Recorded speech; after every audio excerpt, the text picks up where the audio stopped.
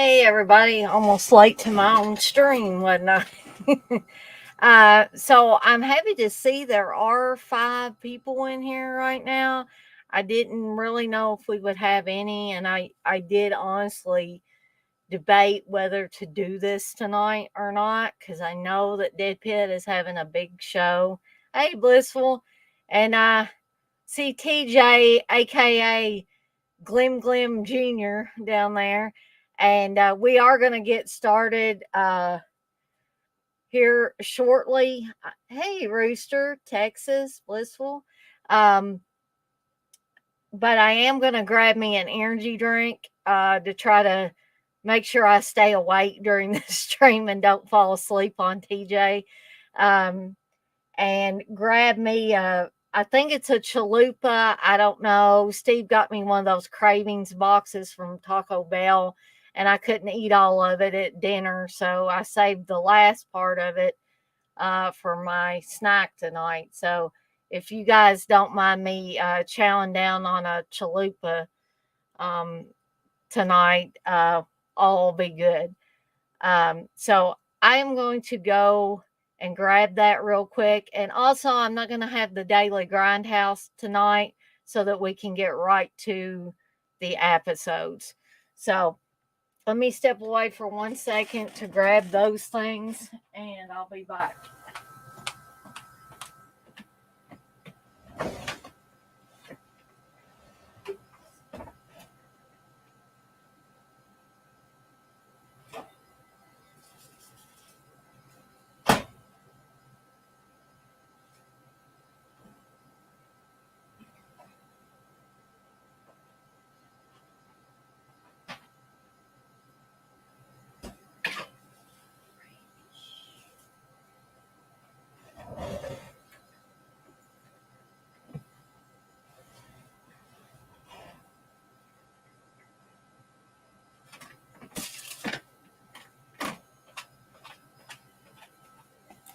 And hopefully, we won't hear Brandon banging around too much in the kitchen. I have to keep him in the kitchen whenever I'm doing these streams now.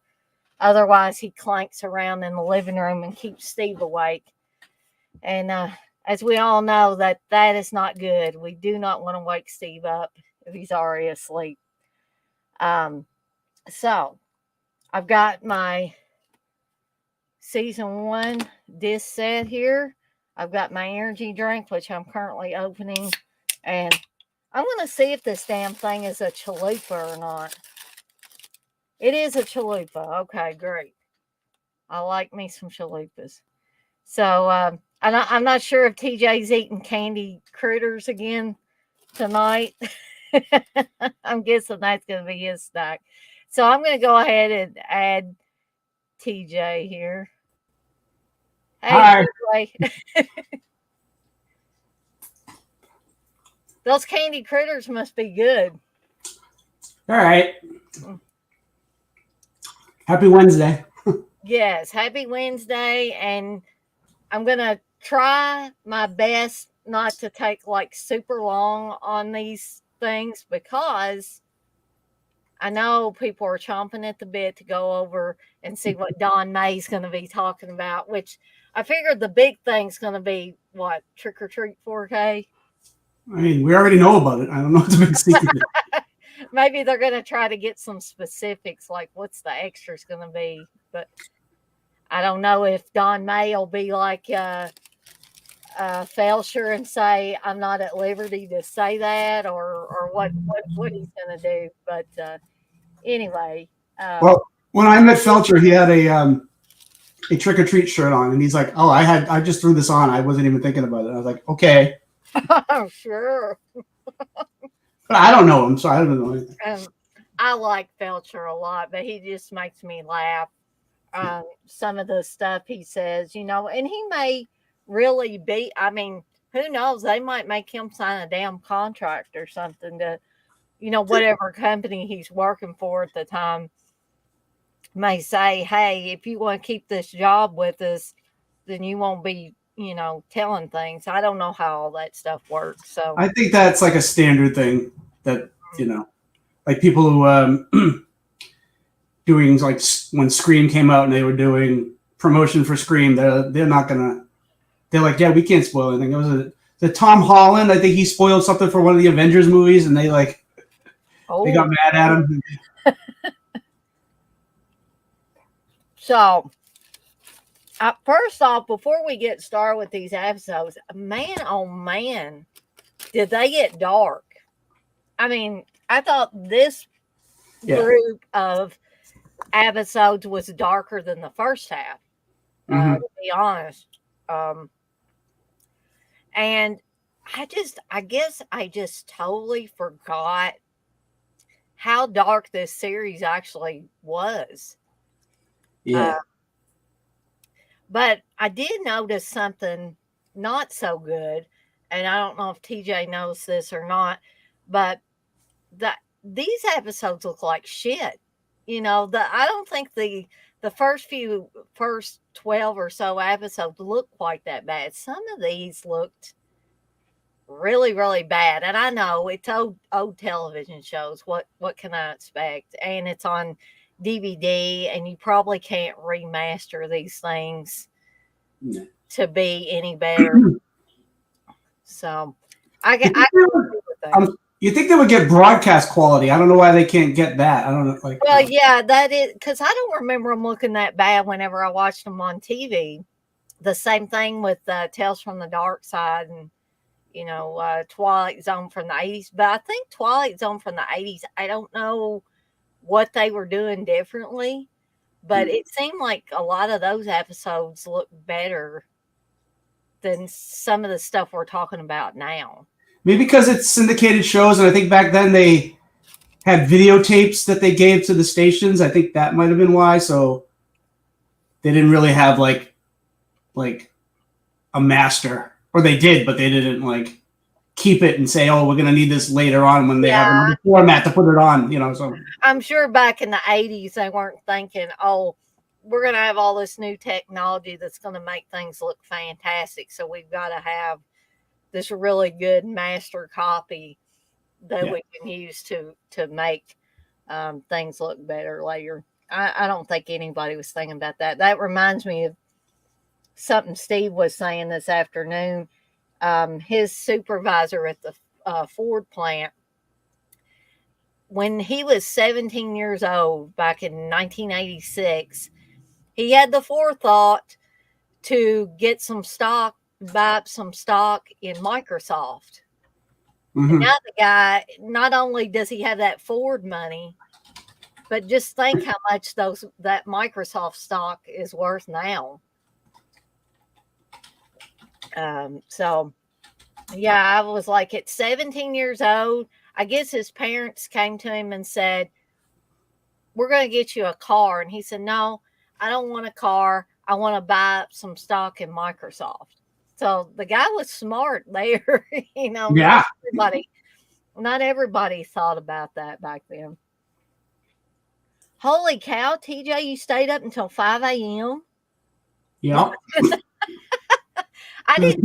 There's a cat in my backyard. I don't know what it was doing there. I think it was pregnant because it was really limping around. And I was like, what are you bothering me for? I'm watching important things. I'm trying to watch monsters.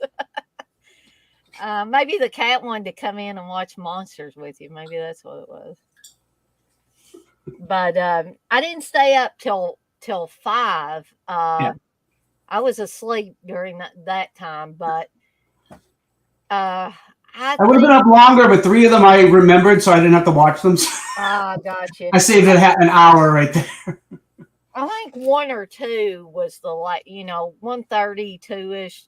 That was probably the latest I stayed up, and then at that point in time, I was kind of nodding off, and that hurts me at my advanced age now. If I'm sitting up and my head goes forward and then I jerk back awake, it kills my neck. So I don't like to do that. Finally, I just give up and say, "Okay, it's time to go to sleep." Well, when I get into something, I get committed, or I should be committed.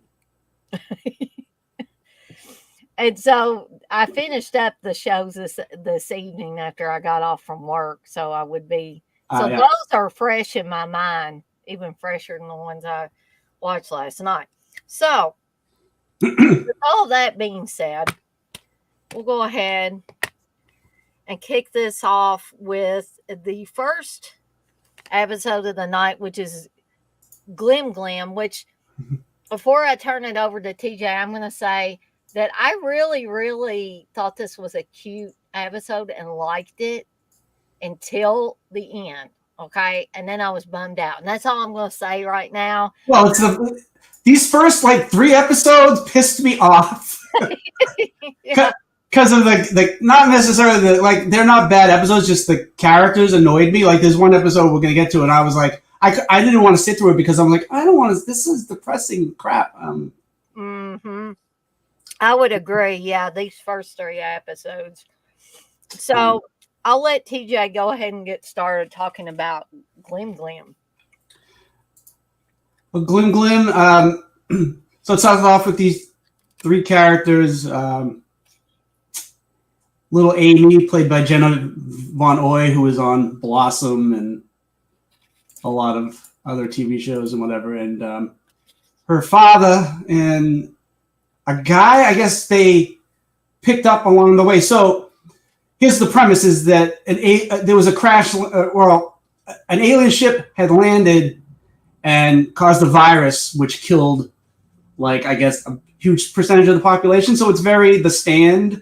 Yeah. Also, pandemic-ish. I don't want to talk about the pandemic, but yeah. I mean, watching this episode, I'm like, oh, we went through that for 2 years where we couldn't, but we weren't like refugees traveling. Yeah, imagine if the whole world really got messed up. But anyway, so there's this group of people. It's like the little girl and the father and this guy they picked up, I guess, and they sort of.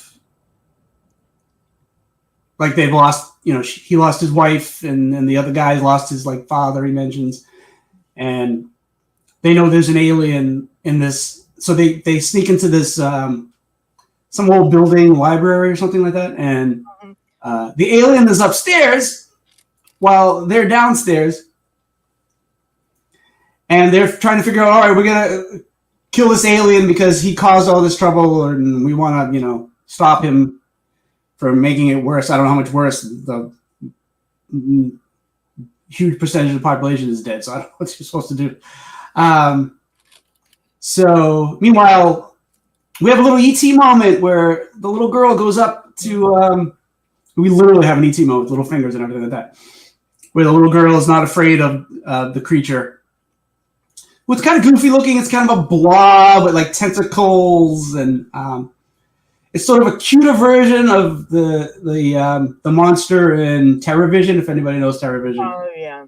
Like it's like sort of like that creature, kind of, but it's like an adorable version of like I would like a stuffed animal of Glim Glim.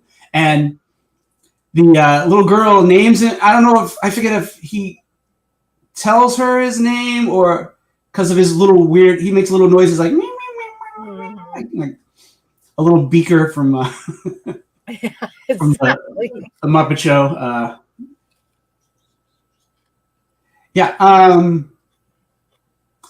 So they're trying to plot against this creature. Meanwhile, the little girl's befriending it, and we find out that it's trying to communicate with us because it wants to help us because it was an accident. It crash landed, which this is an earlier part of the episode where the father's talking to the guy, and it's like it didn't seem like it was landing. It's sort of like a crash, like maybe it was an accident, but the guy's just like the other guy's sort of like he's a dick. I've said that a lot in this series so far. Yeah, he's one of those dick guys who's just basically sort of like he's got a couple of sensitive moments, like he's talking about his father, and I think he's sort of like in between going insane and trying to keep his cool, so he's like doing a bad teeter-totter. He's seen sort of mental at some points and times. Well, everybody around you dies and there's an alien and stuff. I think you're going to go a little crazy. Probably would. I'd lose it completely. Yeah, I mean, so, and so there's a couple of scenes where the Glim Glims, we hear a voiceover of the creature talking. It's like, oh, I'm trying to change my voice so the little girl can understand me, and I don't know. I'm trying to tell everybody that I'm here to help, and yeah. So I mean, then the little girl's like, all right, well, we got to figure out how to tell the other two guys that you're not dangerous and like convince them. So we got to figure out what to do, and they come up with an idea, the two of them, and then the rest of the episode is where everything kind of goes that crazy with the characters. But then your turn. Well, something that is probably not interesting to people that have never worked for a library system, but I was just thrilled as it could be because I spent a lot of my employment career in libraries. And so over 20 years, actually, if I count those libraries I work for. So when I saw that the beginning scene where they're crawling into the library through the open window, and there's all these boxes there, and they said Baker and Taylor on them. And I was like, man, Baker and Taylor was selling books and other material to libraries back in the late 80s too. I didn't know how long Baker and Taylor had been around, but Baker and Taylor provided books when I was working at my first library job, and I was there for 17 years, and they were still providing books to Louisville Free Public when I worked for them. So I was like, I just didn't realize how long they'd been, but if you didn't work for a library system, you're probably like, who cares, Dan? There were Baker and Taylor boxes, who cares? But anyway, I just saw that, and it's something kind of clicked there. But I love the relationship of the little girl and the alien. Like TJ said, it is very much like ET, like the relationship that Elliot had with ET. I mean, ET looked better than this creature, but this is television. Depends on who you ask. I know some people who hate the way ET looked. So Well, my cousin Heather, she was always terrified of ET. She's still terrified of ET. I have a stuffed animal, or well, a stuffed ET rather, that came in one of those sets a while back that came with the movie, and then you got the little plush ET, and she came to visit me and Steve in Louisville not long after I had that, and she said, "You don't have any ET stuff out, do you?" I said, "Well, I do have one thing, but I'll put it away." So it's normally ET sits on a shelf back here on one of my movie shelves, but I had to, put him in a drawer or something when she was here, and then when she left, I got him back out. But she was absolutely terrified of ET. She was terrified when his finger glowed. Uh, she was terrified when his chest glowed. And then when it appeared that he died in the movie and he turned all white, that really got to her. And my aunt Pam, her mom, thought she was doing us a great favor when ET.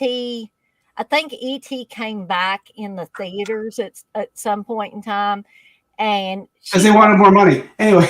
yeah, of course. But it was great for me because I didn't get to see it in the theater the first time it originally came out. And so I was thrilled. I was like, I'm going to get to watch E.T. in the theater. And Heather, she sat there and she watched it. I guess Pam thought, well, maybe she's changed from like when this originally came out and now. And so she took us to see it, and Heather screamed all night long. She screamed that she saw ET. She saw his glowing chest. She saw his glowing finger. And I don't think I got a wink of sleep that night because I was spending the night at their house. It was just all night screaming. And then my Aunt Pam coming in there and saying, Heather, what's wrong with you? Do you remember the toy? It was ET's finger. And it was just a finger, and it was a long finger, and you pressed it against something to lit up, and it looked like guess what it looked like? Exactly. But that would have terrified her I even. don't know how they sold that to kids, and they got away with that. But anyway, I'll get off. Anyway, Glim Glim. Back to Glim Glim. But I do agree with TJ that the one guy who was not part of this little family unit, he was just somebody, like TJ said, they picked up along the way. He was a bit of a dick. And, I kind of got annoyed with him several times because he just like, we got to kill this thing. This thing caused the deaths of people all over. My dad died, and he told the father of the girl, he said, your wife died because of this thing. We've got to get rid of it. So I was like, no, it did. I mean, it crash landed, but it was an accident. But they didn't know. It's like Yeah, well, and when we get to the end part, when I let TJ reveal the stinger at the end, it's gonna get even more twisted because I'll just wait because I don't want to spoil it right this second. So I love the relationship between Glim Glim and the little girl.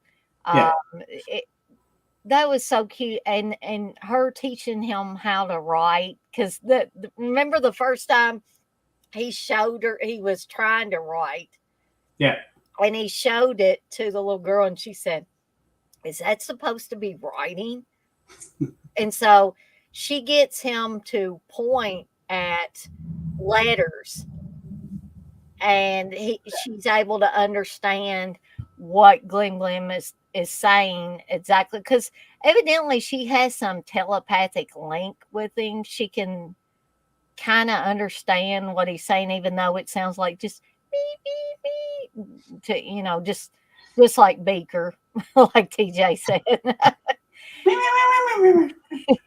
And so then she shows Glim Glim even more how to write, and she talks more and more to him, and she says, oh, well, that's a great idea. We don't know exactly what they're gonna do, right, but she says that's a great idea. They'll have to believe you and know that you're a nice creature instead of this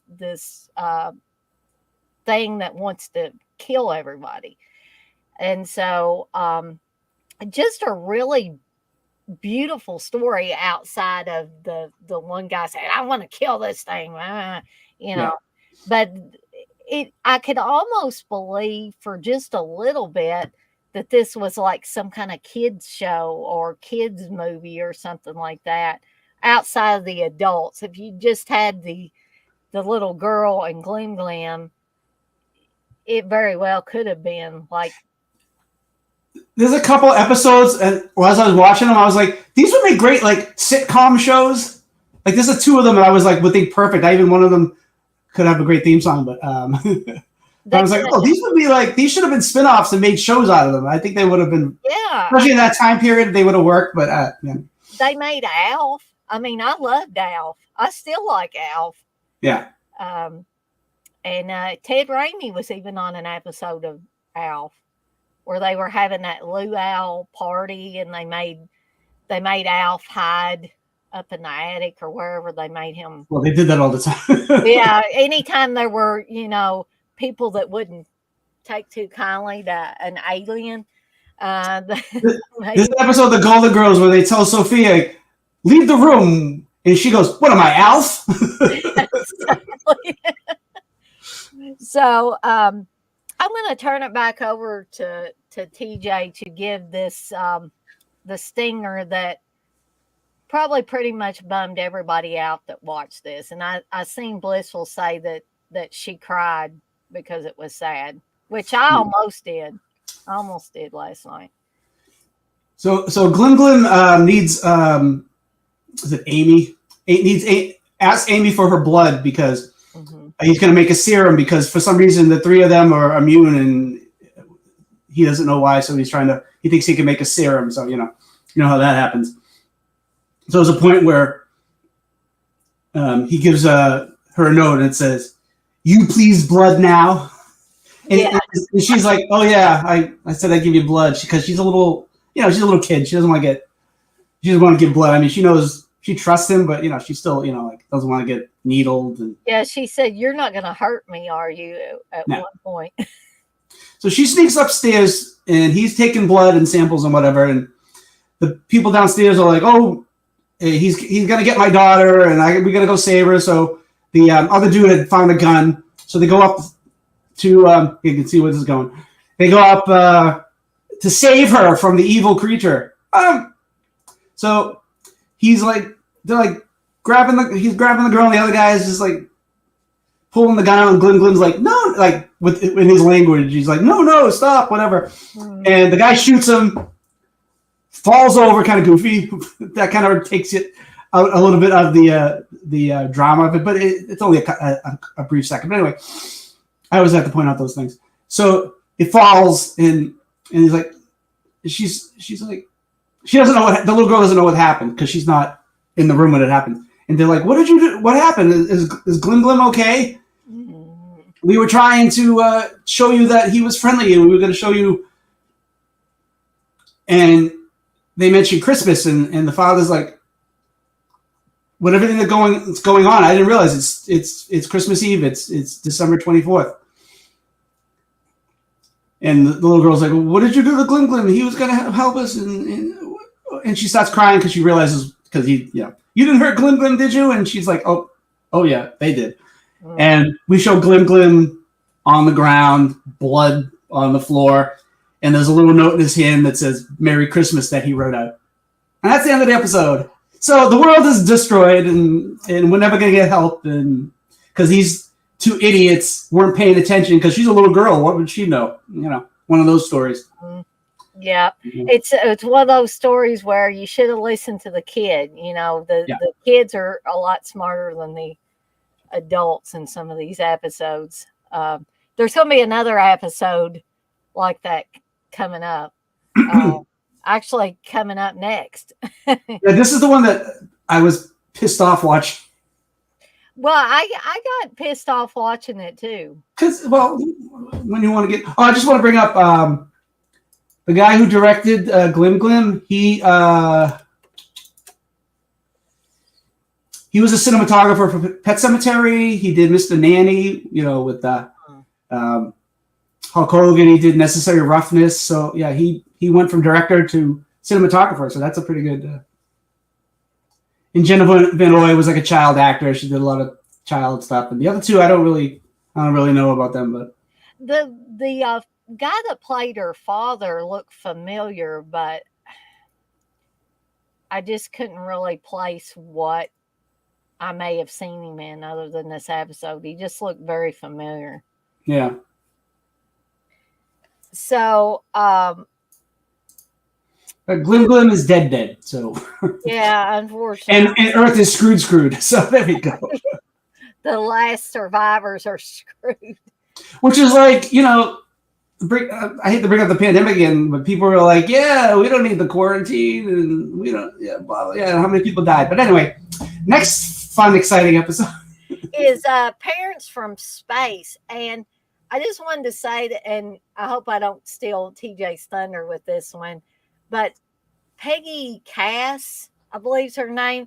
She was in the painkiller episode from Tales from the Dark Side where she was nagging at her husband all the time. Yes. And she plays another unsavory character in this. Part of the episode. Yeah, part of the episode. She was on a sitcom in the 90s. It was on Fox. It was like when Married with Children was successful, they wanted to have other shows that were kind of like it. So she was in a show called Women in Prison. And Wendy Jo Sperber was in it from Bosom Buddies and Back to the Future. Out on that one. somewhere along the way because I don't recall watching that. I think it was like only maybe one season.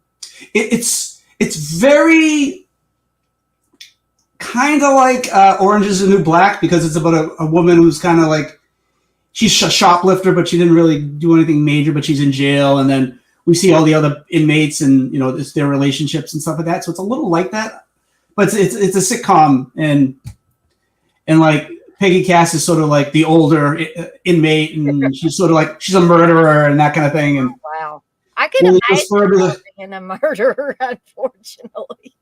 And then like the main actress, I guess, who's supposed to be kind of the main character, is like she's like becomes chummy with the warden, and it's but yeah. So I'll let TJ kick this off with this episode, Parents from Space. She was not in Maine, Blissful. That was Jane something. She asked in the chat if the same one. Oh, same actress that was in Maine. Jane something. Wasn't Jane Wyatt, was it? No. Jane Connell. Jane Connell. Okay. Yeah. She was like in episodes of Bewitched. There was an episode of Bewitched where they went back in time, and she was George Washington's wife. So she was like, okay. But yeah. So yeah, it's so it's about child abuse, and that part really annoyed the crap out of me. I'm watching it and I'm like, I don't want to go. I know the episode gets away from that, but it's just like it was annoying because this little girl, Cindy, has two foster parents, and their names are Ward and June. Yeah. Like the Cleavers, like Leave It to Beaver. That's a in joke. This is like the dark side of Leave It to Beaver. Yeah, like if it was flipped upside down in an alternate universe. Yeah, so they're June and Ward Ellers. The husband Ward is played by Frank Gorshin from. He was the Riddler in the old '60s Batman TV series, and he's been in tons of movies and stuff. So the abusive stuff was kind of annoying me. I mean, they don't show it, but they just talk about it, and I'm like, so June is sort of like the enabler. Like she's like, oh, he just gets mad sometimes, and he hit her, but what, big deal, and she's fine, and that kind of thing, or she makes a lot of those excuses in the episode, and I mean, it might have seemed longer just because I was just like, oh, I hate these people. Yeah, I hated them too. And then we have the Mrs. Rogers. It's another name, That's another one too. Who is the caseworker, and she's like oblivious. Like she's like, no, she's oblivious. She's like, the school called and said Cindy had bruises on her, but. And they give. She's a little girl. That's probably how. And they're like, yeah, that just happens. Meanwhile, she's calling her by the wrong. She's calling her Candy and Carl. She's calling her all different names that aren't her name. It's like she's a terrible, terrible person at her job. She's horrible at it. And she allows the Peggy Cass's character to give paper thin excuses of why the little girl had bruises. Because she's oblivious. She's dumb, is what she is. And she's that way the whole entire episode. When we talk about the ending, we'll talk more about that. So I won't get into all the abusive stuff that they say to the kid, but anyway, so Ward comes home, great, and the social worker is like, oh, everything seems great here. You're gonna love being. I think she's like the new foster kid, and it's like, oh, you're gonna love being here. Like, yeah, no, like. There's a point where June says, he told me that he said when we had a kid, it would be like having a maid. We wouldn't have to do anything around it. We'd have somebody doing our cleaning and cooking and laundry. And like, yeah, that's why you foster a kid, so you can have them clean up after you. Yeah. And, there's allusions to him hitting the little girl. And there's a point where he almost smacks her in the face. Yeah. So anyway, past that, these alien rat creatures land on on Earth in the garage of Ward and June. Oh, meanwhile, Cindy has brought a little rat who she's taking care of, who they let her keep for some reason. Maybe just so if something bad happened, they can blame her for something else. I don't know. That might have been it. Anyway, so these kind of they're goofy looking, but they're like cute but scary at the same time. Uh-huh. And we don't see a lot of them, but these Cindy sees these monsters in the or actually she doesn't see them right away. Ward goes in there and June goes in there, and they basically get possessed by the creatures. The creatures can control, take over their bodies, so their essence goes into the humans, and then the humans' essence go into the alien bodies, and then the aliens have this device, is sort of like a old-fashioned TV remote button thing, where they put they can use it to switch the people, put them to sleep, and also something else that it can do, but we find out that a little later. So once and Cindy is pretty smart. She kind of figures out after a little bit that these aren't the same people, and I mean obviously, and she finds out that they're aliens, and they tell them the whole thing about the body and whatever, and so they're trying to fix their spaceship because they're they want to get home. They're on vacation is the thing, is that they're traveling, and they just got stuck. So you see all those movies where like this where couples are traveling, like Children of the Corn. They get stuck in. So it's like the opposite of that. So scary for aliens, even though to us they're the scary ones, but it's sort of the reverse situation, which I thought was kind of cool. It's sort of like a little bit like Earth Girls Are Easy, sort of. Yeah. But yeah, after we got through the child abuse stuff, it was like Peggy Cass, when she's nice, is a really good character. Yeah. And Frank Gorshin is Ward when he's changed, is like, he's a father that a little girl would want. There's a point where before she knows that they're aliens, so she gives them food. She made food for the family because she's the cook too, so she's got to make the food. Yeah. So they're like, this food better be back. This food better be hot when we come to sit down. But by the time they come to sit down, they're aliens, so they don't really care. So they just start eating the food because they're rat creatures, so they start eating like little mice and stuff like that. And they're like, "Oh, look at this food!" They're like, So there's a point where he's like thanking her for the food, and he's like putting her hand up to tap her on the face, and she's like, because she's used to getting smacked, and she's like, I think that's from the point where she's like, there's some shit going on here. Something weird going on. But yeah, so I mean, so they're trying to get back, and and then there's the rest of the episode. So I really liked the episode from the time when the switch happened. Before that, and I almost hate to bring this up about the hamster, but it ends up good. It's kind of like a Mr. Jingles type of thing from the Green Mile, because what happens when the parents, the foster parents or adoptive parents, are in mean mode before they get taken over by the aliens, the Ward character gets really pissed off because his TV's not working, and he's with the antenna and stuff, and he keeps hearing something, and he looks over, and the hamster's running in his wheel, because that's what hamsters do, right? And so he picks up the entire cage and slams it on the ground, and the little girl is crushed because this is probably the only pet she's ever had. But and she pretty much for about 5 or 6 minutes is carrying around this poor dead hamster, wanting it to come back to life, and all that. And all Peggy Cass can say, all June can say is, "Get the dustbuster." You know, she wants her to get the dustbuster and clean up the shattered remains of Yeah. that cage. Um, but the good thing is when the alien switchover happens and June and Ward are taken over by these nice aliens, they have the power to bring the hamster Rosie, I think was the hamster's name, to bring Rosie back to life. So that's why I say it was kind of like a Mr.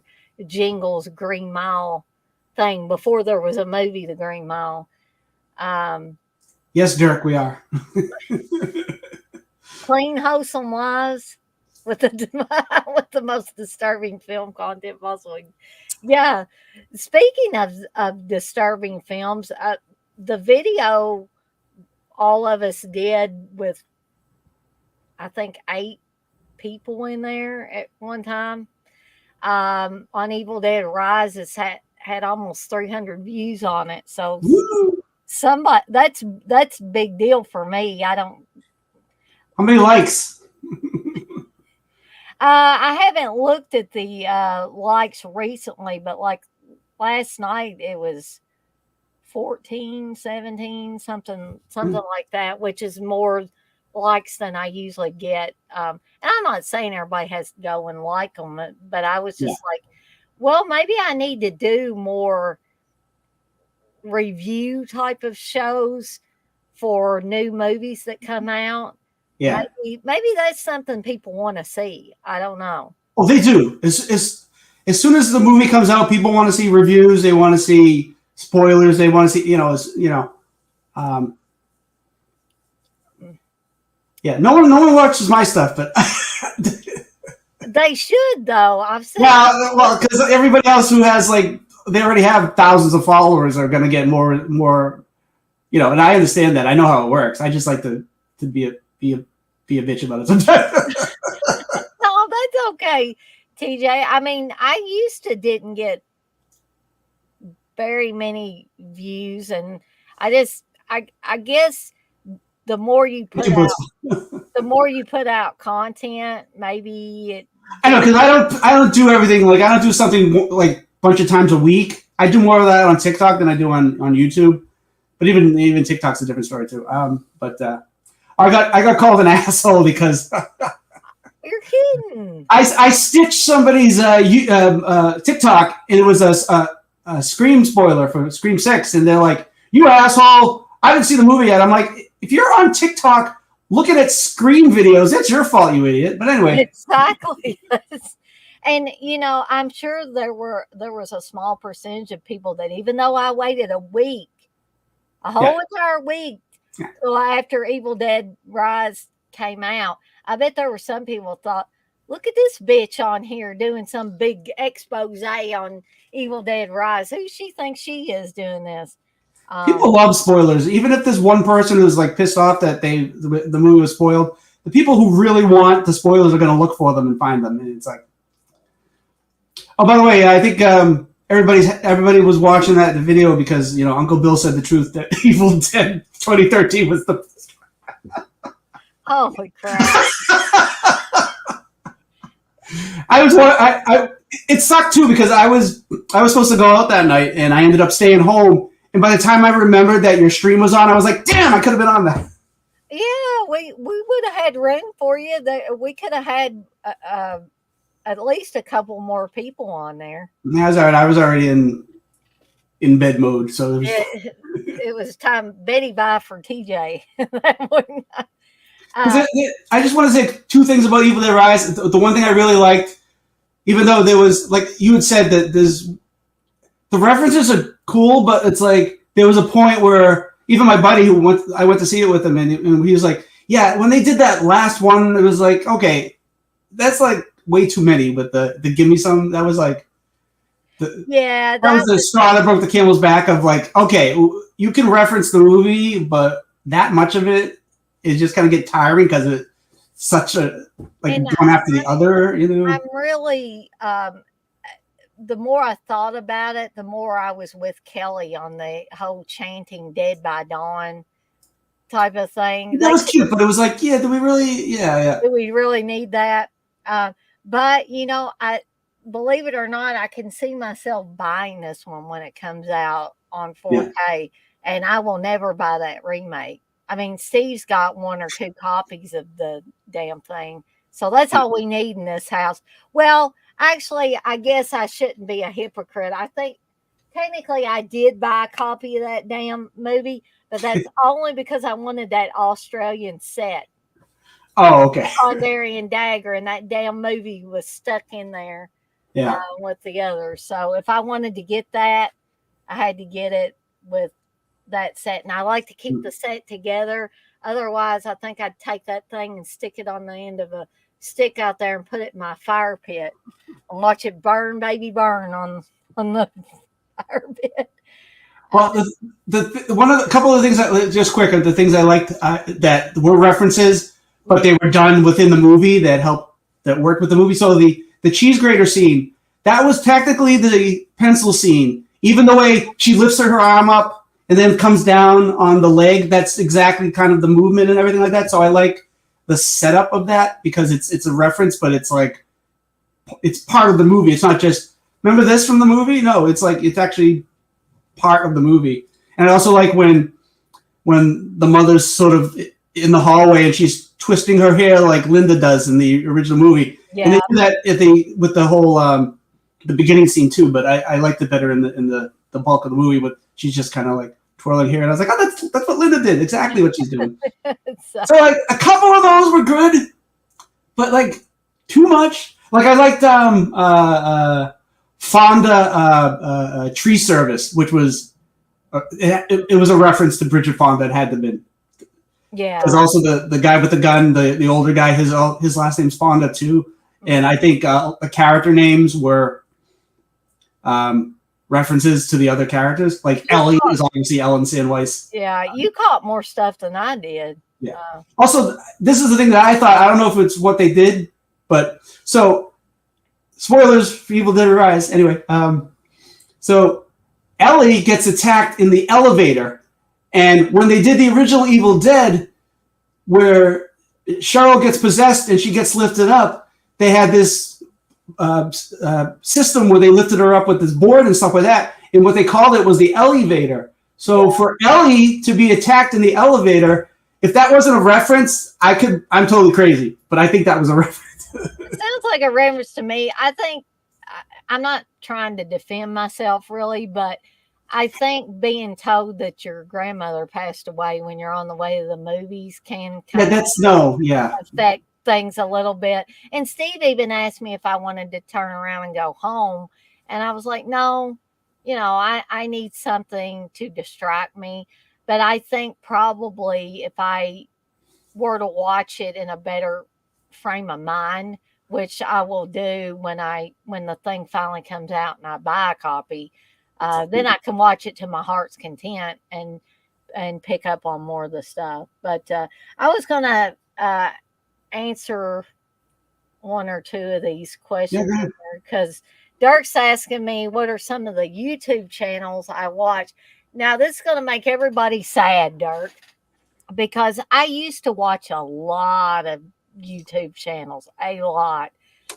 And now it just seems like maybe because I'm doing more of my own streams and stuff, I don't get an opportunity to watch more people's stuff. I don't even watch Dead Pit videos. I know, shame on me. As much as Uncle Bill and CK are gonna kill you.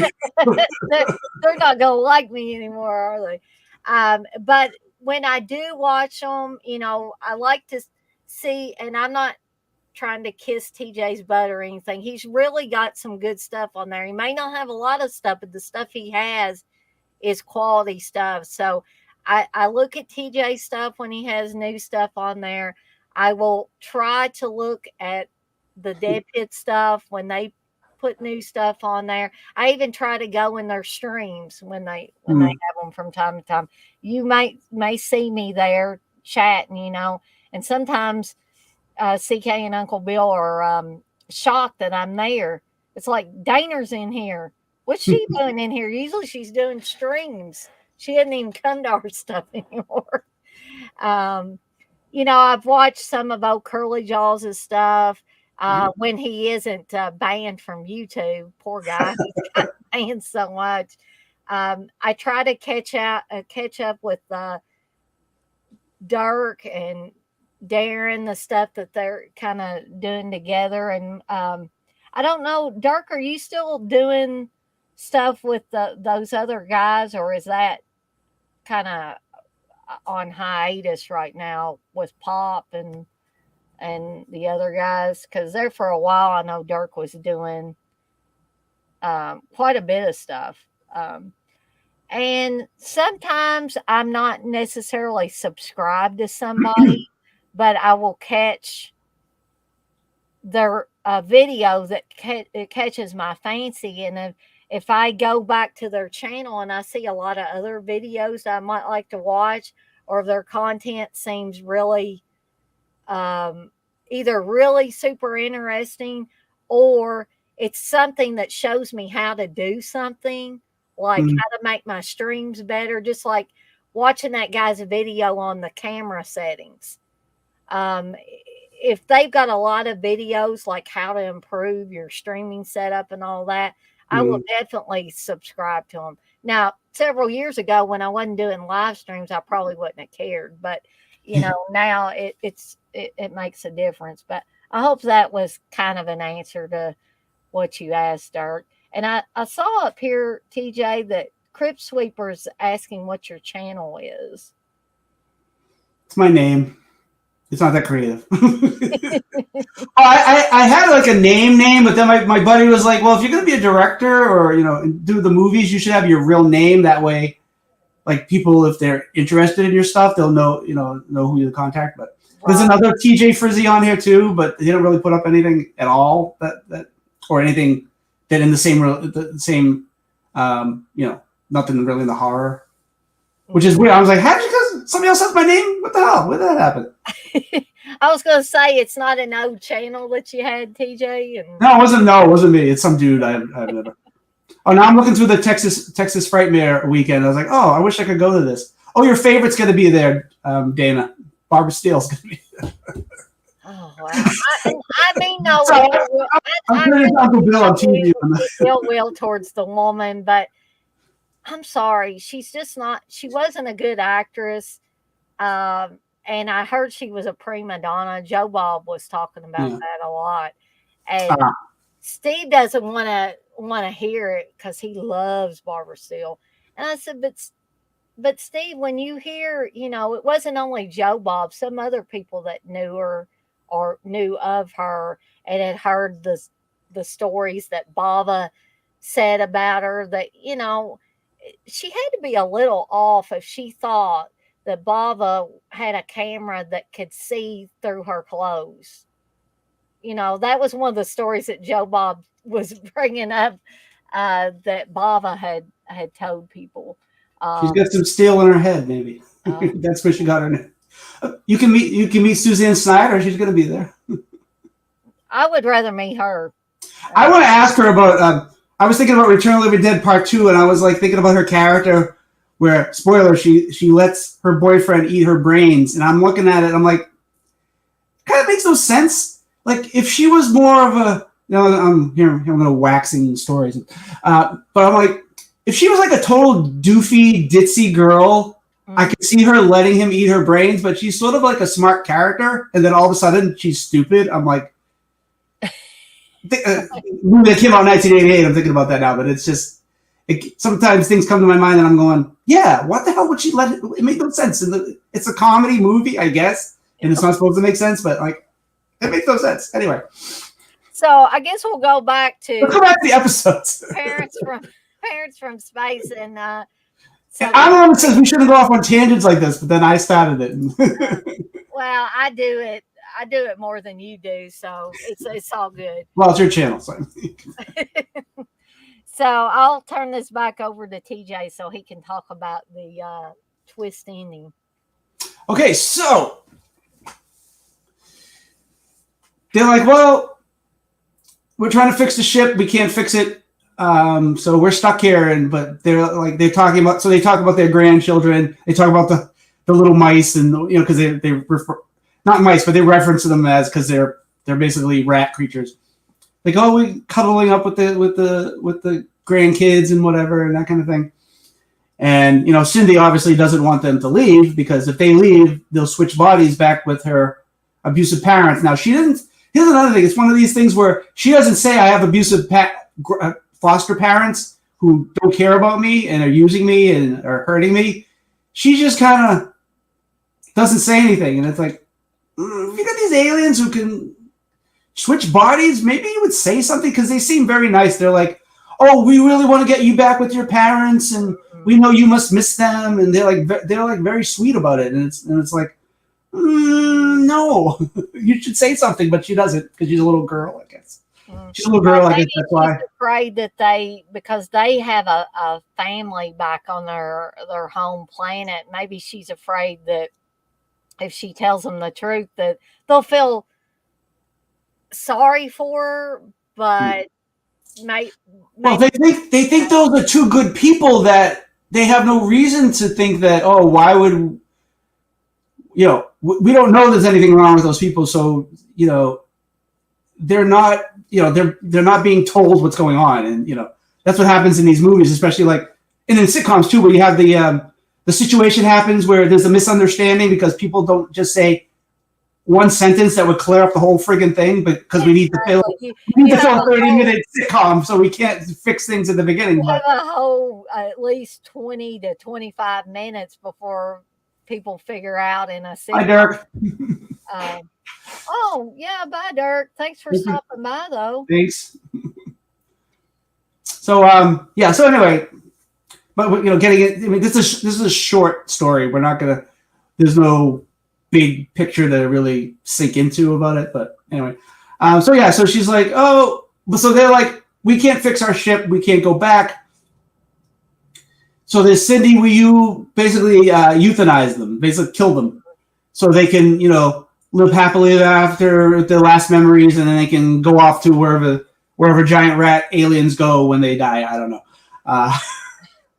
Rat heaven, rat alien heaven. I don't know.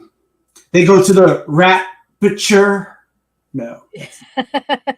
I was trying to make that sound, but I couldn't. There's too many letters in there. Anyway, rapture and rats. Anybody who doesn't get what my terrible joke. Anyway, so they're like, could you kill us? Well, they don't say it like that, but basically, can you kill us so we can, go whatever, and you can have your family back? Mm-hmm. And she's like, okay. So they give her the little device, and they're like, okay, you press this button, it'll bring your parents, awaken your parents. This button will switch us over, and then this button is the kill button, which you can kill us with. And there's a point where they bring this up earlier, and the wife's like, I don't even know why we have a kill switch. It makes no sense. But anyway, it helps at the end of the episode. But anyway, so they're like, they give it to Cindy, and they're like, okay, Cindy, we taught you what to do, and now do it.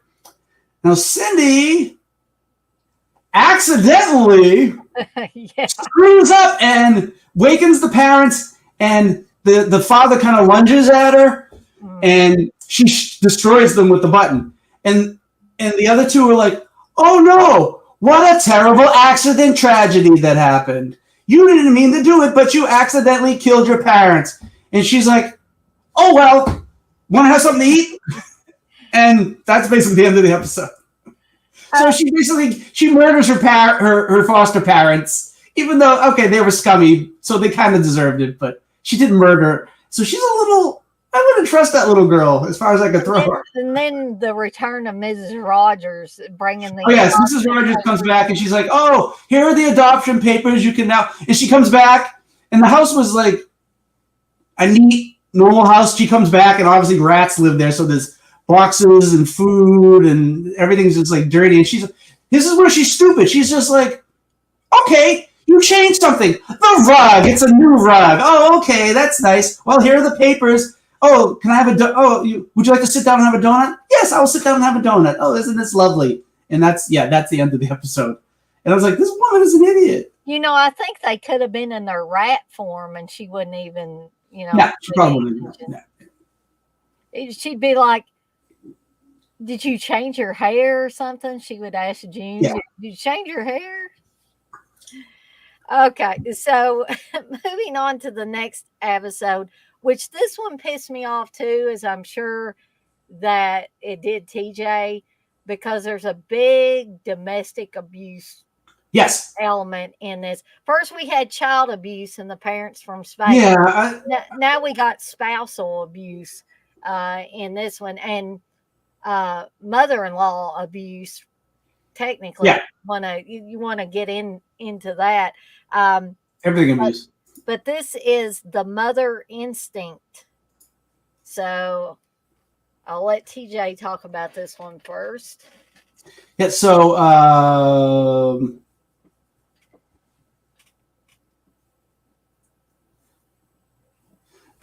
So we have this the mother. She's basically mother. I don't think she has a name.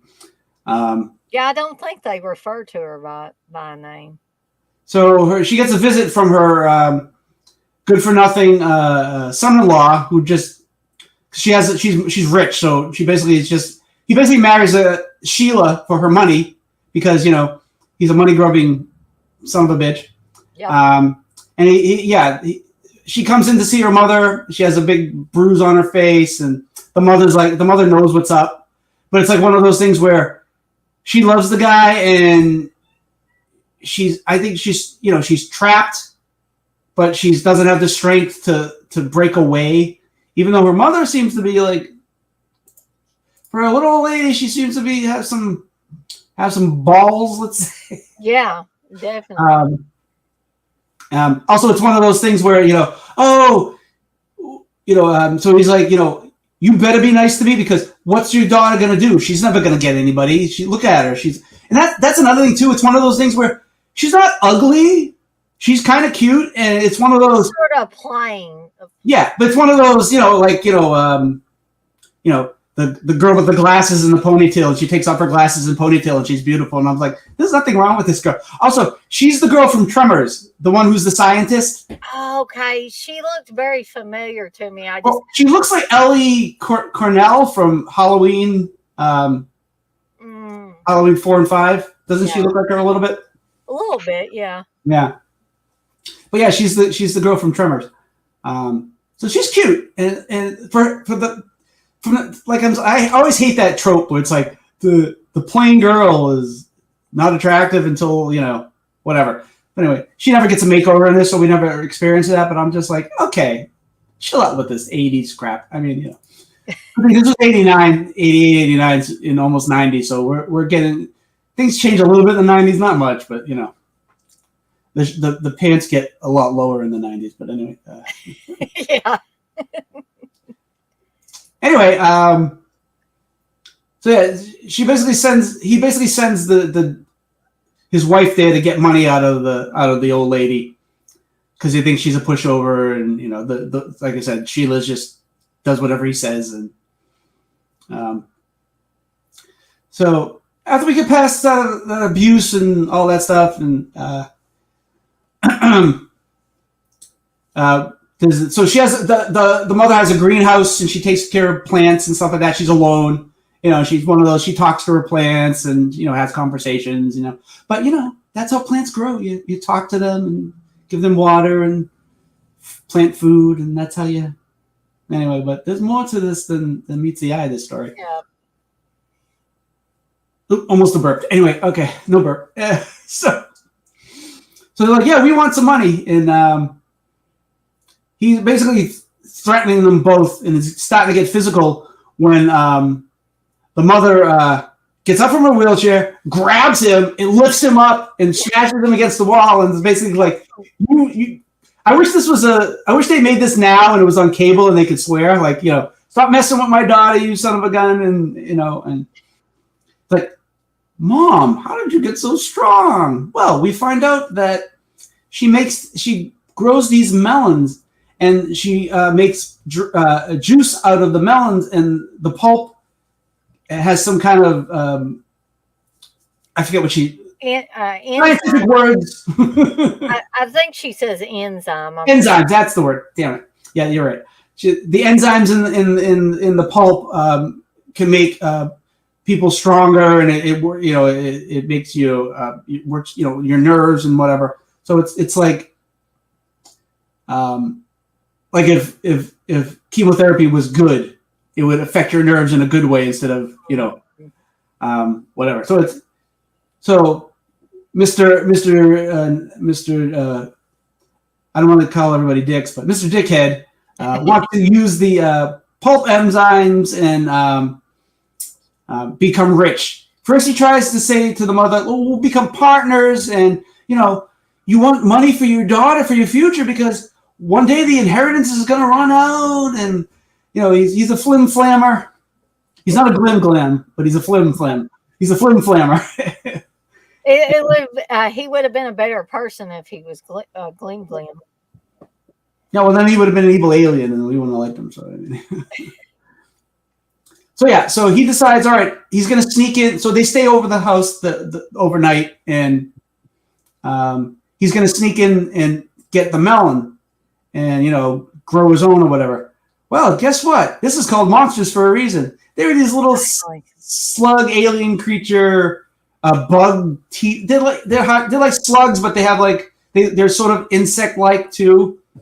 So they're basically so I guess if you call them, they're probably like earthworms, but with fangs and little alien. Yeah, they sort of remind me of the garden bugs that will chew on your plants and stuff. Yeah, They remind me of like a larger version of that. Yeah, or that mixed with Tremors, mixed with the slug aliens from Night of the Creeps. So it's like a mixture of all different creatures, I'd say. Right. And they're creepy little buggers. You don't see them in the light, and they kind of pop up and attack him. And so he's like, the next morning. I like this part. And so the mother makes breakfast, but just for the daughter. And she's like, "Oh, this French toast looks good." And he's like, "Yeah." She's like, "Yeah, I made it for my daughter, you son of a gun." And then later on in the scene, the daughter hands over her food to him so he can eat. And I'm like, wow, she is really like abused from this guy, and it's really, I'm getting more and more mad at this character. I was like, let her eat the damn French toast, for crying out loud, jeez. Yeah, I wanted to reach through the TV and take the plate away from him and give it back to her. Yeah. So also the enzymes, I can't say the word enzymes. They're like temporary. Yeah. So so you're wondering why the mother doesn't just throw the guy out, because she kind of and it takes a lot out of her too, so she can't just constantly drink something. Also, there's a point where he's like, "Why don't I just drink it and I'll take anything I want?" And she goes, "Well, you don't know how much to use because it's the first time, and you have to."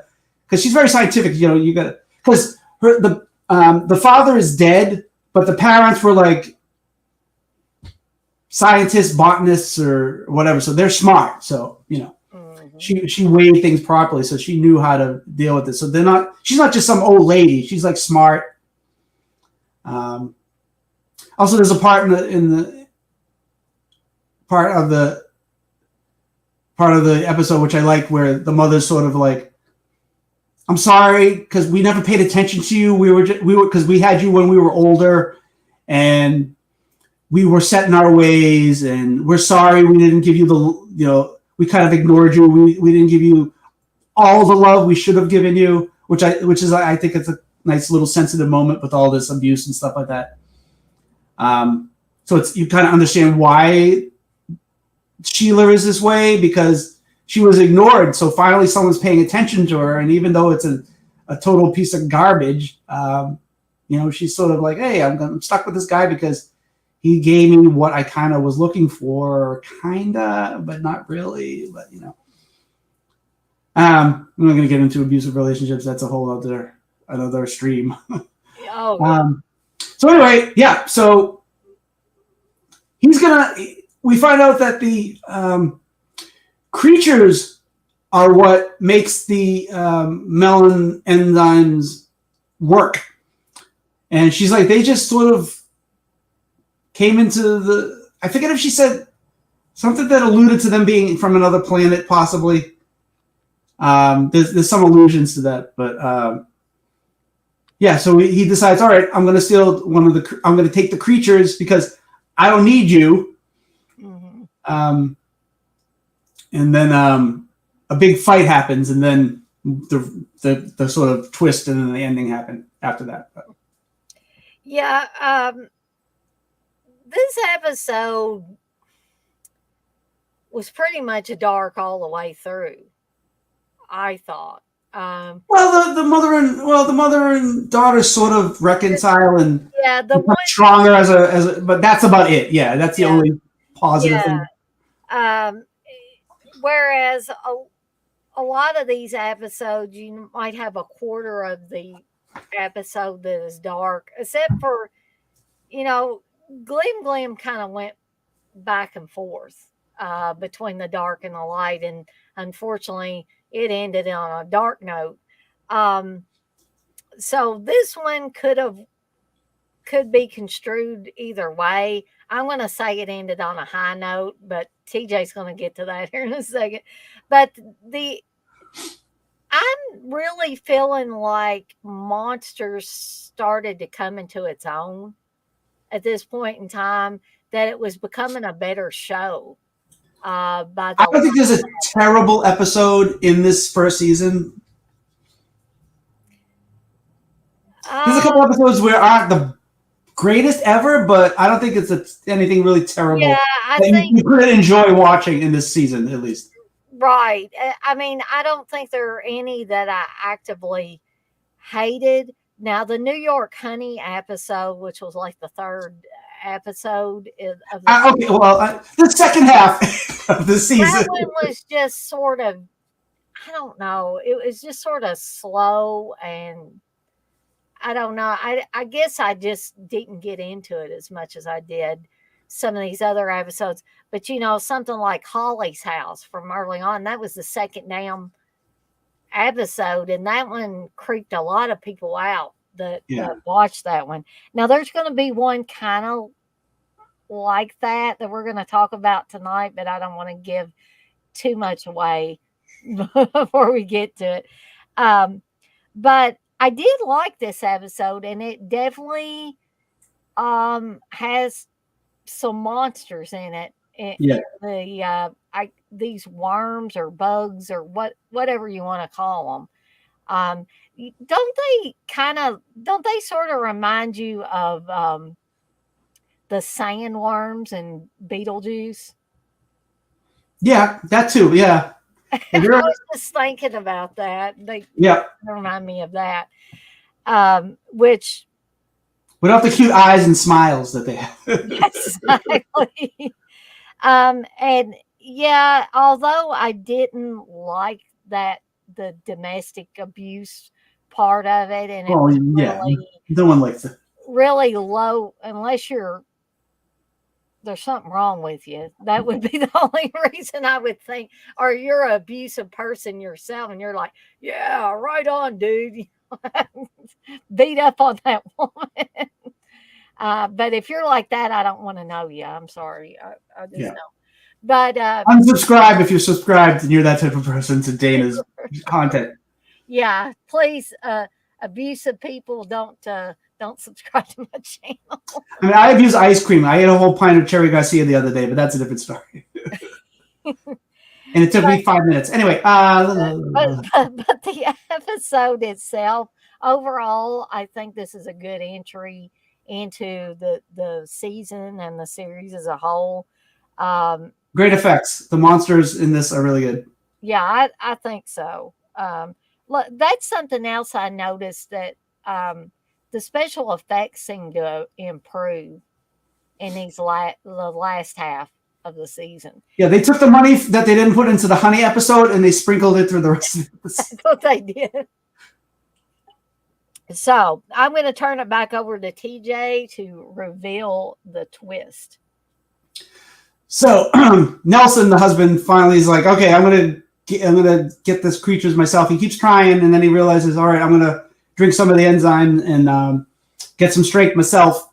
And it's And like somebody on too many steroids. He's like flipping the tables over. yeah, he's almost um, Super Freddy from Elm Street. Freddy's Revenge. Freddy's dead, which he should have died at the beginning of the episode of that movie. But anyway, so yeah, he's like, okay, and then he's like, he's fighting the mother and the daughter, and he's fighting the creature, and he grabs the creature, and he's about to leave, and the mom's like, gonna stop him, and he's like, you can't stop me, and she goes, oh, I'm not gonna stop you. I'm not the mother that's gonna stop you. Those are, because obviously you know where I'm going. Those creatures are just the babies of the mother. And you're talking about this now. This thing is the equivalent of the sandworm meets tremors type of thing. So there's a mama. No, it reminds me of and it's one of my favorite movies that I can't remember the title. It reminds me of the creature from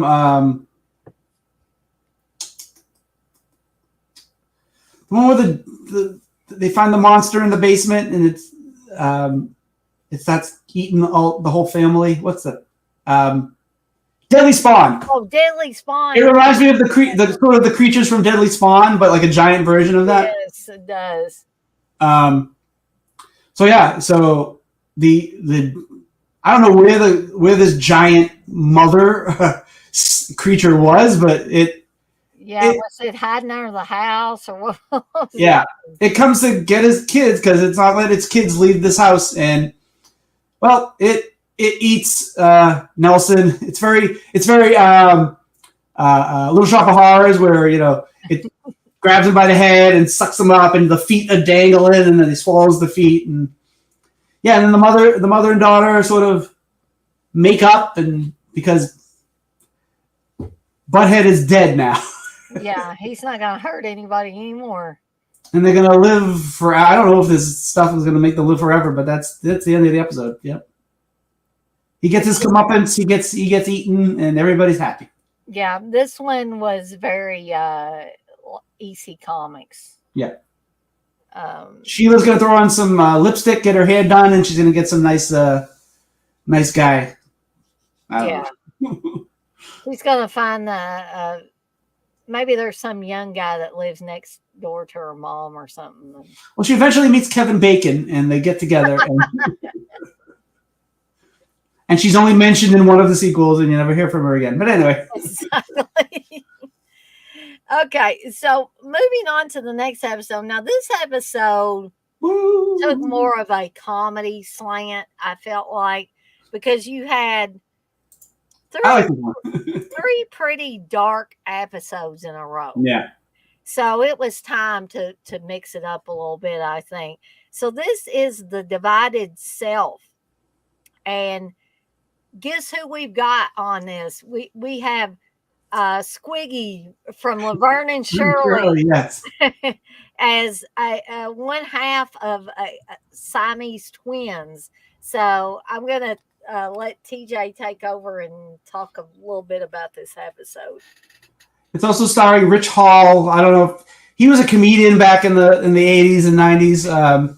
He did a lot of, like, if you see him, you go, oh, I know that guy. I've seen him and stuff way back when. There was a show called Not Necessarily the News. I don't know if anybody remembers that show.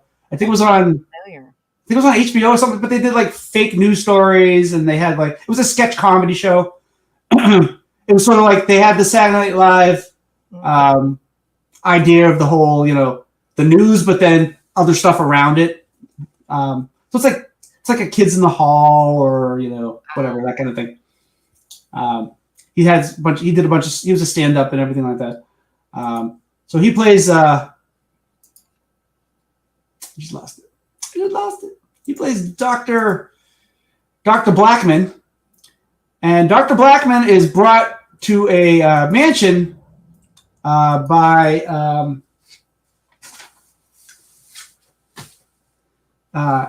What was a that? woman named Elegy. LG. Yeah, I should have been able to remember that because it's very unusual. Yeah, and we're introduced to the housekeeper maid who is sort of like, yeah, she's a housekeeper maid. Help raise the two characters in this. The two brothers, the Self brothers, as the title says, who their father, I forget what his father, but his father was rich, died, left them their money, and they met Elegy and fell in love with her, and but she was like, okay, I just can't have you be rich and do nothing. I want you to do something with your lives. She gets them to do something with their lives, make something out of themselves instead of just just rich. I think she's sort of like the Kris Jenner of this episode. She's like, do something with your life. So they become a sort of like I guess the vaudeville type of like Laurel and Hardy comedy team. During the episode, they bring up like all the sketches they've done. Like I wrote some, these are where TJ writes stuff down.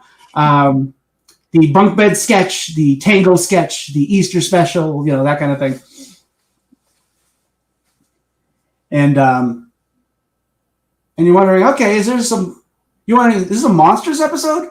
Well, I guess you can't say Siamese twins anymore. I don't know if I think it's one of those words you can't say anymore. I think conjoined twins, I guess. And does that really sound any better? No, I don't know. I guess conjoined is sort of like the medical term, so I guess it's better than, I don't know.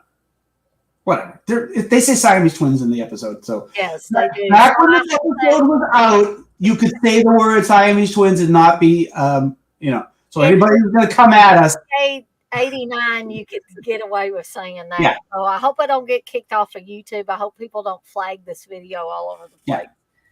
Yeah. As long as we don't talk in because I think the word sort of is with Asian culture, so I think just using it as a blanket term for a deformity is. Mm-hmm. I sort of understand on that level, but let's not get into all that crap. Even though I just did.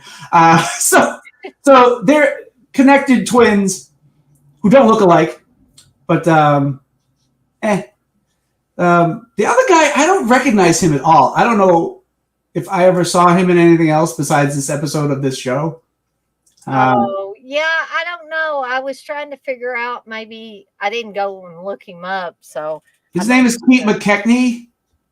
He was like looking at his IMDb. He was like a delivery boy in National Lampoon's Vacation. Okay. He was in an episode of the Twilight Zone TV series, like the Jordan Peele one. Okay. Yeah, looking at it, I don't know anything he's been in that I could say, oh, I definitively remember him from that. He's good in this episode. So Squeaky is sort of like the suave. He like talks with a.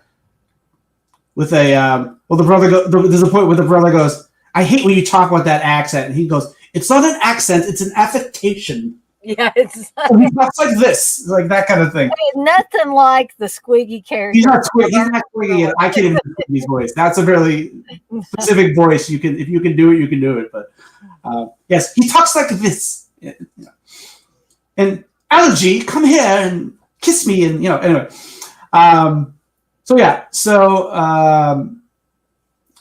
Elegy has brought the psychiatrist there because they're fighting and they're always getting in, and they're ruining their relationship with her.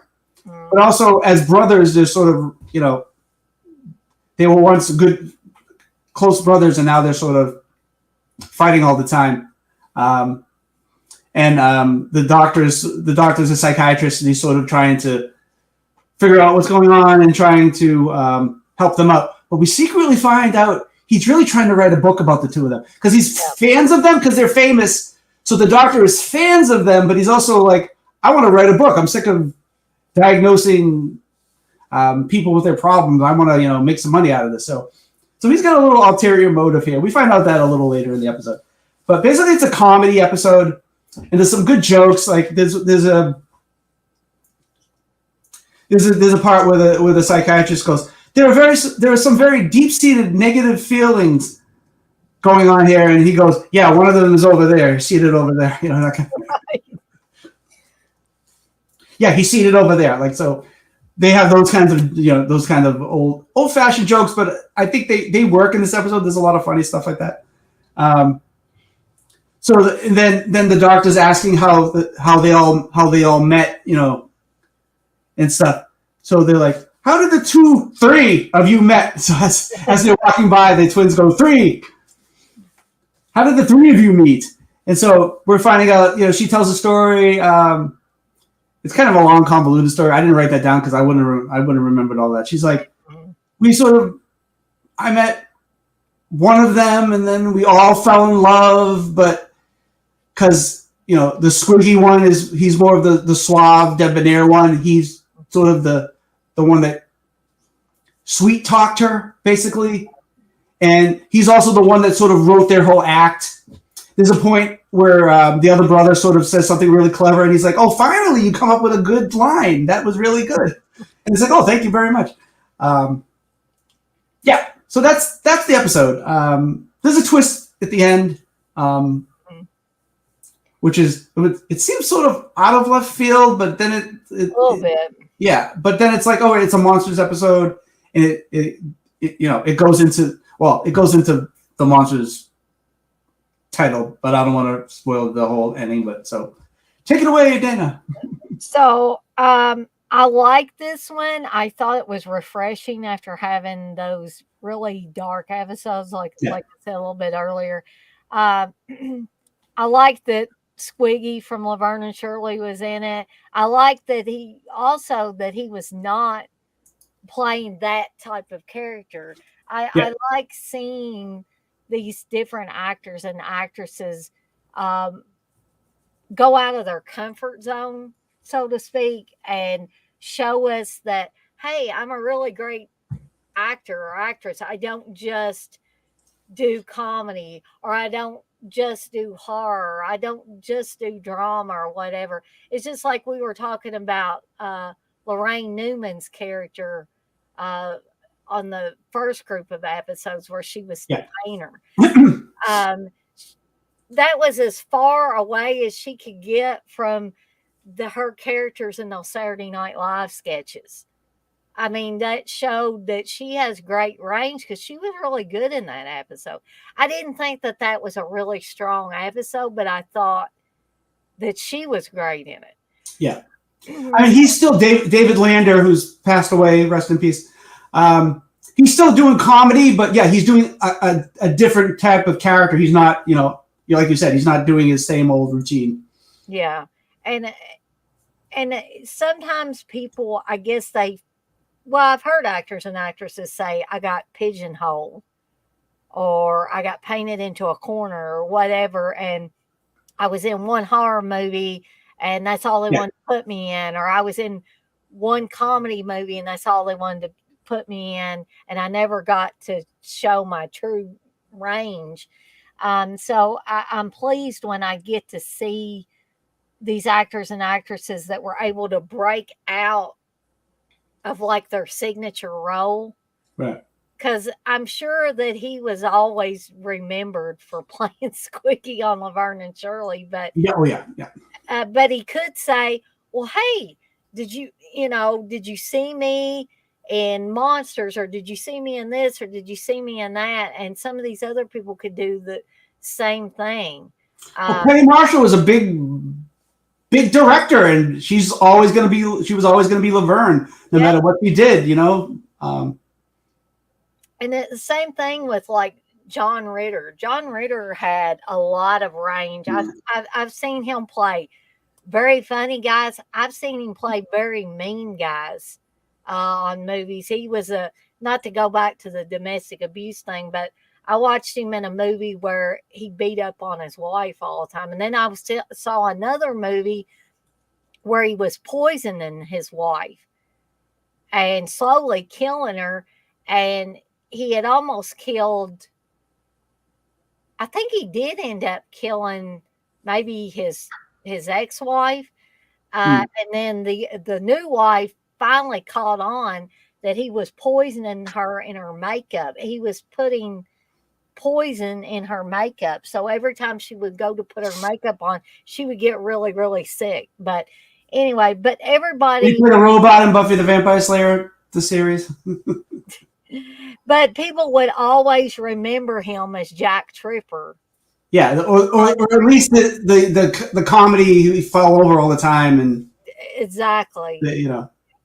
And, the fact that he was living with two girls or two women and there was nothing going on there. Well, that's like on Gilligan's Island, Tina Louise, who played Ginger. After that, she hated any. She's like, I'm a serious actor. I was acting before this. I'm not going to be known for this character. And she would badmouth people who she worked with. I think partly because she was kind of sick of being people calling me Ginger all the time. And I've seen her doing other stuff. She was in the Stepford Wives. She was in the original Stepford Wives movie. She was good in that. She was good in a terrible TV movie, whatever happened to Rosemary's Baby. It's a terrible TV movie, but she's good in it. Right. She's probably the only thing good about that. Well, what's her face is at the beginning. She doesn't. She takes over. Patty Duke is in it at the beginning. She takes over from Mia Farrow as Rosemary. She did a fine job. I mean, they didn't give her much to do. I mean, they kill her off at the beginning of the movie, but Right. But that guys. was a cheesy 70s psychedelic. Yeah. Wasn't as good as Kiss Meets the Phantom of the Park, but it was. There you go. But all in all, I enjoyed the episode. I thought it had some ha-ha moments in it. And I think we needed that at this point, because if they had kept going dark, then I think people would have gotten tired of it. They would have said, yeah, oh man, because even Tales from the Dark Side had funny episodes. Twilight Zone from the 80s had some comedic episodes. Even later, Tales from the Crypt, which was mostly scary episodes or gross episodes or whatever, because it was on HBO, they could get away with a lot more.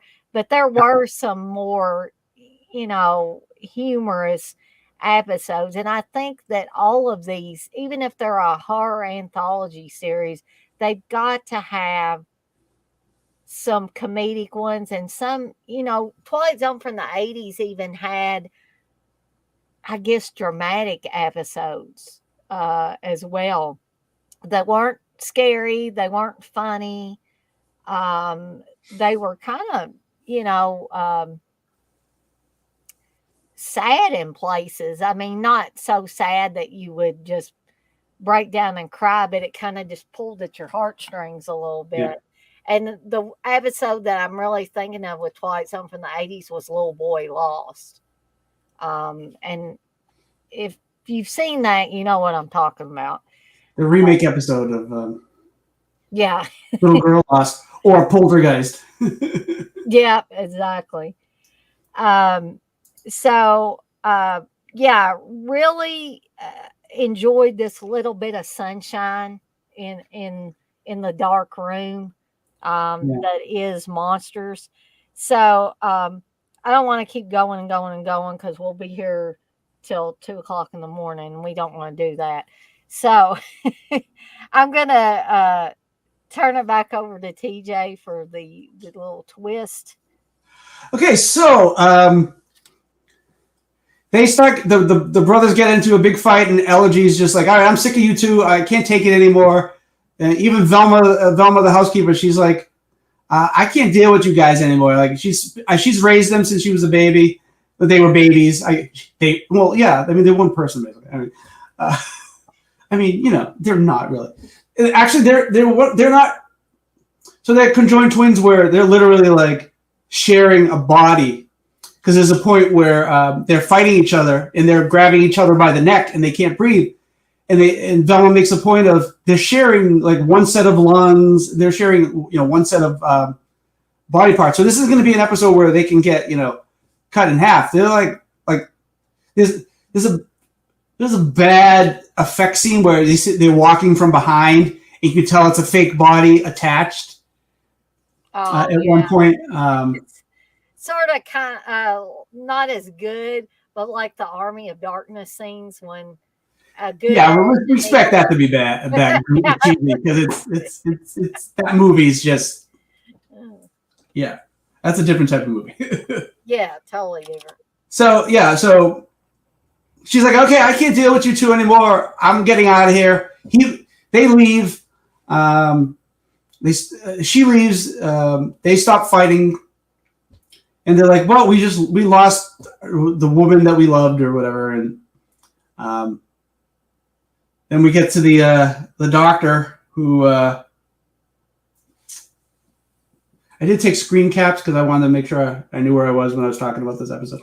And then the cat showed up in my backyard. Right. So they're feeling better. Well, they're not feeling. They're feeling better from trying to kill each other. And they're like, they're actually to a point where they're like, we don't want to live anymore because we have nothing to live for. And this is when and eventually we find out that the doctor is just there to write a book. Mm-hmm. And they're not happy about that. And this is where they become the monster of the episode, where they even sort of like, they don't physically change, but their expressions and the way they're sort of like lunging at him, it's very monstrous, I'd say. So it's still comedic, but it's a little not disturbing, but it's like you can see what's going on as far as the characters, and they're mad, and they literally pick him up like Frankenstein's monster picks up the victims, and they throw him out the window, and he's making comments like as he's being lifted up and sort of brought to the edge of the thing, and he's like, he doesn't believe that they're gonna do this. He's like making these jokes, and then they just throw him over, and they're sort of later on they're sort of sitting in their room, and they're in their living room, and they're like, well, allergy's gone, maybe they mentioned, we get those triplets down the street or whatever, and we'll have a nice little orgy or whatever. and Velma comes in, what are you doing? We got this dead body out here and you're having fun in here. What are we gonna do about this? And they're like, they don't seem to really care that much. It's like, I think she's like, we're going to have to call the cops and they're going to come here and and they're like, you pretty much think they're just going to die or die in prison or whatever. And they're just like, we're fine with it. Right. And that's sort of how it ends. And I do like Velma sort of like, what are you doing here? You two, you're crazy. Exactly. Yeah, so it although it was kind of like maybe a little goofy there at the end, still a worthwhile episode, which brings us to the final disc of this season. And this one may seem a little goofy to people too, the episode Taps. But I thought of it as like similar to I believe it was Asylum. Does anybody remember that old anthology movie Asylum? And there was an episode where a guy murders his wife and cuts her up and puts her in a freezer that he supposedly bought for. And her body parts, because she has this kind of like voodoo like bracelet on that somebody gave to her, when he killed her, her body parts refused to die, so they're kind of like hopping out of the freezer, so her head's been wrapped up in like freezer paper or something, and the head comes out and all the the limbs come out and all that. But so this episode kind of reminded me a little bit of that. I will be bringing up that movie later. Okay. Yeah. Yeah. We're definitely going to be bringing that up. I'm not going to spoil. I'll explain when we get to the episode because Right. Exactly. So I'm going to let TJ talk a little bit about Taps here. Taps. It's about this dance couple. Fred and Ginger. That's the only couple I can think of. Who else? Are there any dance couples you can think of?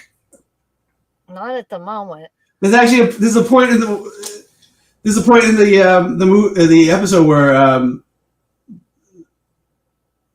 the main girl says, what does she say? Oh,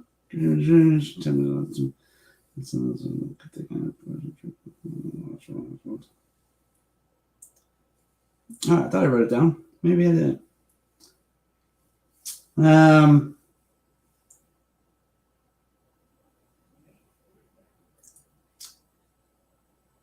Damn. She makes a reference to that too. Whatever. Oh well, people watch the episode if they want to. So it's about this couple who are a dance couple, and we have Susie and Gary. And Susie wants to be an actress. She's sick of tap dancing. She doesn't want to be a dancer. She never wanted to be a dancer, really. And but he won't let her go. He's basically, we're gonna till he literally said, like, till death do us part. Like we're gonna be, unless I die or kill you or whatever, we're never gonna break up. I don't. Do you remember that show Nurses from the '90s? It was a spinoff of Golden Girls, but it was a spinoff of Empty Nest also. Oh yeah, I think so. I don't know if I really ever watched it, but I know what you're talking about. So the main actress, Mary Jo Keenan, she was one of the main nurses in that series, and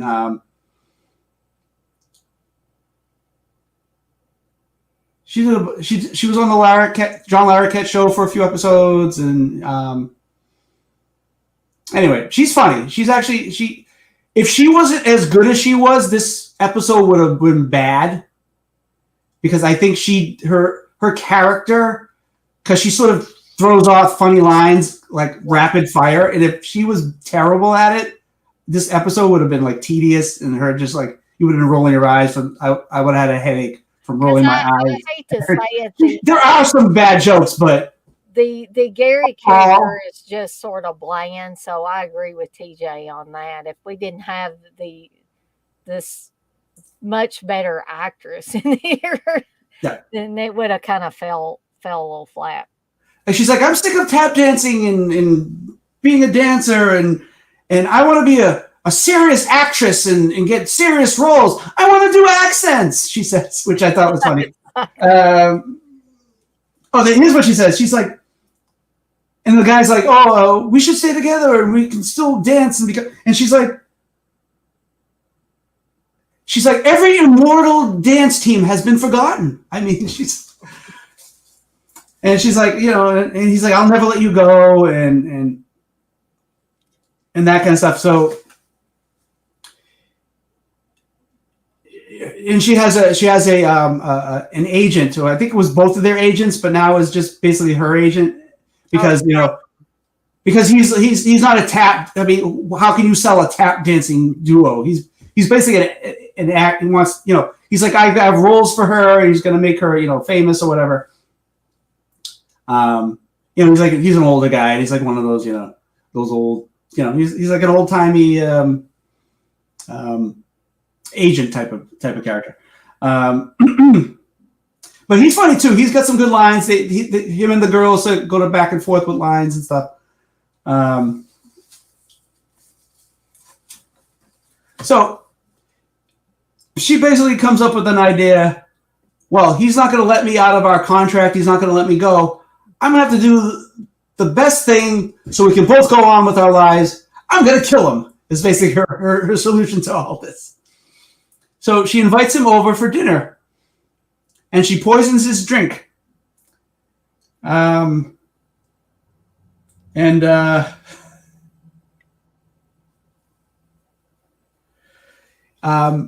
comes in, and she gives him the drink, and he drinks it. But he tells her I'm going to let you go and go on with your life and become whatever you want to be.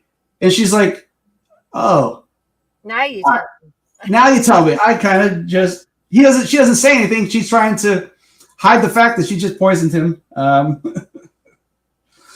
And eventually he succumbs to the poison, and he's like, you poisoned me. And she's like, oops, I kind of messed up. And then he dies. And she sort of has like fantasies of like dramatic fantasies of what would happen. Like she's the widow with the black veil, and or she's in jail for murder, on trial, and then in jail. Yeah. There's a point where she's like, this is going to be tough to sell as natural causes. Oh yeah, I just poisoned. And then she's like she's on trial, and she's like, she says,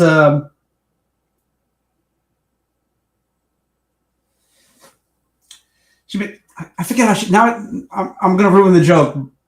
She basically like, I'm totally innocent, even though I have this poison drink in my hand that I gave him to drink. I'm like, that kind of dialogue. Right.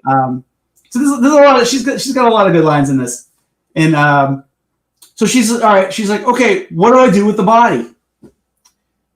And she had prepared dinner for them. And at the beginning of the scene, she's using, an electric knife to cut up the meat. It's sort of like this roast beef, this sort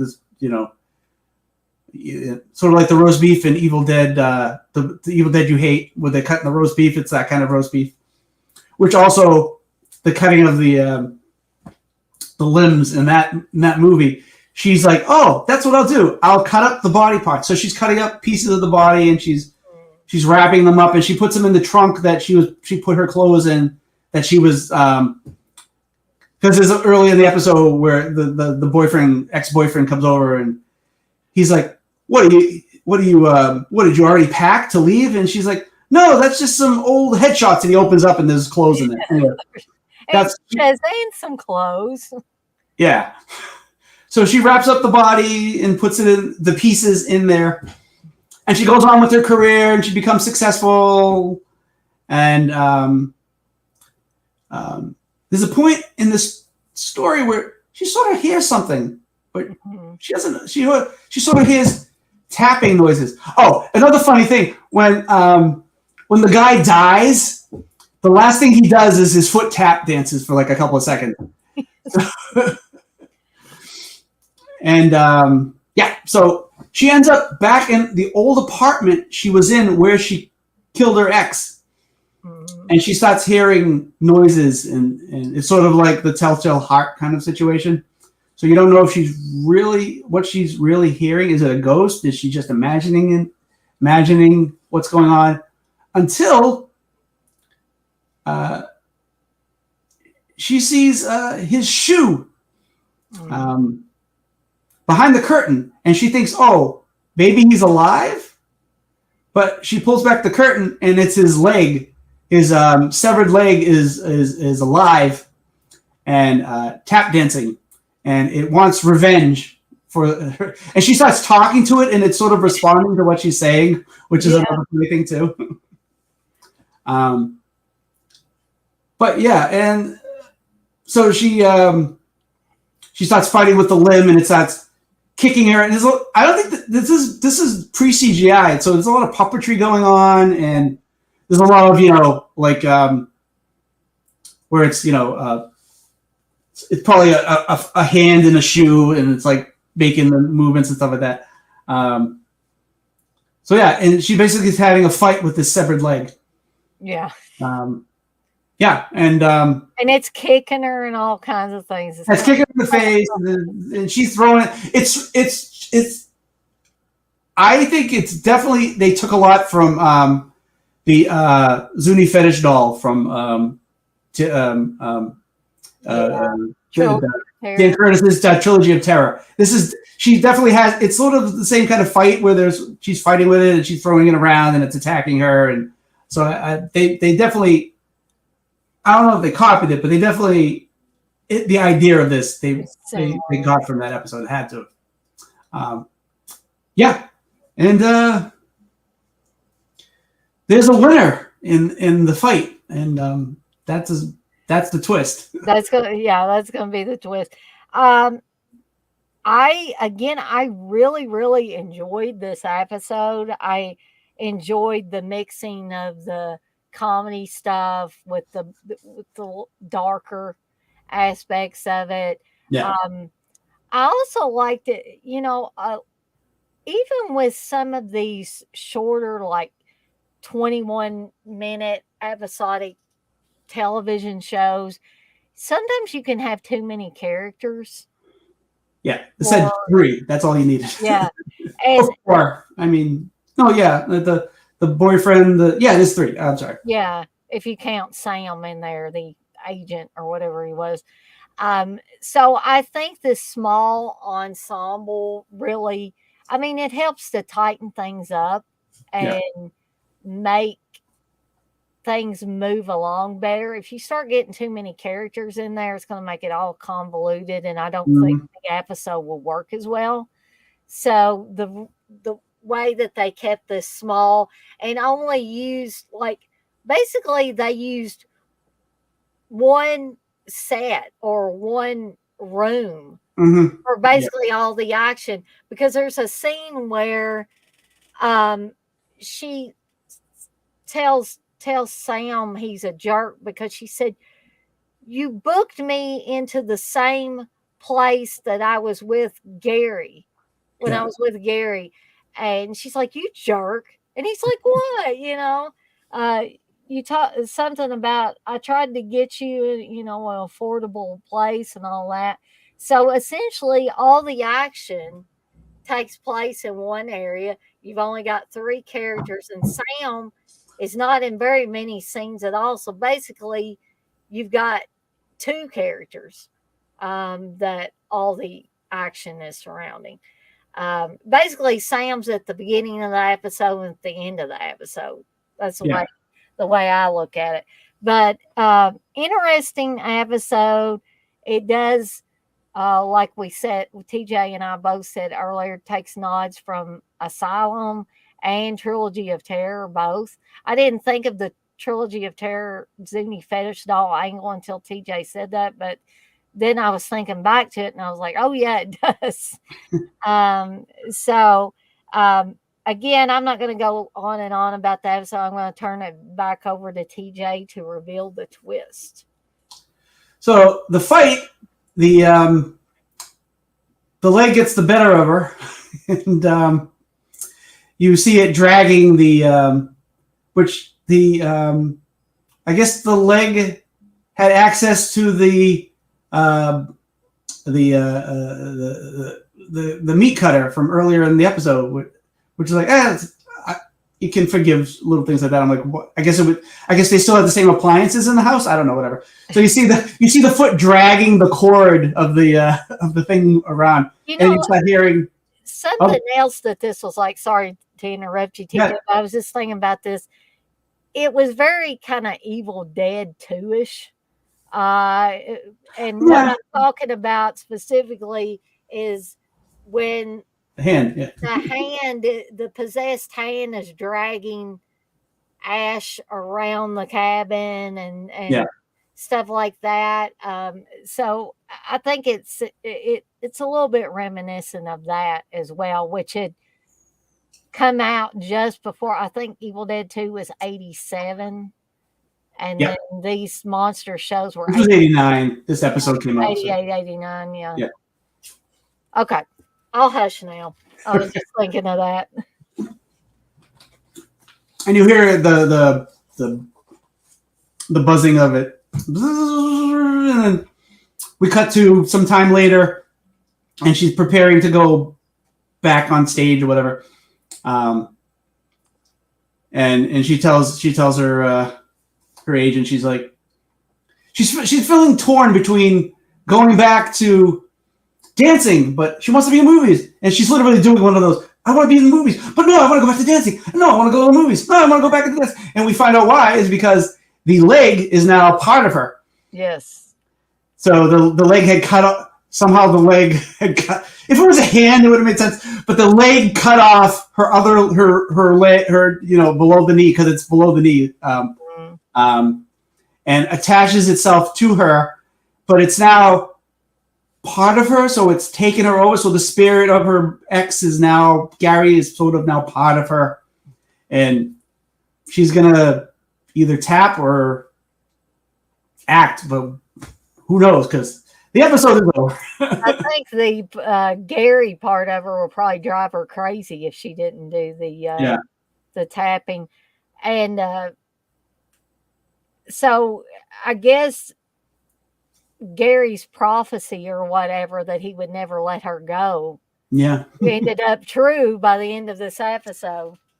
It, I'm sure it was supposed to be gruesome and shocking and all when that. she's cutting up the body, it's pretty. First of all, it's not Exactly. blood. First of all, it's not bloody at all. I was watching it, and I was like, there should have been more blood. But then eventually, it starts splattering all over the place, and then Yeah, she I gets pretty kept bloody. waiting. I And kept waiting for it. she's showing the severed hands and everything. And she's like showing it to the camera, kind of, and then throwing it back again behind her and stuff like that. And then the effects when her leg is now attached, it looks like she just has a boot on. Oh yeah, yeah. And she sort of does, Angelina Jolie, where she sticks out her leg so you can see that it's. I'm like, okay, look, it's his leg on me. And like, we get it, honey, we get it. Okay. Yeah, you don't have to keep showing it to us. So I don't want to backtrack too much, but something I noticed with especially these half of the episodes from season one is they got more gruesome. Yeah, And something I forgot to bring up during the Glim Glim episode is when they go upstairs in the library to um, to do something. I think they were going to go get food, but then they were trying to figure out what the alien was up to. I think was what the big thing was.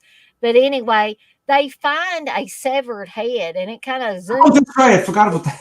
And then the one guy says it gets worse, and they look over, and there's the body laying on a table in the library, and it was like, well, that's kind of gruesome. I mean, for television back then, Yeah, that was gruesome, and there were several episodes like that in this bunch. One of which we're going to talk about next. That is chock full, in my opinion, of like three of the four main characters are people that most people are going to recognize, yeah. especially horror movie peoples. Mm-hmm. So so we'll just go ahead and move on to the match game, which, like I said, this is a pretty damn dark episode. We're back in the deep dark doldrums again. But I really like this one because this one, It's one of the best episodes of this season, I think. yeah, I think so too. It was scary. It has a monster in it, definitely. It's kind of urban legendish because they're telling a story, and none of the people telling the story are really sure if the story is true or not, but they're kind of how you would get together with your friends or something and tell scary stories to each other when you were growing up. I know I did that a lot. Mm. And I would usually scare the shit out of people that I was with because they would be like, Dana, you come up with like the most creepy stories. But I've always been, a frustrated writer anyway. And so I used to write my own horror stories. I wish I still had those. I don't know where that stuff is now. But anyway, um, this one, like I said, has three very recognizable, even if you didn't recognize their names in the opening credits, Mm. would recognize their faces. And so Sasha Jensen is in this, and some people might be saying, who the hell is Sasha Jensen? Sasha Jensen was in Dazed and Confused. He's Brady in Halloween 4. He's Brady in Halloween 4. And I'm totally drawing a blank. I'm sure he was in some other stuff as well. But we also have Tori Spelling in this episode. I was like, I didn't even know. I had forgotten that She's really good in this episode. Yeah, she was good in it.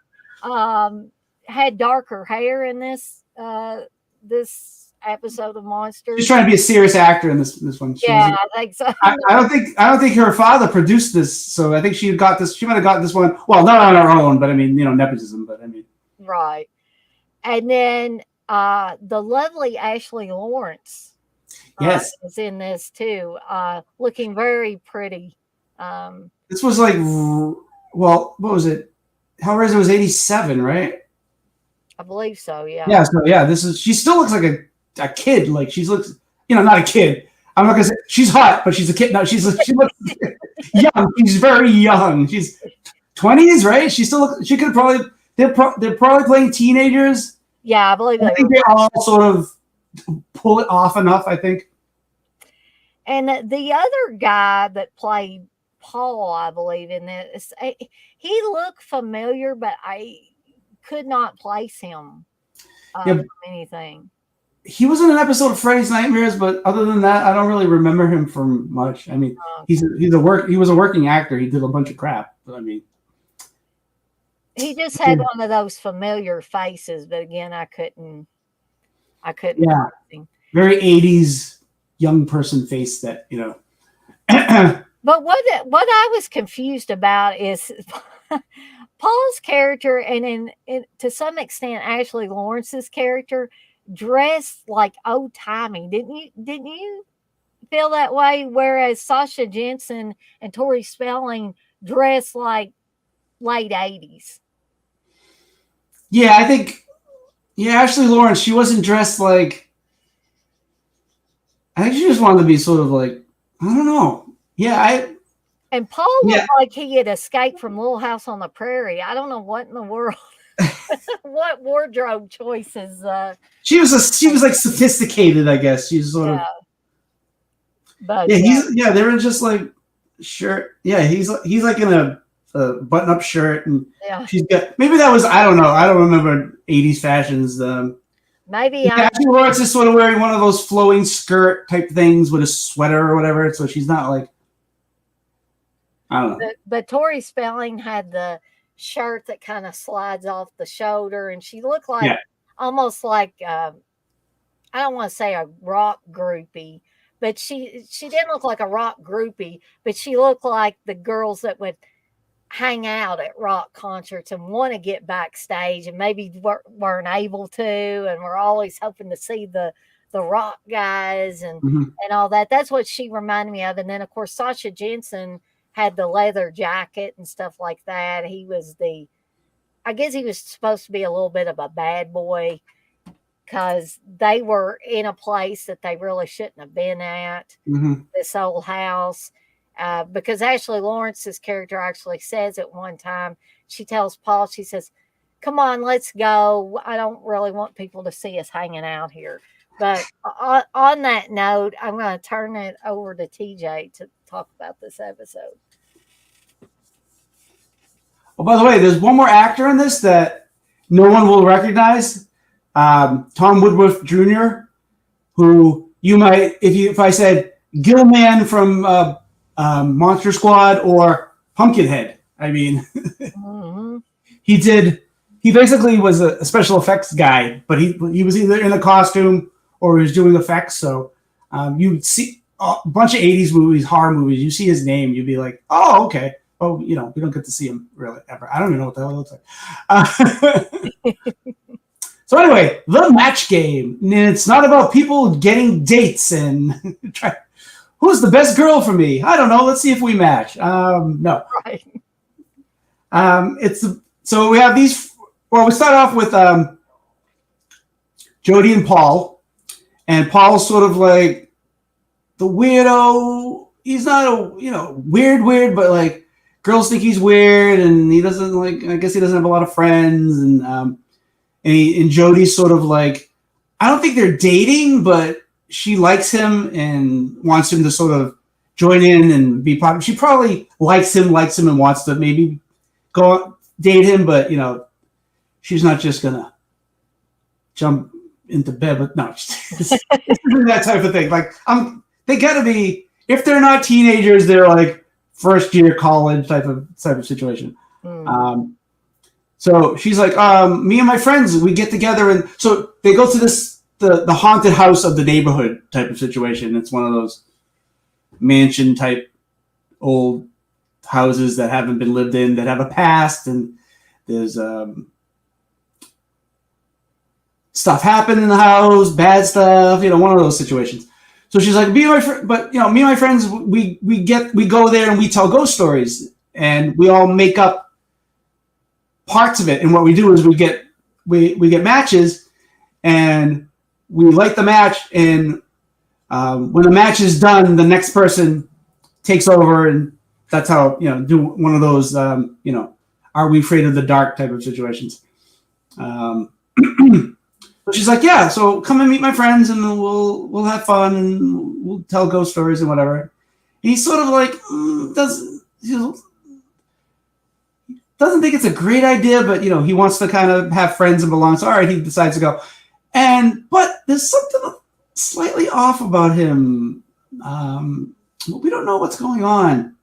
So later on, we get introduced to Matthew, played by Sasha Jensen, and Beverly, played by Tori Spelling. And like I said, Tori Spelling's in dark hair. She doesn't look like her regular, blonde, rich. My dad owns every TV show in existence. I like this Tori Spelling character a lot better than some of her other characters. Yeah, she's not like the mean girl. She's like a regular. There's nothing really like about her character that's like she's just the friend of Ashley Lawrence's character. Yeah, she gets kind of. She's not like a cheerleader-y type, but not really. But like, she gets kind of hysterical at one point, and you feel like kind of slapping her. But yeah, she's that character in the movie where later on she freaks out and whatever. So yeah, so they go to the house, and they start looking around, and then they go to this one room, and they start telling the story. He starts and they each tell something. So it's about Herbert, who I forget the whole story. Herbert's like killed family members. It's one of those ghost story type situations, and they start talking about the character, and weird things start happening in the house. And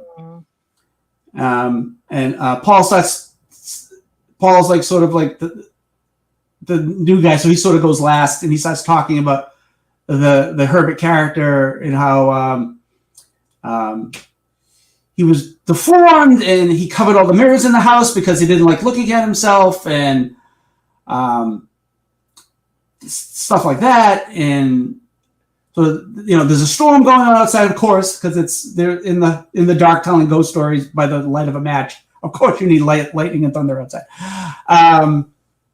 Yeah, and things start happening, and then the dead spirit of Herbert comes back, and first they don't really know what's going on, and then they see him, and he's a corpse basically. He's cool looking.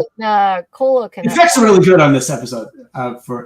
He's a very he looks top notch, I think. The way he walks in one part of it reminds me of Tarman. I was that's like Tarman. Yeah. Also, he's not like. Also, it's very organic looking. It doesn't just look like prosthetic, right, facial appliances on his face.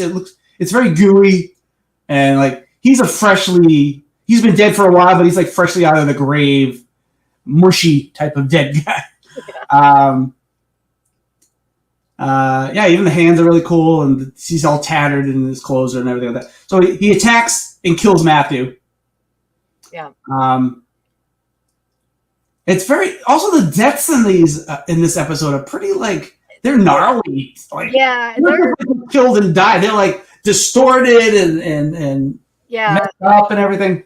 When we talk about the next one, that one's really Yeah. gruesome. Like back there was a big chunk out of his face, and he's sort of like got dead eye. He didn't die happy. You could tell by the expression on his face. Didn't his neck get broken? Yeah, he breaks his. He smack. Oh yeah, Yeah. he gives him a good plat. Yeah, and so Herbert starts chasing after the rest of them, and they find a room and sort of barricade themselves in, and then they're looking around the room, and it's sort of exactly like Paul was describing. All the mirrors are covered over, and they're sort of, especially Beverly, Tori Spelling, she's very like, what's going on? How did you know this? How did you know this was going to happen? And then he starts like trying to comfort her, and she's like, get away from me, and she's like running away, and she's screaming, like, she's like, you're evil, get away from me. And Herbert breaks in and kills her, but he doesn't just kill her, he grabs her and is holding her, and she's like, help me. And he sort of like disintegrates her, like her face starts distorting and elongating. It's sort of like it's sort of like Ash and Evil Dead Army of Darkness, where his face sort of comes out of the book. He basically crushes her and like, yeah, but it's like there's no like sound. It's just like, yeah, he mushes her, and the goo comes out of her face, and till her whole body's just goo. He pulls his hands apart, and it's like that old what was that stuff called? It was in the egg, and the slime. Yeah, it's like she just turns into slime, and his hands just pull apart, and it's like it's green and mushy, and it's very, very unique and bizarre looking too. Also, it's disturbing too. Yeah, disturbing. Yeah, you can tell it's effects, it's special effects, but her face, just the way anyway. It just kind of seemed like it sunk in and folded in on itself. Yes, that's exactly. Yeah, it's like when you get an apple or whatever, and it's like a little bit rotted, and you push into it, and that kind of Anybody eating while they're watching? You might want to stop now. Yeah, or you're already puking. Anyway, like Ellie and Evil Dead. That was too much vomit for one person. Anyway, she would have been dead after that. Anyway, so Jody and Paul are the only two left, and Jody's like, I don't know what happened, but you know you're doing something. You may not know what you're doing, so she's not blaming him and going, you're evil, like Beverly did a couple of minutes ago, but she's like, somehow you're causing this, because we've done this thousands of times, the three of us, and none of this has ever happened like this. So there's something about you that's causing this. And yeah, then he sort of takes control of the situation. And I mean, this is not much of a twist going on. It's a good ending, but it's an organic thing. It's not like all of a sudden, hey, here's the twist. I don't know if you want to say anything else, and before I kind of. I just wanted to say again how much I enjoyed this episode. Yeah. This was probably one of my favorites. It would have to be definitely in the top 10 of the whole Monsters series, which this wasn't a very long series anyway. Yeah.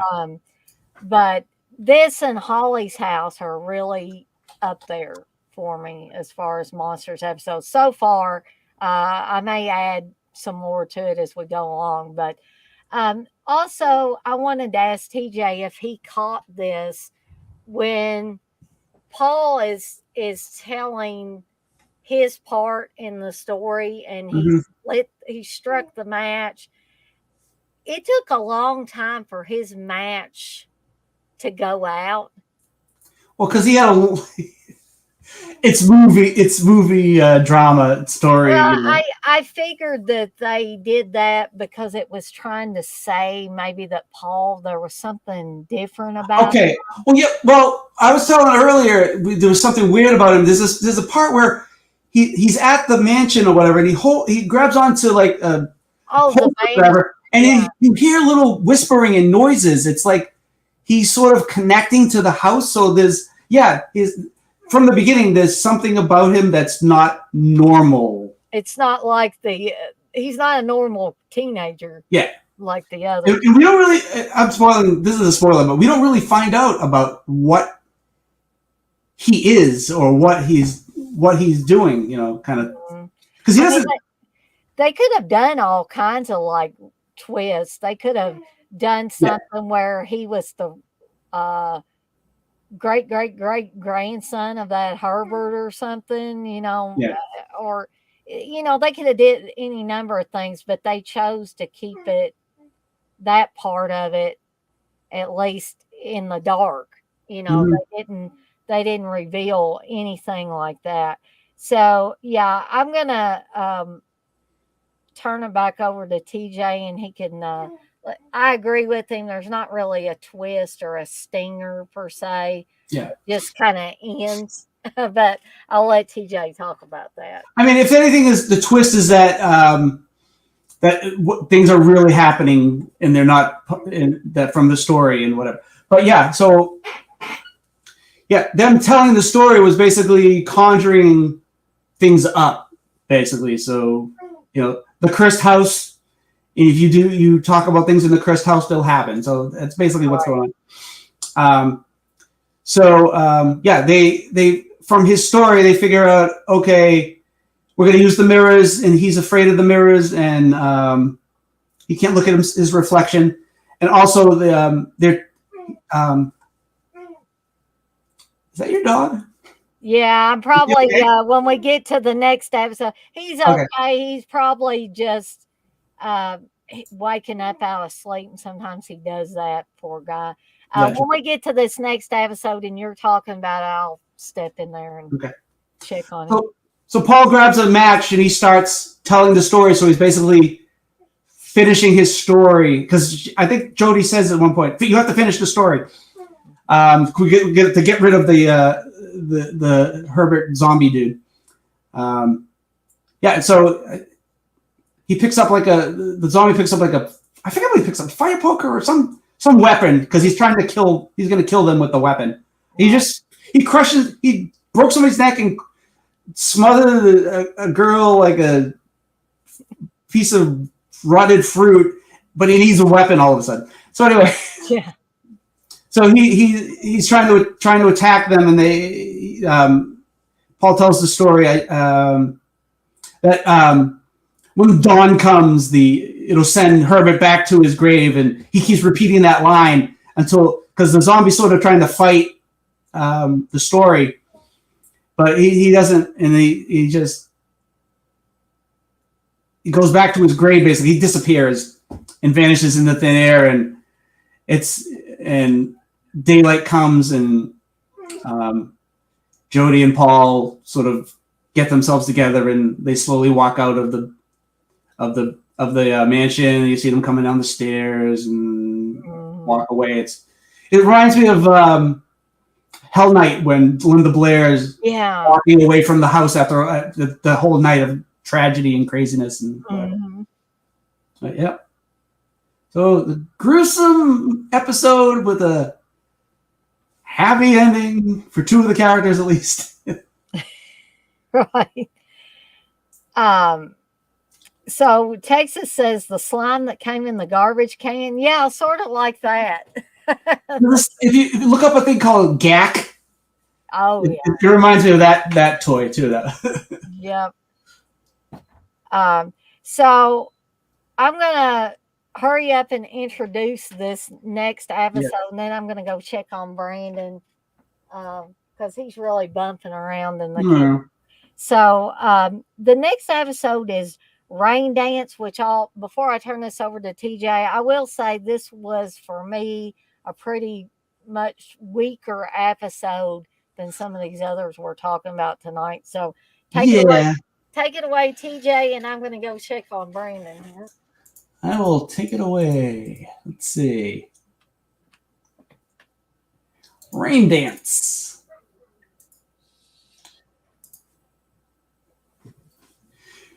Rain Dance is Rain Dance. So we have this couple, Tom and Vanessa. Tom is an archaeologist, and he takes Vanessa around with him to, I don't know what, she doesn't do much. She's just kind of sexy and lays around a lot. So she doesn't do much. Tom's a bit of a, like Tom, so she's one of those wives who, she just wants a rich husband who she can go to the Hamptons with and tell everybody who are, or tell people who aren't as rich as they are, how rich they are type of situation. She's not too much of a bad character, but it's sort of like Tom basically he'll get artifacts from the local indigenous people, but he'll give them a lot less than what it's worth. You know, it's basically one of those, we'll give you trinkets if you give us your gold kind of situation, because he thinks, you know, they don't know what they're giving away.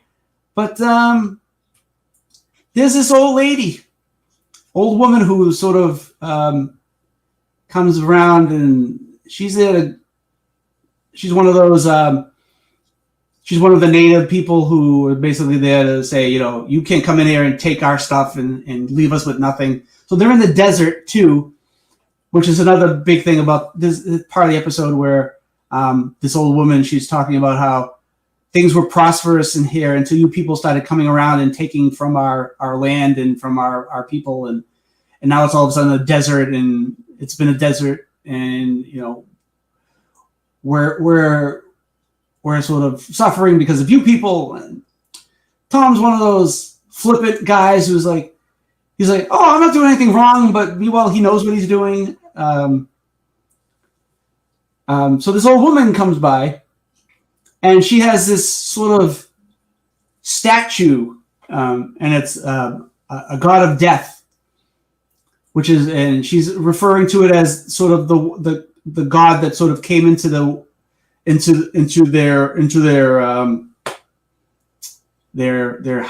well, not neighborhood, came to their land, and because of all the wrong things that people were doing was cursing the land basically, and that's why the land is now it's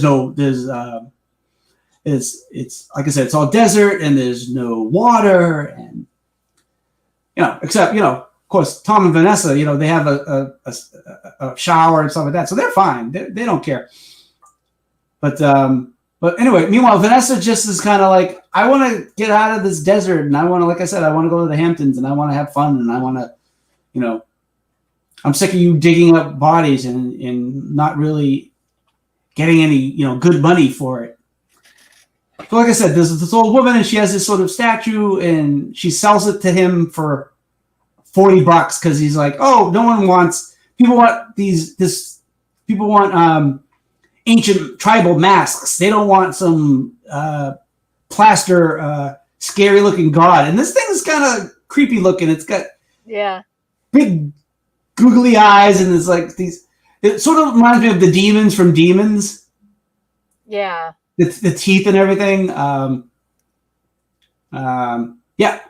So basically, the death god slowly is coming to life. Also, Vanessa is one of those. She's in the dry climate, and she's always putting on moisturizer on her skin. Yeah. And like I said, the god sort of took away all the prosperity.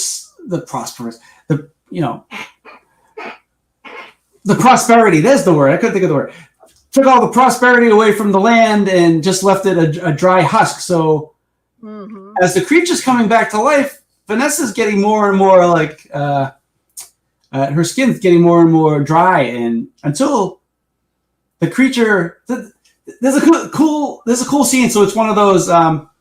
It's sort of like the eye games in the Evil Dead with. So she'll be looking in the mirror, and then the creature will turn its head. So this is us learning that the the statue was alive. So the creature will turn its head, and then she's sort of like, and then it'll slowly turn back, and then she'll look, and it'll be back to normal. And she's like, So she does that a couple of times until she catches it, and she's like, "Oh shit! This thing is alive!" And it sort of attacks her, and as it comes closer to her, she gets drier and drier until she just turns into a statue, basically, a pillar of.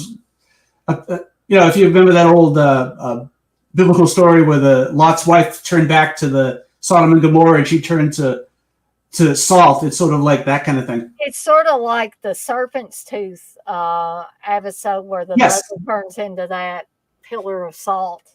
Or Rocky Horror Picture Show where Frankenfurter pulls down the Medusa wand and they all turn into statues. Yeah. And they have a little stand. I don't know. I guess when they got taken to the alternate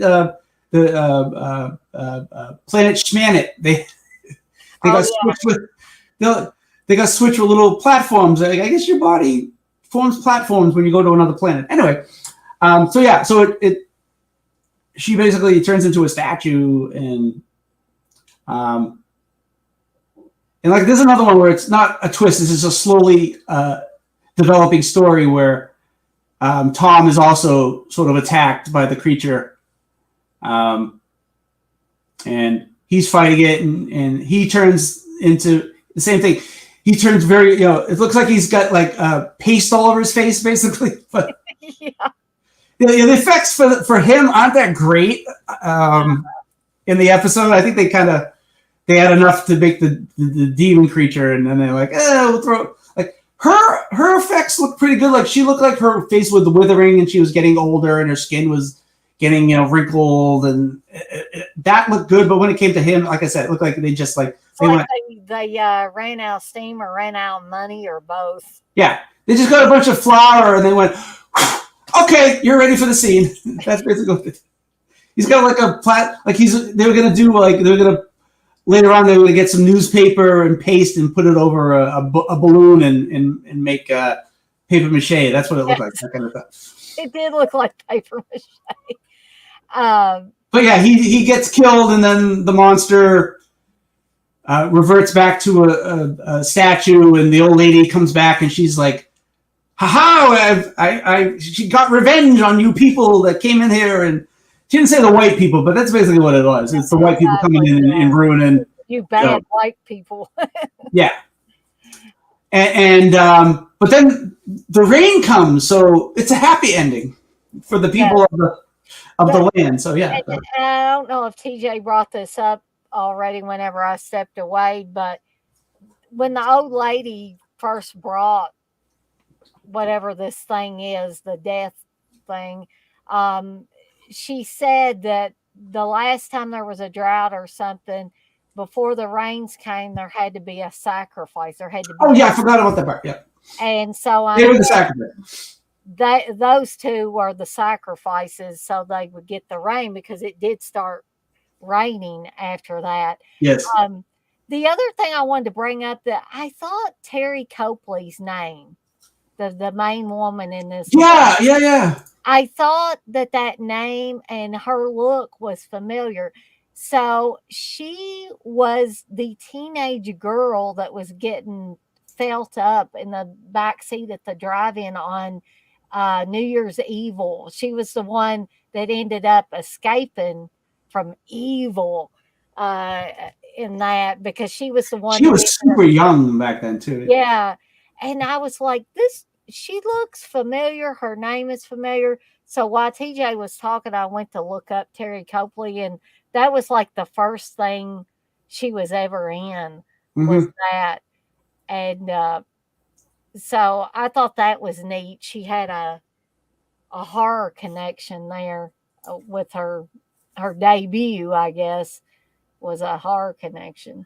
So just want to bring that up. And other than that, I don't really have a lot to say about this episode, because like I said, this is a little bit of a weaker episode for me.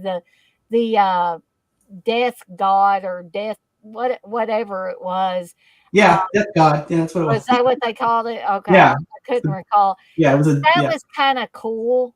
But like TJ said, like by the time they got to the guy's death, it was just sort of cheesy and like they had put, paste or spackle uh, or paper mache on the guy's face. But Terry Copley's death was it was like it looked slow and painful. Yeah, His was a lot quicker. And maybe it's because it was a woman that they were doing it to, and it was like her because she was attractive at the beginning of the episode, but then as her skin started to dry out more and more, she yeah. she didn't look so hot by the end of it. And maybe that's why, or the special effects just wasn't as good on the guy, or maybe he didn't have the features for it or the skin for it or something. I Yeah. don't have any idea. So we'll move on to I was gonna say one more thing about sure. about Terry Copley. She was on a show called it wasn't on that long, but it was called We Got It Made, where Mhm. it was with Matthew Villard from Popcorn and a bunch of other stuff. Um, Tom Villard. Why did I say Matthew? I was thinking of something else. Anyway, Tom Villard from Popcorn. Anyway, Exactly. but it was like it was a weird show, but it was the '80s, so you could forgive it a little bit. But it was like two bachelors hired a hot, sexy blonde woman to be their maid. That what is that? Only guys would have that for that. Guys probably made up of that. I bet. I don't think a woman wrote that script. That Two was hormone-driven guys came up with that storyline. yeah, yeah. It was just anyway. I just wanted to bring that up. Anyway, okay. I probably could search out some of those episodes. Somebody's probably got them on YouTube or something. Yeah, Makes me want maybe. to go look it up because I always liked Tom Villard.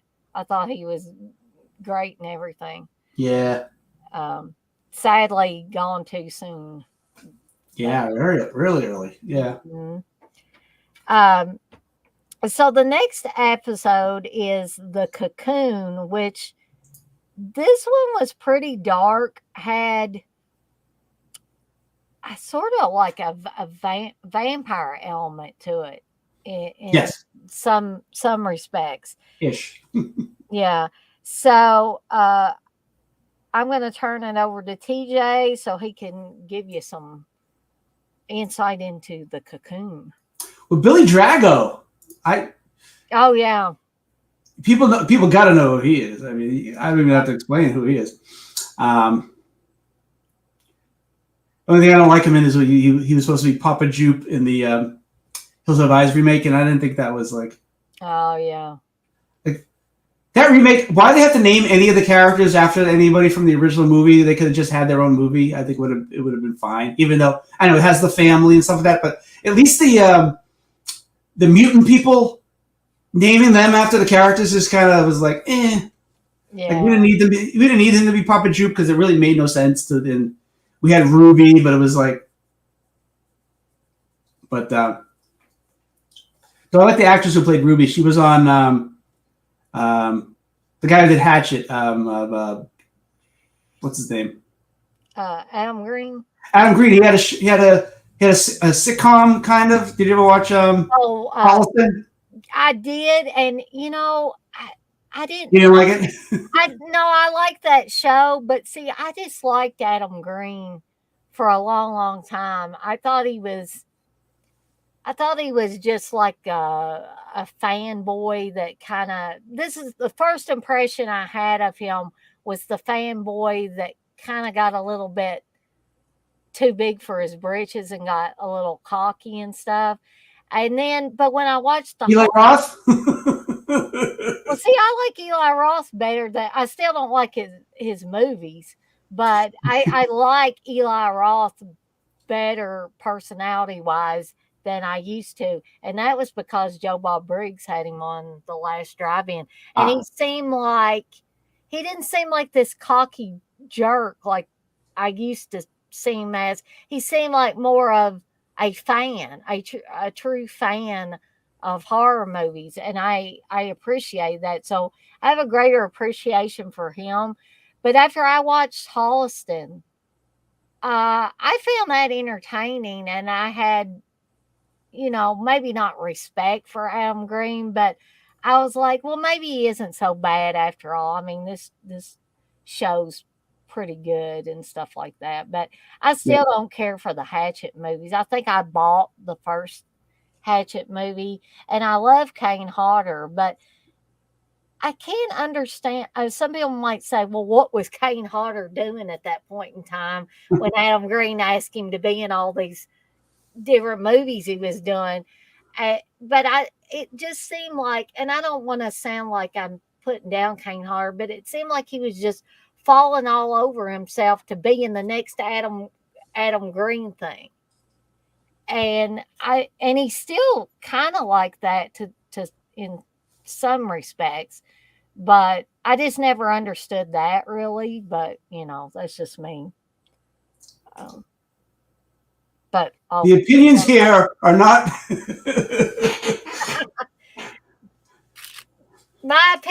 to protect TJ, my opinions do not necessarily represent him and his opinions. I don't need Kane Hodder strangling me anyway.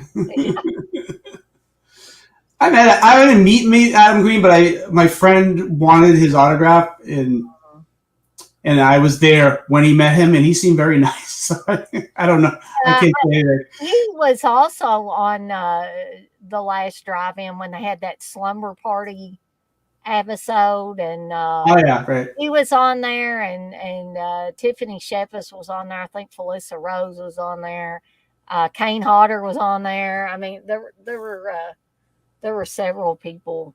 I have more respect for Tiffany Shepis now than I did several years ago, since she's gotten married and become a mom and stuff like that. I think she's more respectable now. She's not out, doing the party circuit and. Well, she was young. She had to go. She had to sow her her wild oats. Her wild oats. I like that she showed up on Dead Pit. I like that. Yeah, and I'm sure you've heard the same stories I have about what went on at that. Was it the Yeah, that was a long time ago. Steve could even like confirm those stories. I'm not gonna, retell them because I'm sure people have heard most of them. Mm-hmm. But Steve was hoping that she'd come up and do something to him, and she didn't. And he was disappointed. That's all I'll say. But anyway, back to the episode, and not the movie Cocoon. Yeah, there's no Jessica Tandy and Hume Cronin and Steve Gutenberg and Brian Dennehy. God, like I wonder how many people are not. How many people are still alive from that movie? Yeah. Maybe Steve Gutenberg. Yeah, Steve Gutenberg's alive, and the girl from I don't remember who the hell it was. Anyway, gosh, it's been so long since I saw that movie. Yeah, actually, have those ever been on Blu-ray? That's a movie set that probably should get a 4K release. I was gonna say yeah, but I think Close Encounters is the one that I might have on 4K now. Close Encounters and not Cocoon. Yeah. Anyway, I wonder if Michael Felcher knows anything about that. Anyway, let's see. Cocoon. So there's this beautiful blonde woman, it's always a beautiful blonde woman, who has amnesia. And she's in this hospital, and this cop, who I guess was the one that found her or brought her into the hospital, is trying to figure out who she is, where she's come from, and she hires him because she's rich. So I guess he finds her her purse and whatever, and we find out who she is, but she doesn't know who she is. Like, and she was in a car accident. She's in a car accident. That's what it was. Could have killed her because when the opening shot, the doctor's talking to the cop about he's never seen anything like this. She has no head injuries or anything like that, and she was basically almost crushed in the car accident. but she's fine. She just has a little bit of amnesia. So she hires the detective to kind of like find out who she really is. Um, and he has the help of a psychic. Um, what was her name? Uh, Sarah. Madeline is the rich lady who doesn't know who the hell she is, Mm-hmm. and Sarah is the psychic who's helping him out. Um, so first, she can't really get a read on this woman. She's can't really find out anything about her. It's as blank as her memory, I guess. Um, but then she touches her comb, and she gets this sort of flashback to a man, and then all these sort of we get these quick flashes of something, and we get this like. Then we had a corpse that kind of falls out of nowhere, which is it's a cool looking corpse. The corpse Oh, yeah. effects are really good on this. Um, So basically, we're trying to find out what's going on, and Richard is Billy Drago's character. The cop is falling in love with her, Mm. but Richard also has a kind of a relationship with Sarah, like more than just the psychic who he brings in on cases. They have sort of an affair going on too, and it gets to a point where it's Madeline versus Sarah.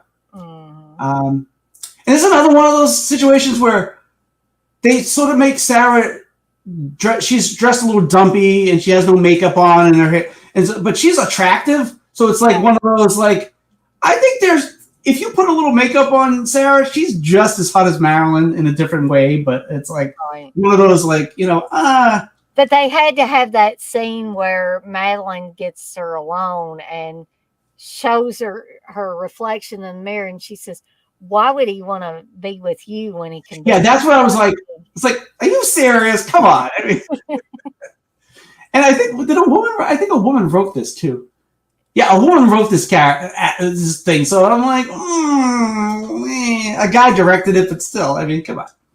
I mean, I'm not going to be a woman's lib, but I mean, I support when women are sort of being like, especially to each other, like, come on. I mean, but it's part of the episode, so we'll forgive it because it's a horror episode anyway. But yeah, so yeah, Madeline's sort of like, yeah, she's a little conniving going on. First, she's sort of sweet and innocent. You don't think there's anything wrong, but then we kind of see her character, her real personality come up. But she still doesn't know exactly who she is, but she knows she has some. She's powerful. She has some power. And I think when Sarah figures out what the power is, we sort of finish off.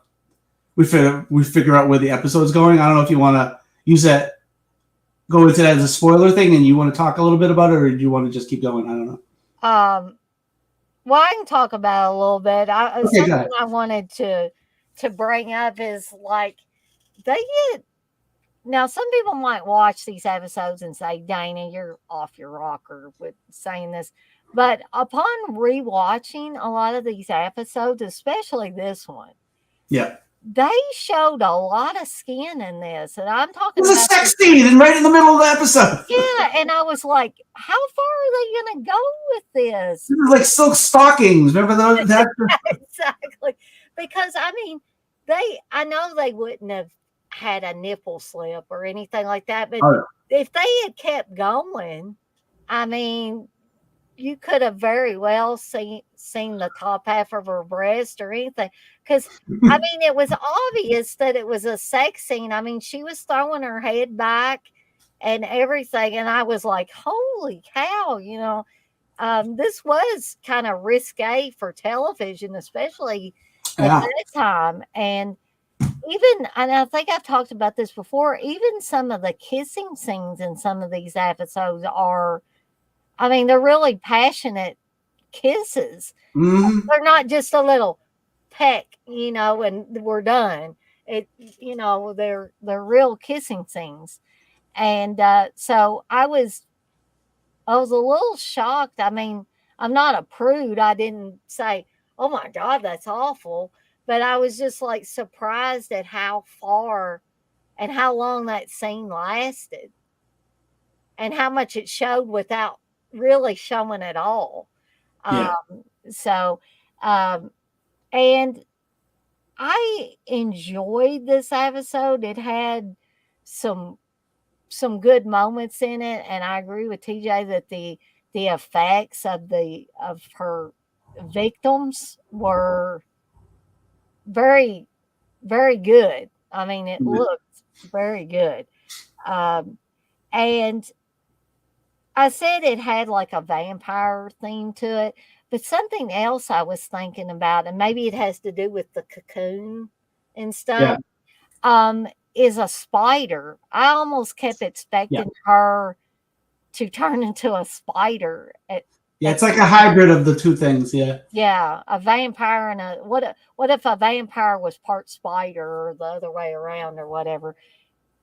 And so I don't know if Sammy's howling in there. I may have to go make him be quiet in here in a little bit. By the way, one thing: two hot chicks battling over Billy Drago. Where'd that come from? Seriously? Yeah, and it was almost like now that you bring that up, TJ, there was one scene between the two women where I almost I thought ain't no Richard Gere, but I ain't no Billy Drago either. where I almost felt like they were heading into a lesbian encounter. You know, That's hinted at. Oh yeah, that's as much yeah. as TV could get into lesbian encounters. You know, this ain't like the stuff that Steve watches with the nuns and stuff like that. So they couldn't go that far. Yeah, But no. but you got the sense that because Madeline says to Sarah at one point, she's like, I was trying to get close to you, or I'm trying to be a friend to you. And it was just like, it was a little cringy the, the way she was saying it. Bless me. Bless you, yes. Thank you. So I'm going to let TJ talk about uh, the ending to this episode, and I'm going to go get Sammy to hush before he wakes Steve up.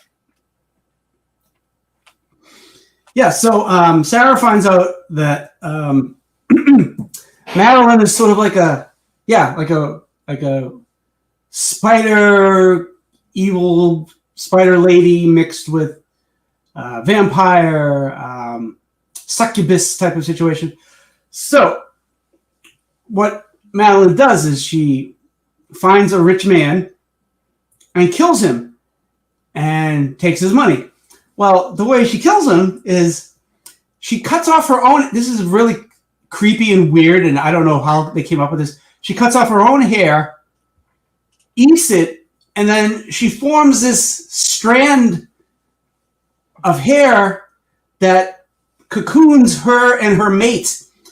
Because she basically she's like I said, she's like a vampire. So, but she needs to consume a mate because she after a certain amount of time that she's alive, because she starts getting older, and that happens in the episode where she starts becoming an old lady, and she needs her mate, his essence basically, and she merges with that, and she takes all that away from them, and this leaves this husk of a dead body is what she leaves. She emerges from the cocoon and goes off and has another whatever 100 years or whatever of life.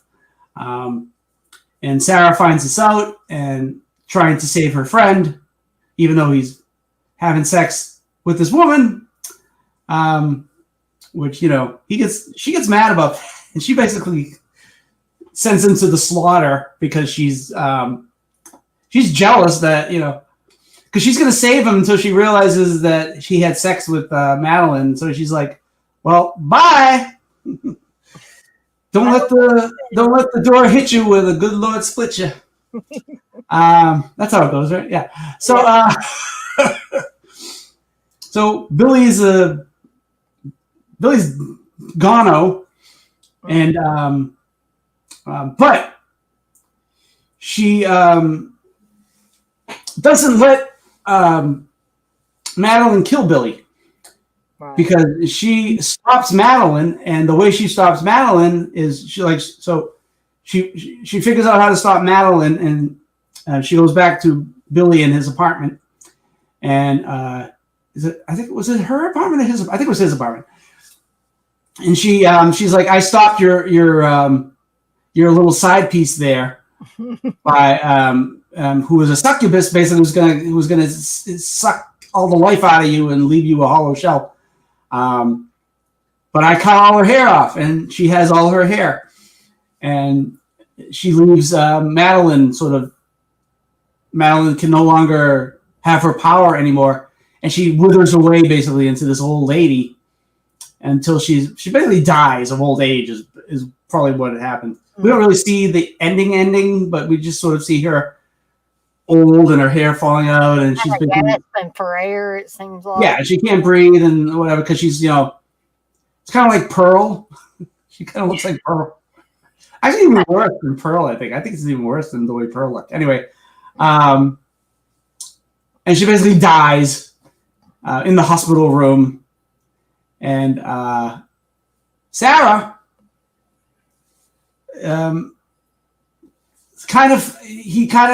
Richard kind of begs her forgiveness, and she sort of accepts it, but she doesn't really, because not only did she take her Madeline's hair, but she's gonna take Madeline's life, basically, because it's not Madeline herself; it was her hair that had the power, and they're embracing and like popping a Tic Tac. Sarah gets a piece of hair, sticks in her mouth, starts pulling out the strand, kills Billy Drago's character, and I guess she's gonna go off and live her life as a vampire Spider Woman. Yep, exactly. Happy ending for somebody, but not for two other people. No, exactly. Yeah, so that moves us into All in a Day's Work, starring Adrienne Barbeau, who's very good in this. I really I love this episode. Like, I've seen it a bunch of times, but I rewatched it just because I wanted to see it again. And I really enjoyed this one too. There was you don't see this a lot in these episodes, but there was a real family element in there. Yeah. You had the mom played by Adrienne Barbeau, and you had her young son, and it's told at one point that she doesn't have a husband because that relationship didn't work out, but her son is everything to her. But she's also a witch, technically, but she tries to be a good witch. Yeah, she makes love potions and stuff like that. She's not trying to help people get revenge on anybody or anything. She only does little magics. Yeah, as she says. Exactly. So I'm going to turn this over to TJ to talk a little bit about All in a Day's Work, and then I'll talk a little bit about it, and we'll move on from there. Yes, all in a Day's Work, starring Adrienne Barbeau as Fiona, who's, like you said, she's a witch, but she does little potions. She doesn't do. She says, I don't do big magic. I do little magic. I do potions and this and that, and nothing too intense. She gets a visit from Ian, who so she's this is a cute little scene where we see it through she's inside the building, she's inside her apartment, and she's through the keyhole, and Ian's out there kind of like dum dum dum dum. He's like, who are you? I know somebody who recommended you. And he's like, oh yeah, who? And then he says the name, and he's like, oh yeah, well, give me more to go on. I don't know who the hell you are. What does she look like? Yeah, what does she look like? And he's like blonde, like even her really basic things that anybody could kind of come up with. And then he goes, she has this scar on her upper lip, and blah blah blah. And she's like, okay, I'll trust you. And she lets him in, and he starts kind of looking around, and like, so is that the Seal of Solomon? And he's like, no, that's just like one of the element signs or whatever on the door to keep evil spirits out of my apartment, basically. Maybe it's her ex-husband because she's no longer married. Right.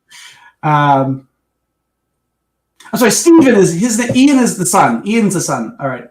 Her little boy's at school. Ian is the son, right? Yeah, Ian's the son. Yeah. Yeah. Steven is the guy looking for help. Yes.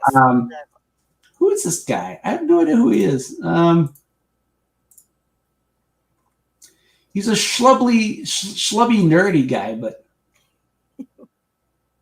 oh, okay. He was on the newer Twin Peaks season. He played the warden. Oh, okay. So I haven't went back and watched that again yet. So Okay. I'll probably see him when I go back. He looks a lot different. I don't know. And he's only one. He's in one episode of X-Files. I wouldn't even try to remember who he was from that.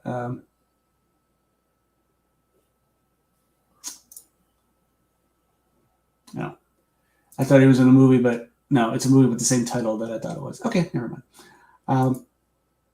Anyway, everybody knows Adrienne Barbeau. She's awesome. Everybody loves her. I still haven't got my goddamn Adrienne Barbeau figure from stupid Shout Factory that's pissing me off. Hey, yeah, I want to see that damn thing.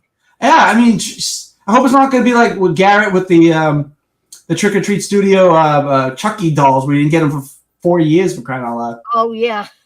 I want my Adrienne Barbeau. I want to play Adrienne Barbeau games. I don't know what I'm going to do. I want my Stevie Wayne. I want my damn Final Exam 4K. Because I just got that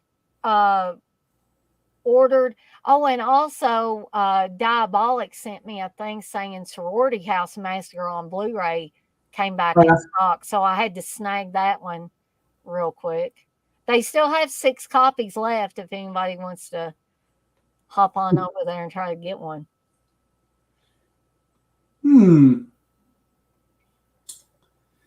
All right, let's see. So Steven is looking for some help. And she's like, what do you want, a love potion? She's like, he's like, I got a little heavier stuff going on. I got this doppelganger, and he's trying to take over my life. And then we get the music, the scary hard. It slams up at that point when he says, "Hey, she wants him out of her apartment." Yeah, well, he's trying to tell. She's listening to him, but you can tell she's freaked out. And she's kind of she wants him out of the apartment, but she's basically like he's telling her the story. He's like, wait, just let me tell you what happened. So yeah, he just started seeing this guy on he was at the train station and was staring at himself, and then he was at this he went to this deli that he goes to, and the guy's like, oh, did you forget something? And he's like, I hadn't been there for 2 weeks, right? And the guy acted like I was just there a couple of minutes ago, and so it's like this doppelganger slowly taking over his life, and she's like, dude, I can't help you. You get the hell out of my house. Like I said, she goes, I do little magic. I don't do big stuff like doppelgangers and demons. Forget this. And she's like, basically the only way to get rid of a doppelganger is to conjure up a demon, which is a mortal sin. And I'm not doing no mortal sins for you, dude. So, and she's like, get out of here before my son shows up, basically. And she throws him out. And the son does come home. Doesn't she leave Steven in the apartment? And she tells him not to open the door. Wait, well, yeah, I forgot how the episode goes. Wait a minute.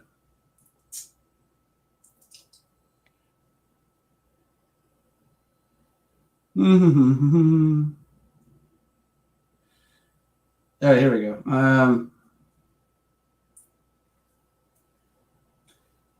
Oh, that's what I missed. This. That's where I got screwed up.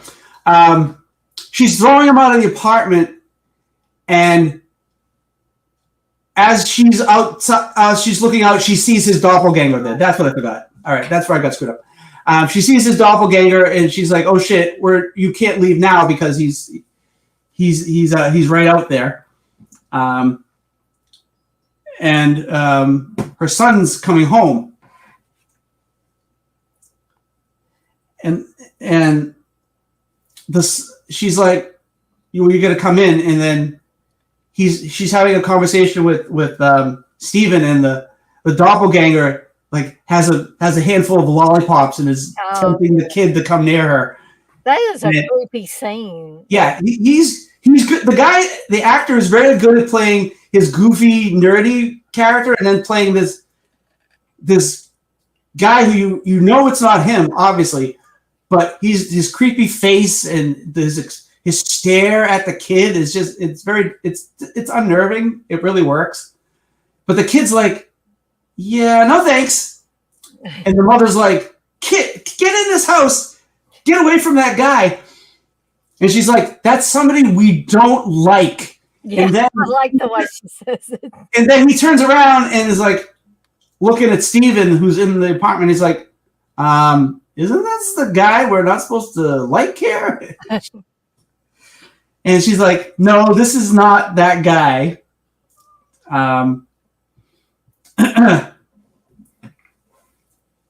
So she tells him that I forget now. She tells him a little later or stuff like that, or tells him right away that the doppelganger doesn't want you. The doppelganger wants son, because the doppelgangers, the demon who are the doppelgangers want children because they're perverted assholes. So she starts reading. She reads through her magic journals, or her not journals, but her magic or books and stuff, and she figures out how to get rid of. She has to conjure up a demon, and she's like, "Well, I'm gonna have to perform a mortal sin, but hopefully, because I'm doing it for a good reason, that God will forgive me for what I'm doing."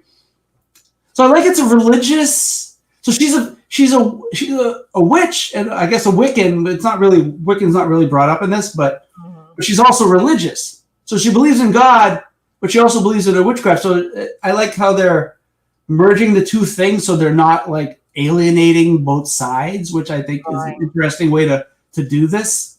But Christians are like, "Fuck you and your goddamn witchcraft." But anyway, but this isn't that kind of episode. So she's conjuring up a demon to save her son, basically. We'll have to save Steven too, but it's more to save the son. And to try to figure out, what got to this point anyways. And because he's like, I didn't do anything to get this demon, but we find out later that he teaches a class in, I forget what it is. Did I read that? I'm trying to remember exactly what they called that class. But like not medieval, his science. I forget what he said. But it's about maybe not witchcraft specifically, but about medieval arts or something like that. I think that's what something like that, medieval something. And she's like, "Oh, you brought it in." You conjured this thing up. Yeah.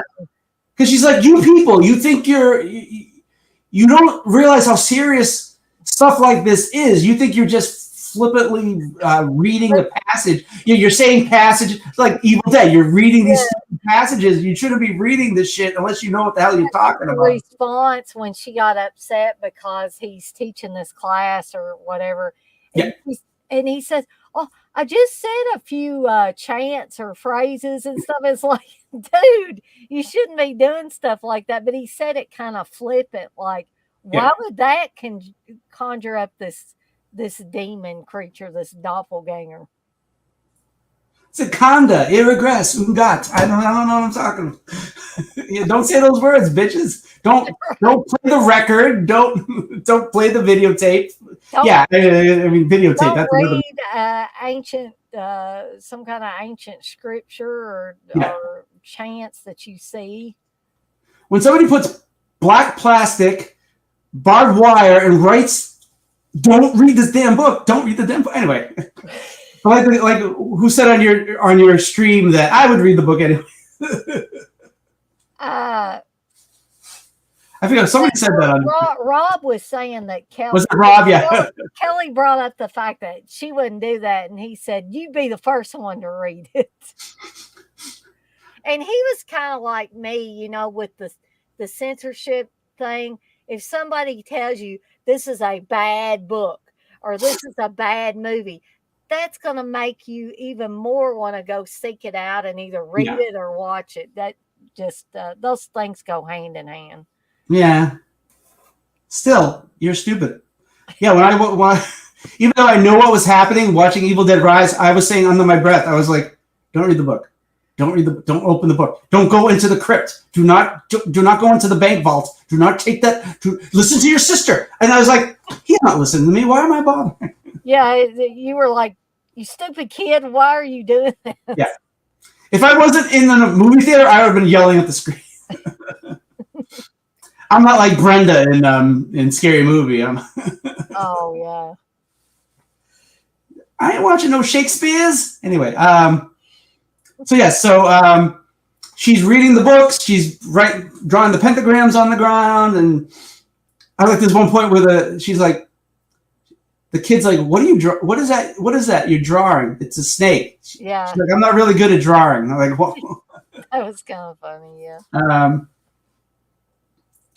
But yeah, so she conjures up a demon to stop Steven's demon, and she's like, "All right, so I have to start yelling out names because the demon changes their name every 35 years or something like that." It's like, okay, oh, she I starts looking that up. I wonder if that's a real thing.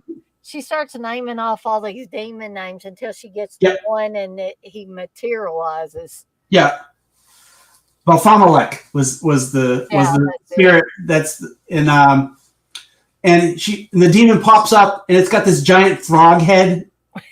Yeah, and she makes him change into something a more pleasing form, I think is how she puts it. Yes, she's like, change into something more coming and more pleasing to, whatever, and he turns into like a regular like a dude, but he's like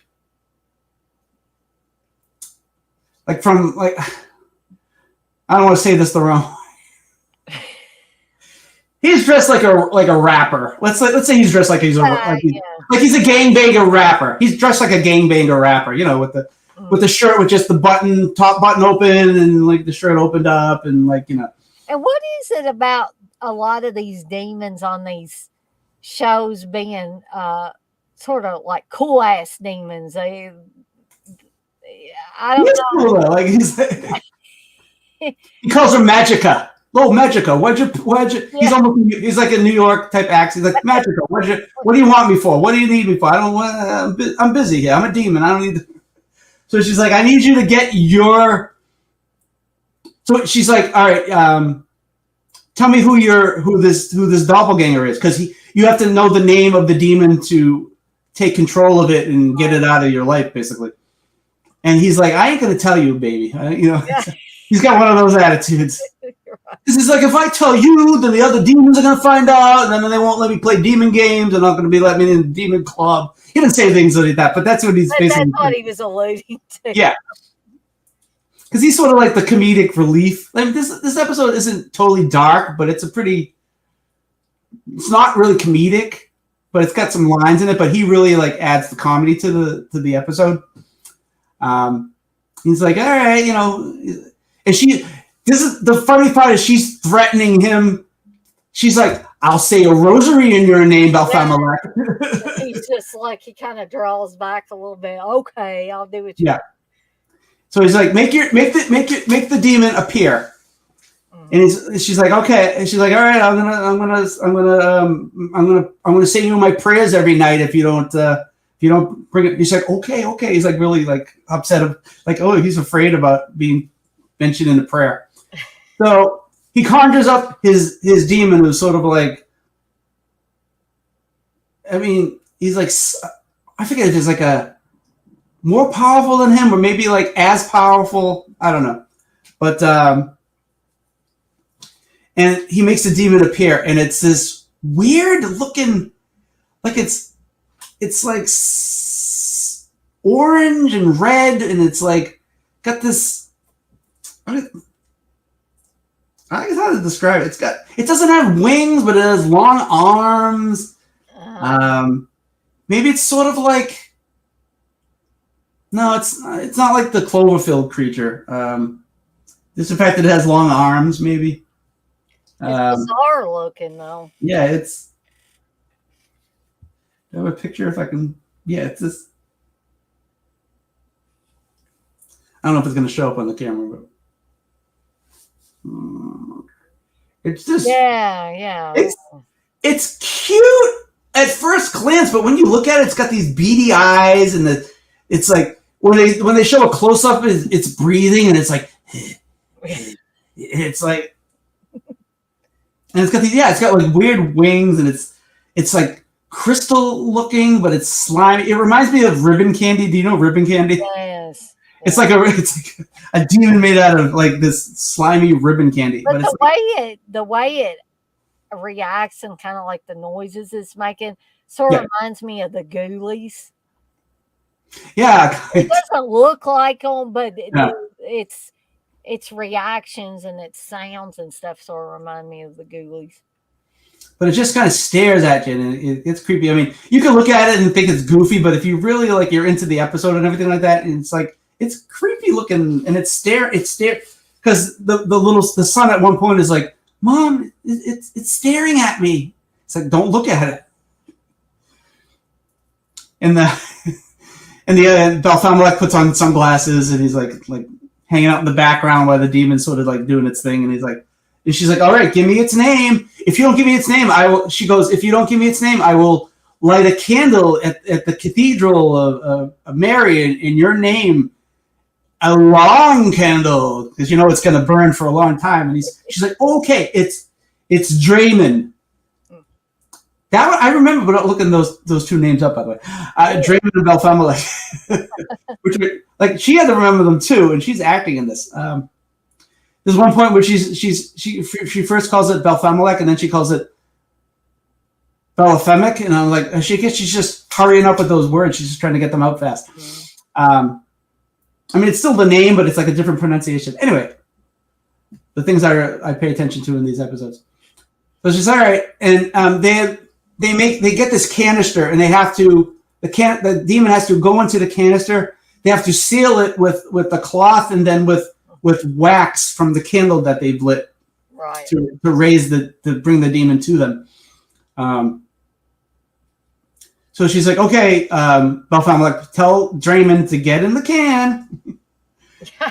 Get in the can. And so the demon gets into the can, and they're oh no, I forgot. The can, they forgot the can. Yeah. They prepared the can before the ceremony, but they have left it on the counter when all the crazy stuff stopped happening. And then they're trapped in the circle, because if they leave the circle, the demon can possess the son and take him, and do whatever they're going to do to him and to them possibly. So they bring Draymond, and they're like, "Okay, we got to go get that. We got to go get the can over there." So she says, "All right, let my assistant, meaning Steven, let my assistant. You have Balthamalek, you have to protect him from the other demon and let him go get the can and bring it back to us so we can get rid of Draymond." And he's like, "Okay, I'll let you do that." So Steven goes over, kind of looks at the demon. The demon, is kind of just like staring at the little kid, and the little kid's like, "The demon's staring at me." And then Steven goes back, and they're gonna do the ritual. He's like, "Okay, tell Damon Marlon Wayans. Tell Draymond to get into the can." And then they're trying to seal the can, and then like there's a little commotion going on, and Balthamalek is being a dick, and he's saying, "Oh, Magica, watch your son. His foot is out of the is out of the circle," and she's like, "No," and then they sort of fumble and drop the canister, and they drop the wax and whatever, and Draymond gets out of the can and starts attacking Fiona, Mm. and it's grabbing her by the hair. It kind of reminded me of in the Fog, where she's fighting Yeah. the lepers, and they're grabbing her by the hair, and they're trying to get her. So Stephen and Ian are trying to keep her in the circle so she doesn't get attacked by the creature. But I mean, she's already been attacked. She doesn't get taken by the creature. Right. And eventually,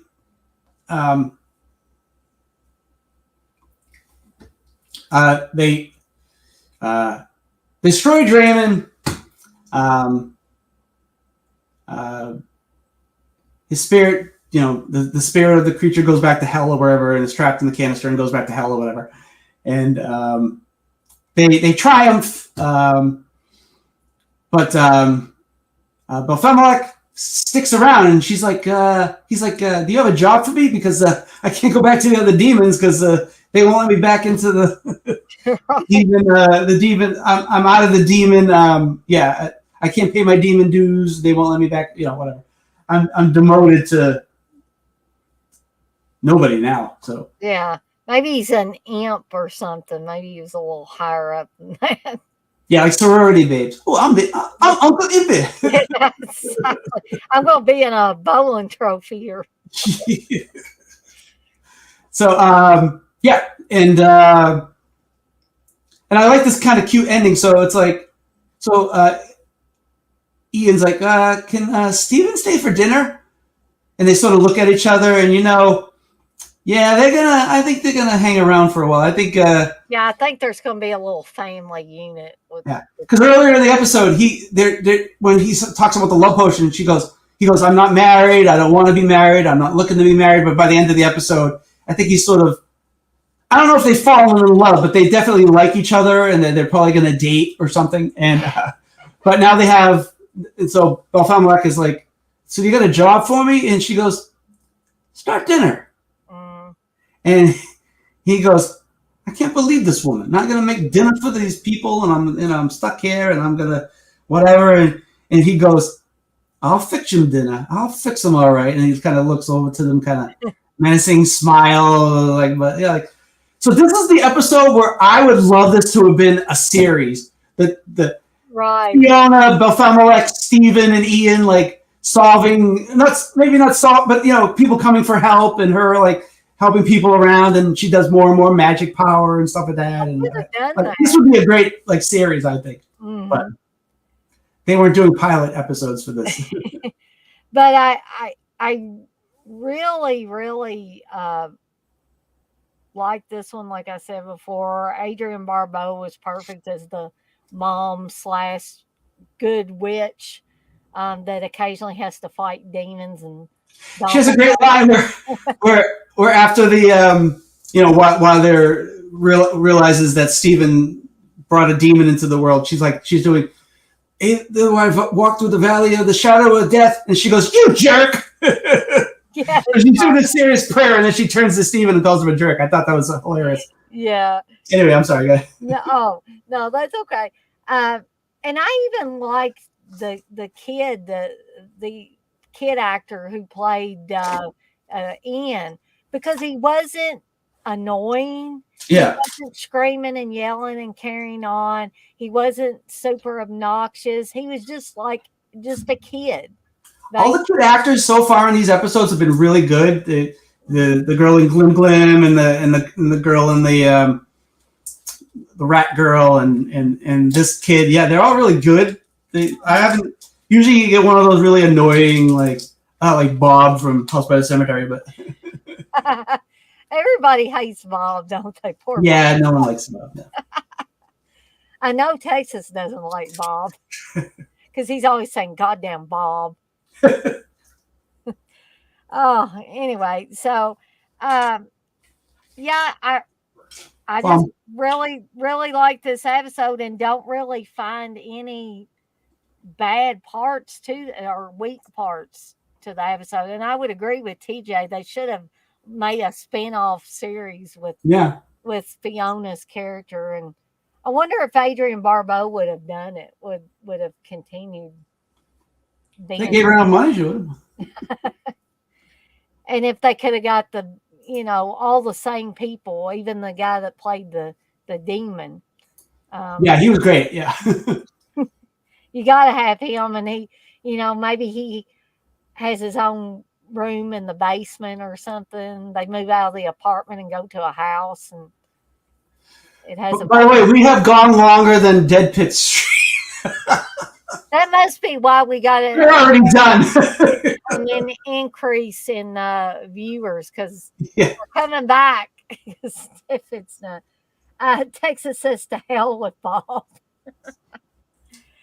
Okay, so Daddy, mommy, you we're suck. we're Tell the almost parents. done with it. We're on the final three of this uh, Yes. stream. So this one I like too. This one had a comedic element too, but Yeah. it also had some scenes where it got a little bit darker, maybe not scary, but a little bit darker. And that's Satan in the Suburbs. And I really like the main actress in this. Yes. I thought she was good. Deborah Strang. She's really good in this. She really pulls the character off really well. Mhm. Um, And yeah, I'm gonna let TJ start talking about Satan in the Suburbs. with Chris North as Yes, Satan yes. from Sex in the City, and Who also did an excellent job in this. And again, the kid actor playing her son yeah, was great too. yeah. See, yeah. His character, the son, it could have gone off to be really, because he's set up to be sort of the annoying character, but he really like what he does in the episode is really good. It's not, he's not, he's not the annoying. Right. So, Xantippe Finch. That's where I don't know where they came up with that name. Xantippe, or is it Xantippe? I don't know. So she's making has a cookie business, Zan's Cookies. But she's got issues. She's a single mother. She has a lot of bills. She can't pay her bills. The phone company's about to shut off her phone. There's a point where the electricity company is going to shut off electricity. There's a point where she calls the electricity company and she's talking about, yeah, well, I sent them. Are you sure I didn't pay you? And then they're like, oh, you won't turn the lights off. Oh, you wouldn't do that. And then all the lights go off. And she goes, oh, you, because he's like, you're not. He's like, I guess they're on the phone, and she's like, you're not at the switch. What are you? You're kidding me. And then the lights go off, and she goes, I'll get you cash. And then the lights go back on, and she's like, yeah. She says a check first, and then she says, yeah, cash. That's right, cash. I'll bring you cash. So yeah, she's just trying to make ends meet, and she's just got a crappy washer and dryer. Everything sucks for her life right now. But she's wearing a Yale shirt, so I'm like, okay, you've gone to college. I mean, so. But she's a writer, and she's trying to be a writer, but she's also, like I said, she's trying to make ends meet, so she's selling cookies and stuff like that. But she's not really doing much with her writing. Until a devil played by Chris North wants her to sweater. Yes, yeah, to show him that he has a long mustache. He's got like a long mustache and a red sweater because he's the devil. They're very subtle with the, but he burns through the door into the house, which I guess that's how devils come into your house. They burn through the doorway. But he's there not to take her soul, but he's there because he's sort of, I guess he's not a great demon. Right. But the devil's going to give him a break, like the devil, like the Satan is going to give him a break. If he gets her to write his memoirs about being a devil and how, his life being a devil and what he's done as a devil, and, I'm going to guess the devil's looking for recruits, so he wants somebody to write a good story about a true, he makes sure, he's like, I want true to life. I don't want no fiction story going on there. You want to read that? I had to put this up there. Dirk says, I'm back, y'all. Had to see that Dead Pit stream. You and a lot of other people, I think, Dirk. with Don May and Slippy, had it locked on the calendar. Most of that was people just going, "Is this movie coming out? Is this movie coming out? Is this movie going to be on DVD? Is this movie going to be on Blu-ray? Is this movie going to be on 4K?" Yeah, I'm sure that was the majority of the things, and then having Felsher say, "I can't watch I it." can't tell you. Yeah, and I don't know what Don May Jr. was talking about, but yeah. Michael Felcher should have shirts that say, "I can't answer that question." or y'all are all crazy. Quit asking me questions. Yeah. But yeah. So the devil's like, write this for me, and she doesn't want to do it because she doesn't want her soul damned, and she didn't want Satan owning her soul. But she's like, this is another episode which I think this would have been a great show. Mom and the Devil. This would have been. They could have called the show Satan in the Suburbs, and it could have had a different plot every week. I can imagine the theme song.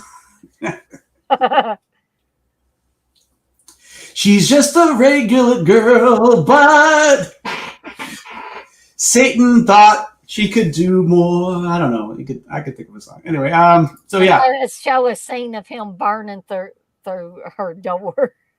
Yeah. Yeah, so it's yeah, that's basically the episode. I mean, so the son starts getting sort of corrupted because he hates his teacher, and he's like, "Can we just kill the teacher?" And he's like, "No, you can't kill your teacher." But the devil sort of worms his way into Marty's life, basically, and sort of like, basically, if the premise of this is, if you, so he's like, well, I can. He's like, what do I get out? She's like, what do I get out of writing your book? He's like, I can get you. So she starts getting, new stuff, and he tells her, well, if you accept a gift from a demon, you're also damned to become a demon, and that's basically that premise. So, but everybody's getting corrupted. She's sort of getting corrupted, and the son's getting corrupted. Like, the son comes home and is like, he shows an image of the teacher he hates, and like she's getting pelted with pencils and erasers and everything like that, and she's like, you're forcing her to write on the blackboard, like, stuff like, I forget what he's stuff like, I'm a bad person, and Marty is great, and write that a million times, and she's like stops, and then she has to get pelted by stuff again, and so there's a lot of comedy sketches and stuff in this. So then it gets to a point where she's sort of taking over. So before that, we get see some special effects finally. So the devil's trying to convince her to write it, and he's getting pissed off that she's refusing to do it. So he turns to her, and his face is like, you see Toxic Avenger, where he's fighting the devil? I don't know if I've ever watched the Toxic Avenger. Really? Okay. Yeah, I need to. So if you maybe don't look it up, but the face that he has when he's the devil, it looks like that face. It's a little bit like, it's like, I hate to bring up this movie because of the director, but it's sort of the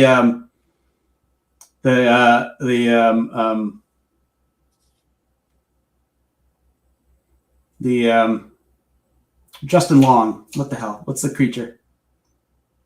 Oh, the Jeepers Creepers. The Jeepers Creatures. It's sort of like that creature looking, but it's the devil. It's got the horns and stuff. But it's kind of a gross looking demon. I thought that's pretty good. I wasn't scared because I'm like, it's not scary, but so he turns into a demon and kind of like says, write this damn book or you're not. He's like, basically, don't mess with me. Yeah.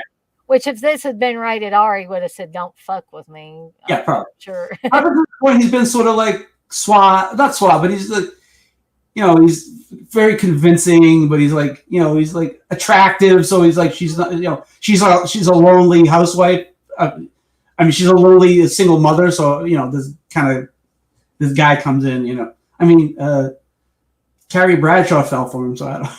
I think he was the devil in that show too, but that's a different story. Yeah. So yeah, anyway, go back to what I was saying.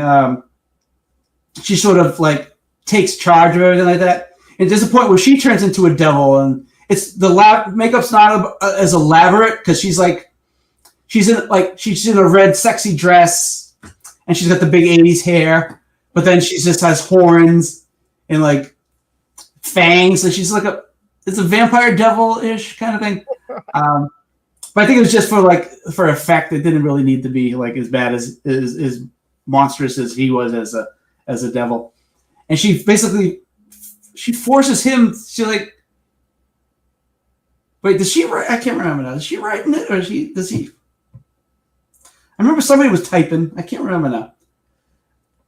I think she was actually typing. That's right.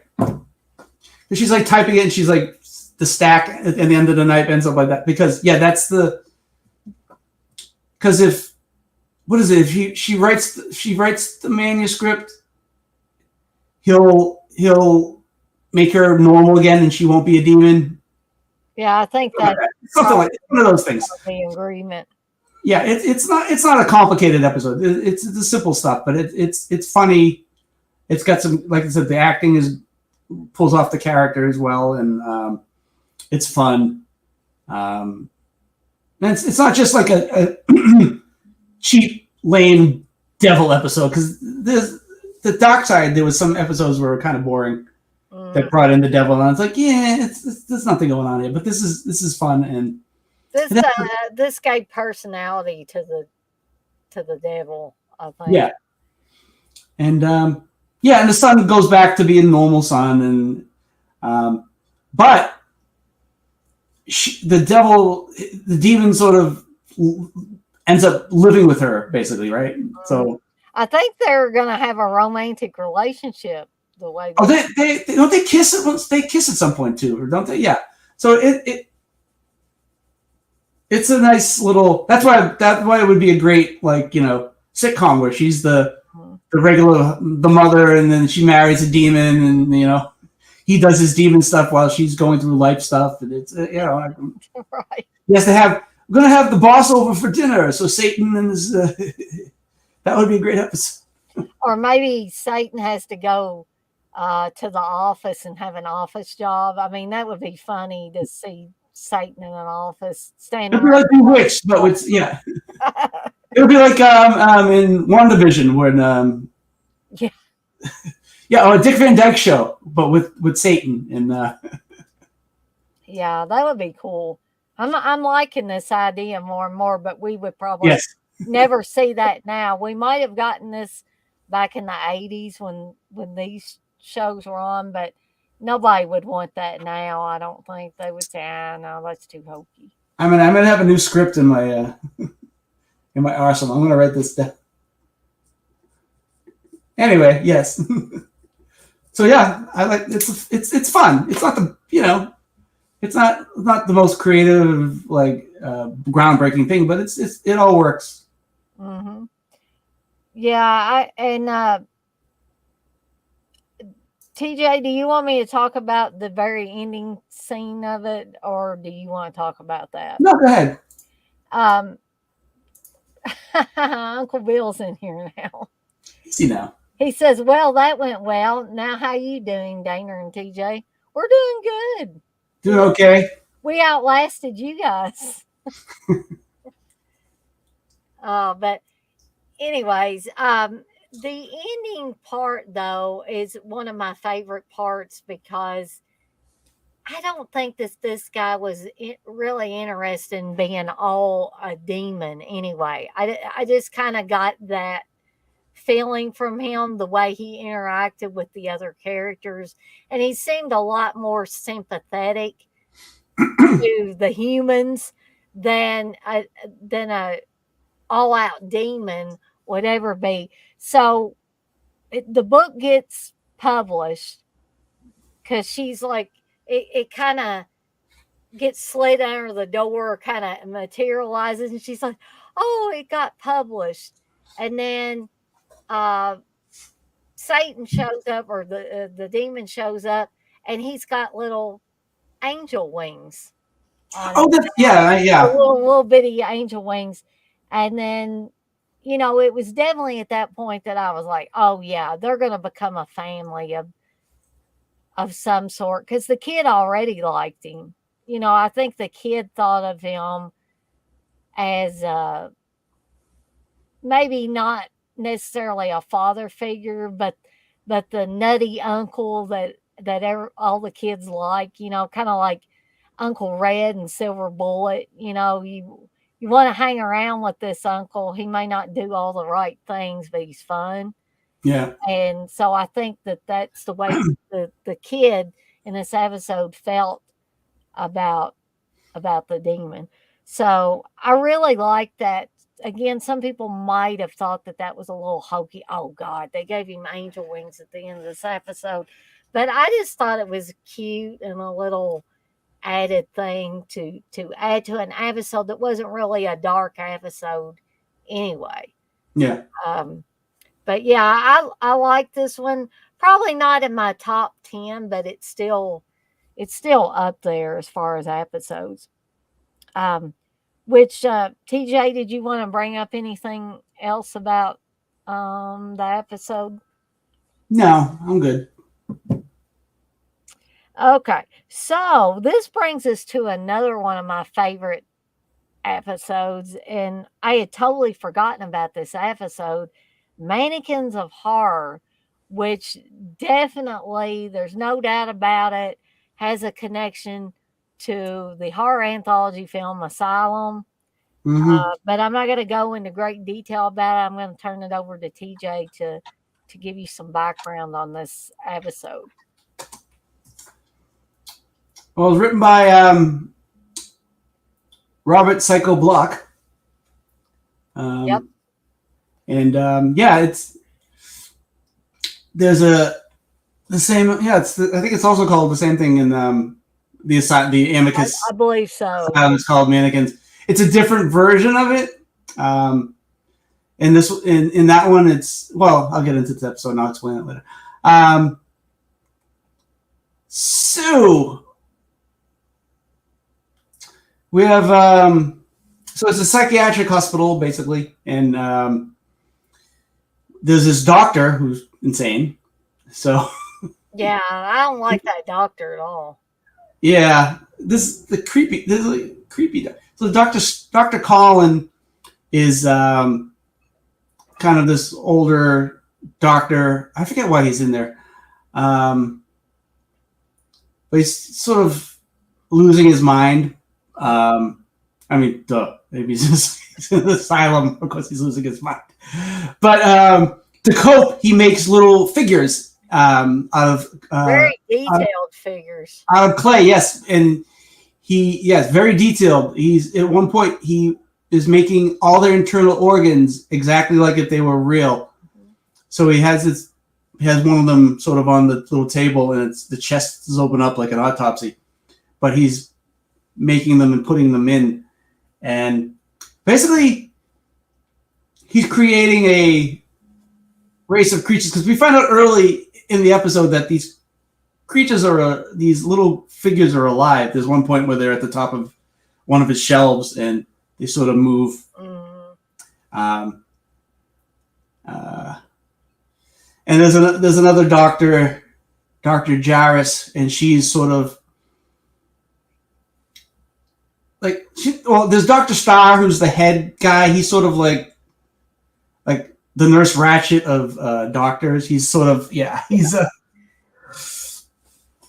you think he's there to really help the people, but he's got his nefarious reasons behind the scenes. But anyway, Dr. Jarris is sort of the friendly doctor, and she's sort of trying to help Dr. Collin sort of maybe make him better. Mm. But she keeps getting undermined, because she's the woman, and you don't usually, the ladies don't usually get to be the bosses. There's one point where Dr. Colin goes, "You should have been the head doctor here." I don't know, because the other guy's a jerk, really, basically. Dirk, I'll answer this real quick. I think that the price of this thing has went up. Isn't this the one that we talked about, the price going up astronomically for this? When I got my box set, it was 20 something, maybe 30 something dollars, but now what is the price of it now? I don't know. How far did it go up? Let me see. Because I got mine from Amazon back before it was like extremely expensive. Yeah. I borrowed mine. Yeah, your buddy had it, didn't he, TJ? Yeah. Now you can watch it on Prime if you want. Yeah, it's on Amazon Prime through a secondary company that I don't know if you already have Prime, you don't need to sign up to that company, but there's only like a handful of episodes on YouTube, so it's not like you could go right. But I'm not really seeing. I'm not even seeing the box set.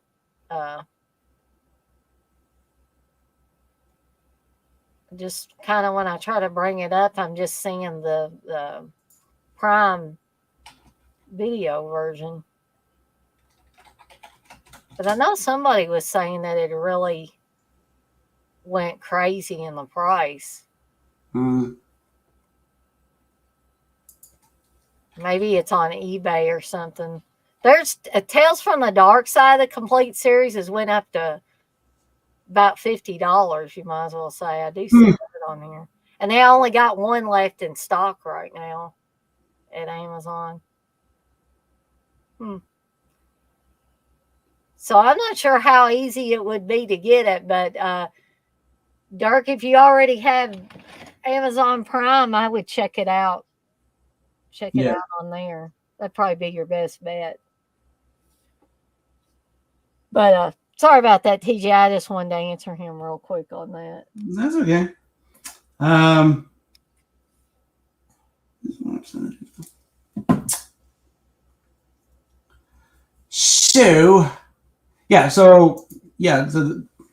It's basically about the doctor who's the patient who's trying. He's making these creatures that are. I mean, that's basically. There's a lot of stuff that happens, but it's basically that's the basic premise. Is this guy? Yeah, the guy who's making the creatures. It's not too complicated. There's a lot of stuff happening, but the plot's not complicated. Yeah, I mean, there's stuff between the doctors and like I said, there's the female doctor. She's friends with the other. She's trying to help the other doctor, but the other guy's sort of like the Cronenberg's character from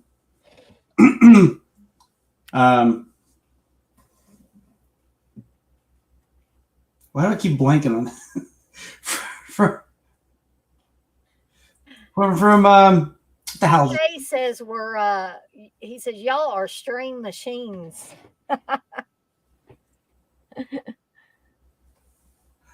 Nightbreed. He reminds me of the doctor from Nightbreed because he's really up to something, and he's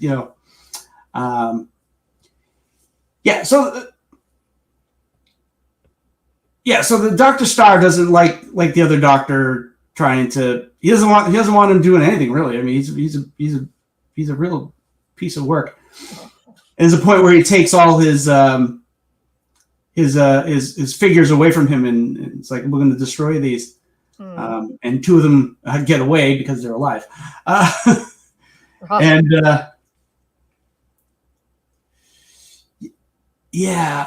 and that doctor gets a nice comeuppance too. So the mannequins, I guess you're gonna call them, so that's the title of the episode. The mannequins getting revenge on the doctor, and he's in his office sleeping, and he wakes up. This is a pretty. Has anybody seen Dead and Buried? Oh yeah. and you don't like that hospital scene, you're not going to like this scene because it looks No. pretty good too. Yeah, and it comes pretty close to showing the piercing of a certain body part. Wow. So yeah, so one of the picks up the letter opener and jabs it into the doctor's eye, Hmm. and you see the whole. You don't just it doesn't pull away. You see it go right into the guy's eye, and you see him Right. laying there for half a second, and you don't see any blood really, but you know Or it's nothing like squirting out like any. no, but it's that's a good especially like you're saying with the almost nudity of the Cocoon episode. This is pretty like and it's visceral too. It's not just gore. It's that and it's yeah. Anyway, Yeah, and you just want to, you see that scene, and even though you hate that doctor, yeah, uh, it still just makes you cringe when you see that. um, yeah, and Dr. Jarris sort of is in the middle of all this, and there's yeah, and she sees the she finds the other doctor's body, right? Yeah, and is that what, yeah, okay, and she sees the creatures, and she grabs one and starts, like squeezing it or whatever, and you hear the other doctor from the other room scream, Yeah. and she goes in to check on him in his cell or their cells. I mean, come on, and she's slowly walking in there, and then the light gets exposed, and you see his face is all melted and Yeah. mushed up because it's connected to the soul of the mannequins. And that was a cool effect too, and I'm surprised they got away with that on Yeah, television as well because it was pretty gruesome. Again, there was not really a bunch of blood or anything, but just no. the way his face was contorted um, was pretty dang gruesome. Mm-hmm. Um, Yeah, and the Asylum version was Robert Lahm was the doctor, the jerk. Herbert Lom, yeah, He was a jerky doctor. No, he was the he he was was the guy that made the. yeah, he was Doctor Collin who made the. Mhm, I don't know what his name was in that, but yeah, instead of the eyeball, the other doctor gets stabbed in the neck by one of the dolls, mhm. and yeah, and they're more like wind up toys than Yeah, than exactly. you know They don't really look like figures. real people or anything. Yeah, they had like they literally had the faces of the characters and stuff like that. And of course, it was all part. It all got part. It was all part of the wraparound too. So it was a little bit more, I think, than the actual story. I would look. I should. I want to find the actual story now that I'm thinking about it and Oh yeah. see how it compares to the other two versions. Mhm. Yeah, I think I was going to compare the versions. I don't know. Yeah, they're two different things. One's a British Yeah. horror movie and from the 70s, and then there's the TV show. So yeah, it's different. It's like with all the Evil Dead movies. They're all different. You can't really. That's why I don't really want to. I would never really. I mean, I can rank them, but as far as what I like, but Right. they're all such like Army of Darkness. I mean, I heard people didn't like that one. Anyway, but I mean, that's more of an action adventure comedy, and the first one's a straight up horror, Right. and but like it's a cult horror because it's from the 80s and it's got a like with the stop motion and all that. And part two is more of a comedy than horror. It's a comedy with horror elements, Mhm. and then the other two are the other two. But Not anyway, to get too into Asylum because I brought this up before, but the wraparound story to that where the new psychiatrist is trying to figure out which patient upstairs is Dr. Starr, yes, because that's kind of his interview. If he can figure out which one of the patients is actually Dr. Starr who's lost his mind, then he mm-hmm. can get the job.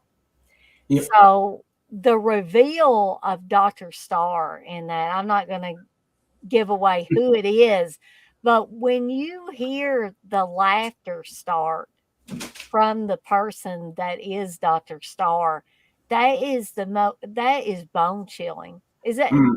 did you think that, TJ, or was that just me? No, When it's a good reveal and everything. yeah, when you see their face too, after you hear that, he's just, and you're at first you're like, what is that? And then when it pans up to the reveal and you see the person, it's like, holy crap, because the look on their face Yeah. is bone chilling too. I mean, that person, I'm not wanting to say whether they're male or female because again, I don't want to give it away, It's but one of the it's two. one of the two. But that was just one of the most chilling wraparounds I've seen in a horror film. They really did a good job with that. But anyway, back to monsters. Uh, Whenever they came right. back from the episode. So, and the episodes on these DVDs have that as well. They have Yeah, I was like, yeah, that's what I miss from the Tales from the Dark Side DVDs is you don't get the dun in between the right. my favorite part. So, is there anything else you want to say about mannequins of horror, TJ? No, I mean I didn't do an awesome job of describing it because it's just you gotta watch it. There's so many things happening and Yeah, I mean, I would recommend it though to anybody because number one, it's a Robert Bloch story. So, most Robert Bloch stories are good. yeah. I don't think I've ever seen a bad one. We're talking about the guy who did the Psycho book. So, there you go. Um, Yeah, he does a lot of things about people with psychological issues. yes, he does. Um, which moves us to the final episode starring Linda Blair. Linda Blair and Linda Rob Blair, Morrow from Northern Exposure. yes. And this is La Strega, which must mean witch or stand Yeah, yeah. for some type of witch. Um, and yes, Linda Blair stars in this episode as a witch, and I don't think that's giving anything away too soon because you find No, that out pretty early on. But I'm gonna move it over to TJ to talk about this episode. it's Italian, by the way, La Strega. Hmm. So, Vito, uh, Vito is in the shop of Leah, played by Linda Blair. It's a was it just a no? It was just like a was it a clothing store or was it no? He wasn't he looking for a wedding dress for his wife supposedly, right? Yeah, I think that was the story. But I don't think it's not like a bridal shop, right? No. It looked like it was like almost like historical or vintage dresses that she maybe was redoing or something like that. I don't Yeah, know. because she dresses a little like not. She didn't dress like the '80s. She was dressing very It looks like Victorian era Victorian. type Yeah, of stuff. and she had this shirt that was all lace and stuff. Anyway, we're getting into the fashion. We're getting to the fashion side of monsters. What am I? Some fashion person who's I can't think of any names. Anyway, Calvin Klein. He's. I'm. Wow, you. Why did we name our kid after the guy who? Did you ever see that? It was a parody of Back to the Future where George is wondering why his son looks like the guy Marty that they knew when they were younger. That Oh, where Lorraine had an affair and he started slapping her around. Have you seen that? I think so. Yeah, that I sounds. think it might have been what's that show? The Seth Green show. What was that show? I'm terrible with this. I'm gonna go back to the episode. Uh, what is that show? What's it called? Robot Chicken. It sounds like a Robot Chicken sketch. Oh, Okay. that show. Okay. Anyway, he's always picking out a dress for his girlfriend, and he's asking Linda Blair what he thinks, what she thinks, and we find out that no, he's not there really to buy a dress for his girlfriend. He's there to kill Linda Blair because Linda Blair is the Leah is the witch that caused the death of his mother. She told her 10 years ago that she would get into an accident and then have a horrible life and then and die of a heart attack or whatever. And he's there for revenge. Well, she uses some of her abilities to she takes his knife away and she sort of incapacitates him and she gonna forget what happens. I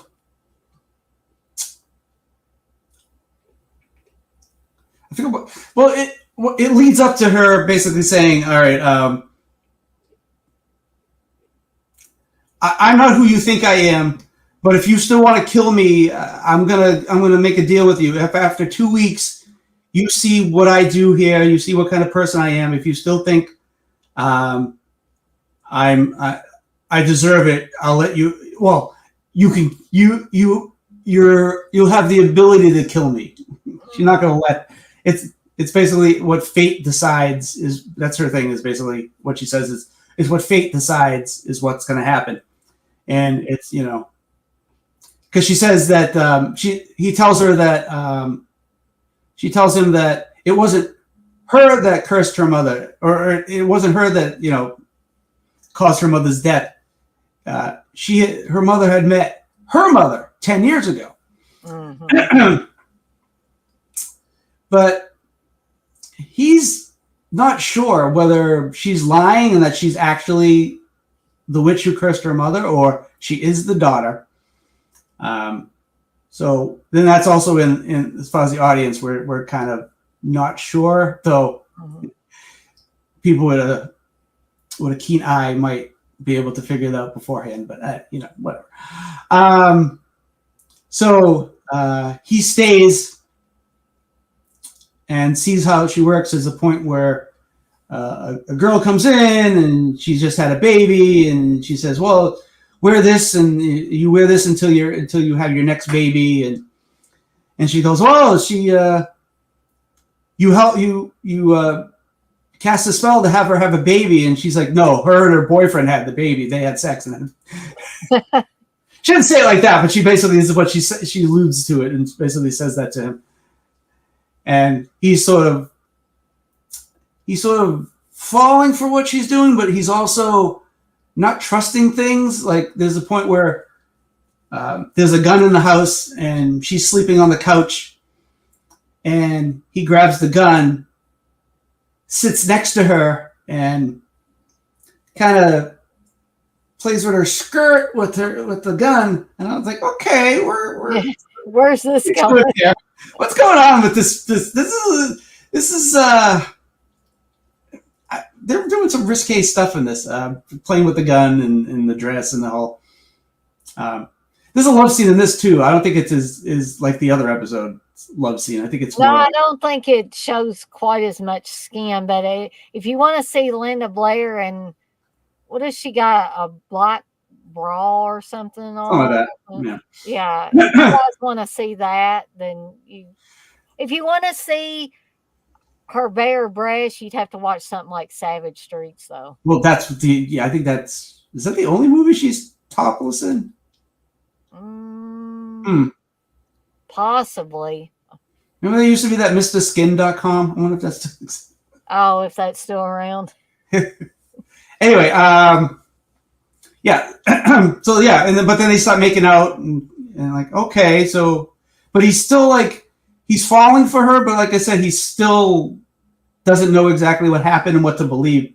So I'm like, dude, make up your mind here. I mean, come on. It's Either you want her and you want to have sex with her, or you want to kill her. I mean, well, she is Linda Blair, so he probably did. she is. This is prime Linda Blair. She was adorable back then. Now she's, well, anyway, she's old. Everybody gets old. Everybody gets old. Anyway. Yeah, that's Anyway. why I tried to tell Steve we don't get to stay young forever, much as we'd like to. Let's eat some hair, and then make some strands, and then And eat your lover and suck all his life force out of him. eh. There's more spiders in the web. Fish in the sea. Get it? Okay. All right. Explaining my jokes. Anyway, I have to.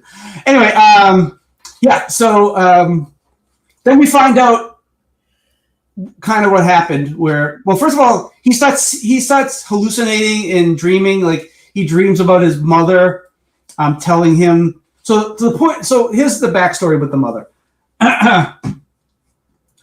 Supposedly, the mother had pawned a ring, and she went to get it back from.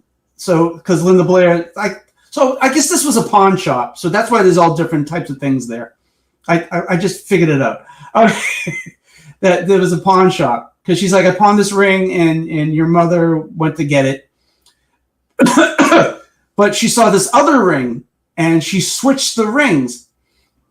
So when Linda Blair's mother went to confront her, she said, "No, you're lying. I didn't take any ring." And she's like, "I'll call the cops." And she said, "Well, if you call the cops, I will curse you, and then in 10 years you'll die." Well, but originally we didn't know that the mother had stolen the ring. So we find out the truth is that yes, the mother stole the ring, and she didn't say. And Linda Blair's mother didn't say that she was going to die. She said, "All your actions will lead to your death." Right. So she's warning her, not cursing her. And then we find out all this through, like I said, through dreams and through visions. Whether what's a dream and what's a vision, it's hard to. It's sort of left up in the air in this episode. Because that's another thing too. This episode sort of all these weird things happen. There's a point where he's about to kill Linda Blair, and she turns into the old hag. Yeah. The Lestrega, because he doesn't believe her, and he starts shaking her, and she turns into it, and she goes, "You are Lestrega," and stabs her, but she doesn't die because he doesn't really stab her because it's all in his mind. So you don't know if she's doing it or it's him. But then we find out that she isn't the daughter; she is the actual woman who, 10 years, she couldn't age that much. I mean, she looks fine. But yeah, he ends up he falls in love with her and finds out the truth, and they kind of live happily ever after. I mean, that's it. Yeah, it has I don't want to say a non-ending, but it's pretty much for this kind of show. It's about as close to a happy ending as you're going to get with these kind of things. He knows what she is, and he seems to like her, and she likes him, and. And this was another episode that I liked. I thought that Linda Blair and the other actor played well off of each other, and everything seemed to work. Although some of the plot or the things I guess that were meant to move the plot along, and we're talking about a 21-minute episode, 21, 22 minutes. And, that's not a lot of time to work with stuff. So there were times when I thought that the plot with this one might have gotten a little convoluted with all the flashbacks or dreams or whatever they were that he had of Yeah. his mother. I know they had to explain some of that stuff, but it seemed like they had too many of them in there. Couldn't they have just like showed maybe one and then showed one at the end to be kind of the reveal to show exactly what happened between uh, Linda Blair's mother and his mother in the historically speaking. Uh, Hmm. so that was the only drawback to it that I thought there were some.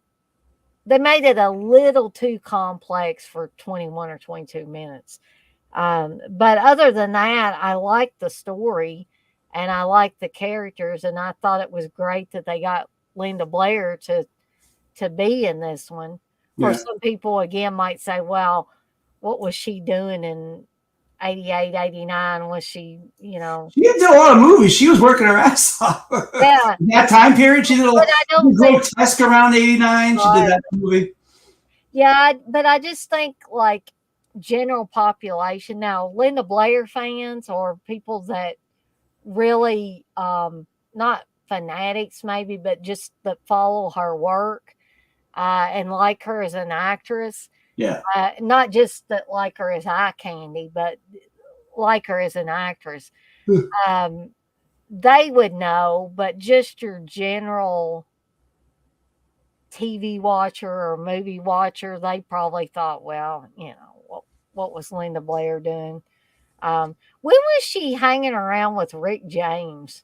When was that? What years was she doing that? Wasn't she younger when that happened? When she was like, I I thought think she so. was a lot younger. Like, And she, she wasn't heavy, but I think during the time when she was hanging around with Rick James or living with him or whatever she was doing, um, she seemed like she had gained a little bit of weight, a little more weight than we're used to seeing Lena Blair have. Now on Hell Night, she was kind of a cute, plump girl, I guess. Again, she wasn't extremely heavy, and I thought that the weight looked good on her in that movie. But mm-hmm. there was one picture I remember them showing of her with Rick James, and I don't know if they were having a party or what, but she looked like she wasn't well, is the best way I could describe it. And it was just that one picture that I saw. Um, and you would expect her to be uh, super skinny. And I hate to say it this way because, if she was living with Rick James or hanging around him for any length of time, they were probably doing some serious cocaine at that point in time. you know, What? yeah, some people probably say, no, Linda Blair wasn't doing A it. musician and an actor in the '80s doing cocaine? What? But anyway, I like Linda Blair. I know people think that she's got kind of crazy with the whole animal dog uh, issues and stuff like that. And she said odd things over the years. Like I remember Steve talking about the Savage Streets poster that he had her sign way back when, and something about she refused to put quotes from the movie because something Wow. about she said that she couldn't or something like that. So I think she signed Steve's poster uh, to Steve's stay safe on those savage streets, but she wouldn't put any actual quotes from the movies. But most people will put quotes from the movie. So I don't know if that's a thing or she just didn't want to do it and just said that or what the deal Yeah. was.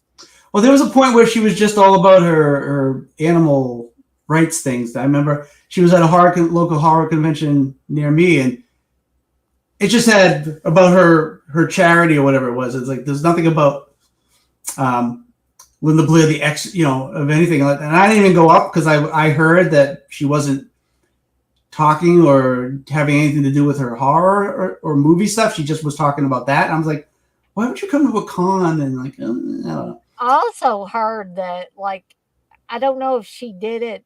I think she did it when she was at that Fright Night film festival that I was at in like '09. But I heard that if she saw you taking a picture of her from afar, like if you were standing just in the middle of the convention, you tried to snap a quick picture of her, she would send her handler over and make you delete that picture off. Um, I guess she didn't want you stealing uh, pictures of her, without her knowledge, Yeah, you know how much those cost? Oh man. Okay, well, guys, By the way, one thing about this episode that yeah, go ahead. just bothered me is there was one just her going out to the front of her store, Mm-hmm. getting the grate, pulling the grate over, walking around the grate, pulling the grate tighter, working the lock, too long. She got the lock and she went back into the building, and then we got it from the other side. I'm like, why do we need that whole lock in the gate thing? I'm like, I'm Yeah, watching that. I'm like, you could have had some more of the story and had less of the that gate. that was more of the convoluting the plot. Yeah, That was she did. I think she did the gate thing twice, and this the long one was just like, okay, padding the movie, the episode. I don't. yeah, why do you need to pad a 21-minute Yeah, ad? that's what you know. Exactly. You could have had more exposition between the It's like characters. movies that just establishing shot every 5 minutes of the outside of the building. I mean, do we really need that? Or like the shot on video sledgehammer, or you had Oh, slow that's a motion totally different shots situation. repeatedly of the outside of a house and people walking down some Yeah, dirt path, and yeah. yeah, we don't need that. um, so Anyway, yeah, anyway, me and TJ have went on for over 4 hours with this one. Not, not quite as uh long as some things I've done by myself. Some things I've went over more, well over 4 hours. yeah. Um, so this one was short compared to some other stuff I've done. So, but I wanted to thank everybody that, stopped by before and after and during the Dead Pitch stream. So, Thanks for stopping by in your bathroom breaks. Dirk even came back, so bless his heart, and some other people must have come back because we went down to like 3 or 4 people, and then after the Dead Pitch stream was over, it kind of ballooned up a little bit Well, more. it's nice for Uncle Bill and CK to drop in after Yes, their yes, very important stream. I give them a hard time, but yes, it was very nice. And Oh, if you guys are still in here, thank you. I appreciate it. did I tell you when I met Felcher the other day that he was wearing a trick or treat shirt under his button up shirt?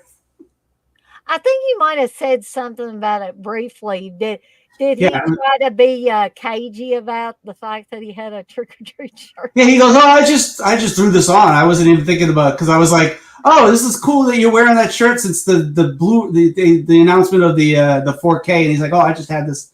I didn't even know I just threw this on." I was like, "Did you though?" Yeah, I'm calling I don't know. bullshit. I mean, I just picked random shirts up and throw them on too, so it's not like it's Yeah, but in the realm of possibility. But that almost too much of a coincidence though? well, we were at a screening of Night of the Demons with Linnea Quigley, so I mean, I don't know. The shirt doesn't go with the event, so I mean, Right. Um, and she was very nice. It was too bad it wasn't a big turnout because they had switched the venues, so I think where it ended up was less people were there because I felt bad because I was like, oh. We also watched a DVD since there was not a print of Night of the Demons. Which the best thing about that is there's no print with the sour balls line Uh, because it's only on the the DVDs and VHSs and whatever. uh, Which I like that line, and it's like I he do. take away. He also takes away one of her lines. So I mean, that's not. Yeah, that's one of Linnea Quigley's big lines in that. I mean, after staring at her butt for like 2 minutes to, to have the line, it's like that's the punchline is she gets the line after you see her butt. Is that a record for how long you get to see Linnea Quigley's ass? I don't know. I'd have to go through all her movies and You wouldn't mind doing that, would you, TJ? no, not at all. Oh man. Thank you, Dirk. You say, yeah, I'm still gonna check out the replay. Always a great stream here, Dana. And thank you, Texas. And yeah, I'm glad that people are seeming to enjoy these, even though, like I've said before, Monsters is not nearly as popular. This is not the one a lot of people talk about when they talk about episodic television and Yeah, horror episodic television. Most people would name this one last as far as the 80s horror series, if they were to mention it at all. But I want to thank everybody again for stopping by. I want to thank TJ for being my co host yet again. thank you. Yes, sir. So next week, barring, sickness or anything, I hope TJ and I don't get sick or family members don't get sick or Knock anything on wood. like that. Yes. Knock on wood. But we'll be back with the first half of the second season of Monsters. And I hope that the episodes continue to, get more, improve. Because, Mhm. like I said, I thought the second half of the first season improved greatly from the first half of the episodes of that Yes, I season. don't think there was not amazing episodes, but that they were all there was no clunkers. They were all good. The second half Hmm. of the first season. Yeah, and we didn't have any honey episodes, so New York honey. So No. Let's never talk about that episode again. I'll never talk about it again. We're gonna ban that from the rest of the streams. You know what I hate? Looking at my face, and it looks like I have no top lip at all. Well, See, it doesn't. I think we're all too critical of like what, because I look at myself, I catch myself looking, and Thanks, Texas. I see every blemish. I see, Yeah, oh God, my face looks fat and all kinds of things. I'm like, what am I, Reba McEntire? Thanks, Texas. But with all that being said, I'm going to skedaddle on out of here for the night, and I will see everyone on the flip side. And good night, everybody. Good night, TJ. And I And did. I'm gonna be going to bed soon, as I'm sure TJ probably is as well. I have to eat my pizza that I didn't eat 3 hours ago, and then I'm gonna go Oh to bed. man, I hope they didn't come back to bite you. Speaking of, well, this isn't pizza, but Steve got some Carolina Reaper almonds, Oh and yeah, are those hot? almonds are pink. Well, he ate a one or two of them last night, and he was laying in bed when he did it, and he jumped up out of the bed and ran in the kitchen to get him some water to drink. And at first, I was almost scared to try them because I thought, are they that hot? And I ate two of them today, and they were hot, but Yeah. they weren't that hot. Uh, and Steve said, well, he said, I'm going to try them one more time. And he said, if they're still that hot to me, he said, you can have at them. You can eat them, all the rest of them. So, anyway, I am going to get out of here. And good night, everybody. Good night, TJ. See y'all next time. Bye.